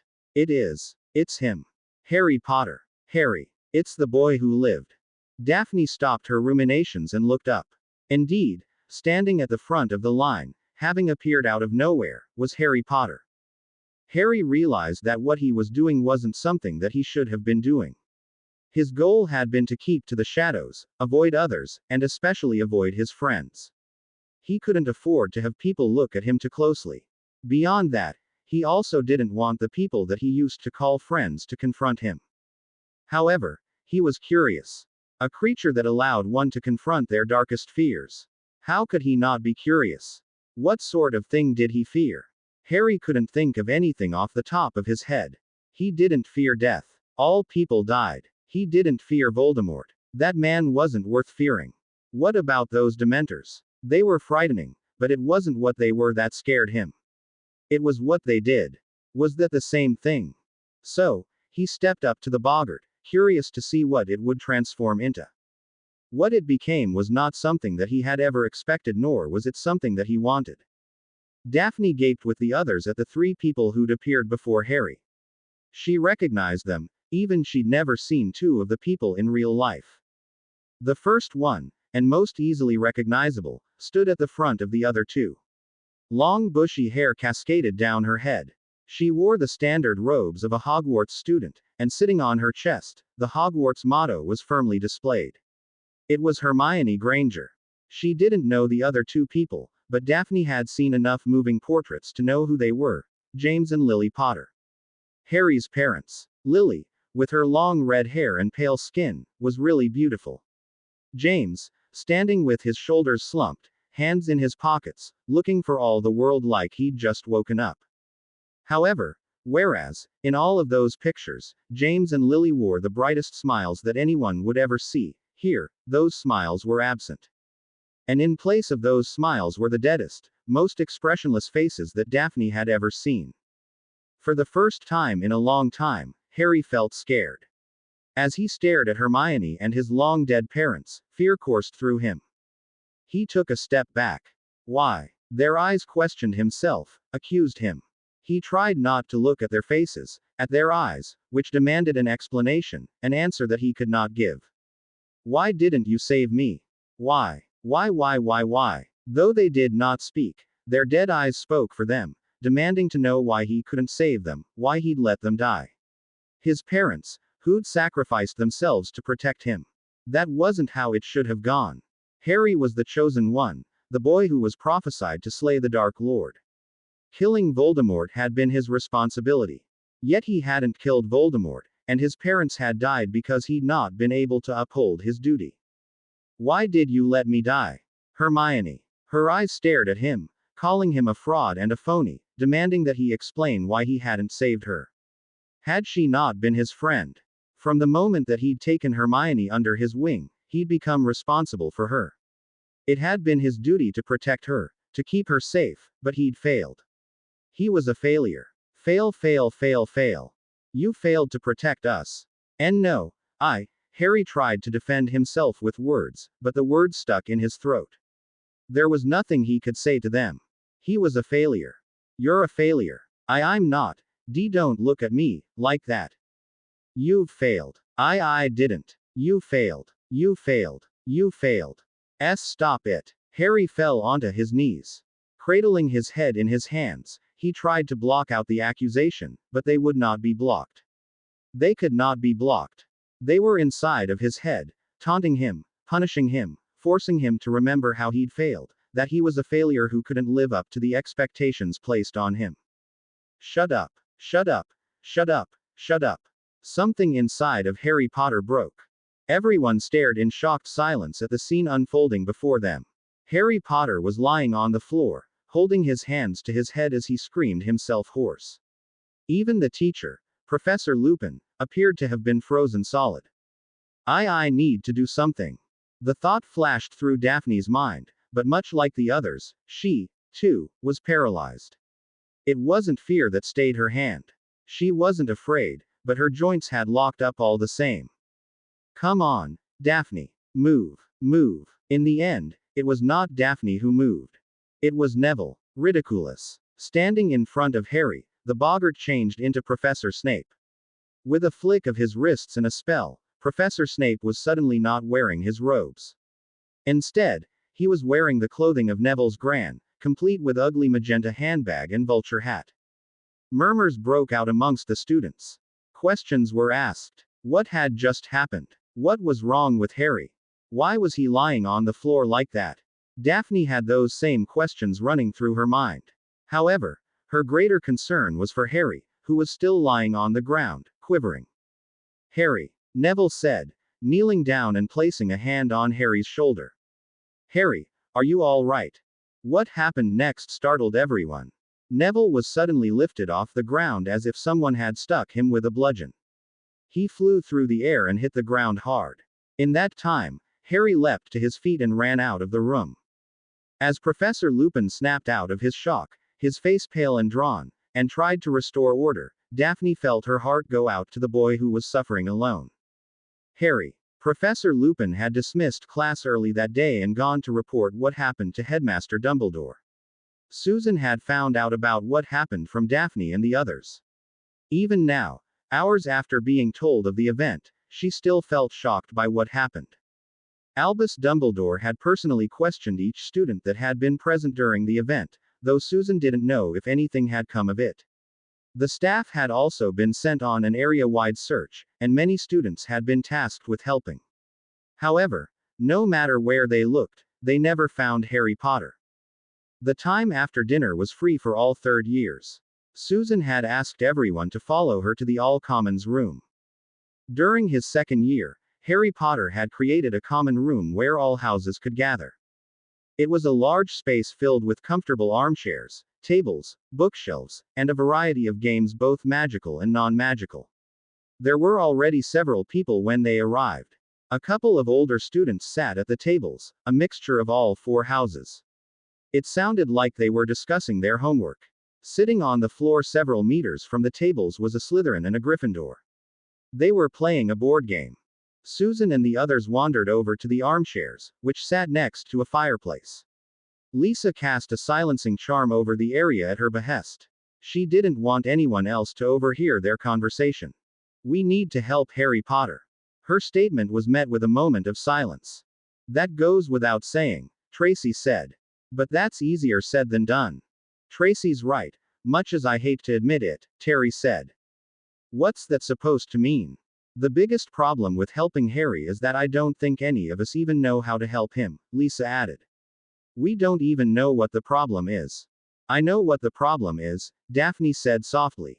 Everyone grew silent. Care to elaborate? Blaise asked. Daphne took a deep breath. I'm sure most of you have noticed by now, but Harry, during our first year, seemed almost too perfect.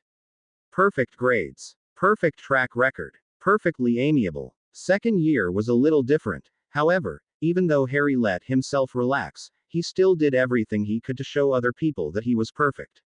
Susan hadn't really noticed that, but she wasn't as politically astute as Daphne. On this matter, she decided to trust her friend. I think Harry tried to hold himself to an unreasonable standard, Daphne continued. When Hermione died, Harry didn't just lose a friend. He realized that he wasn't as perfect as he made himself appear to be. I think that, on top of losing a friend, caused him to shut himself down. Tracy scratched the back of her head. I don't really get it, but what you're basically saying is that Harry needs to have someone punch him in the face, right? Works for me, Terry said with a shrug. Tracy gawked. Holy, did you just agree with me? Yes, though I'm loath to do so. Keep saying that, jerk. You're going to find yourself agreeing with everything I say eventually. Whatever you say. I don't think a punch to the face will work, Susan said sternly. What we need to do is find Harry and get him to let out all of the pent-up frustration that he must be feeling right now. How are we going to do that? Asked Lisa. I mean, Harry is practically invisible right now. Don't forget that he can actually become invisible with that cloak of his, Blaise added. He also knows the disillusionment charm. We also won't be able to find him in the Gryffindor dorms, Neville added. I don't think he's been coming there, and if he has, then he's using magic to hide himself from everyone else. Or he's just coming in really late and leaving really early, Terry said. Or that, Neville admitted. Not only that, but we never see him in class either, Tracy added. He's like a bloody ghost. We only see him if he lets us. I'm almost wondering if he has some sort of layered charm to mask his presence or something. It could be enchanted clothing, Lisa suggested. I have no idea what that is, Tracy admitted. But let's go with that. Susan frowned as her friends spoke. The problem as she saw it was, first and foremost, finding Harry. They couldn't do anything to help him unless they knew where he was. He didn't appear to be sleeping in his dorm, which meant he'd found another place to reside. Of course, that brought up a lot of other issues. Where was he sleeping? How had he even found another place to sleep? Hogwarts might have been a massive castle, but there couldn't have been that many places for him to stay. As her friends continued to try and figure out how to find Harry, Daphne Greengrass spoke up. I think I might know of a way to locate Harry, or at least, I know someone who can point us in the right direction. Thus, Daphne explained her idea.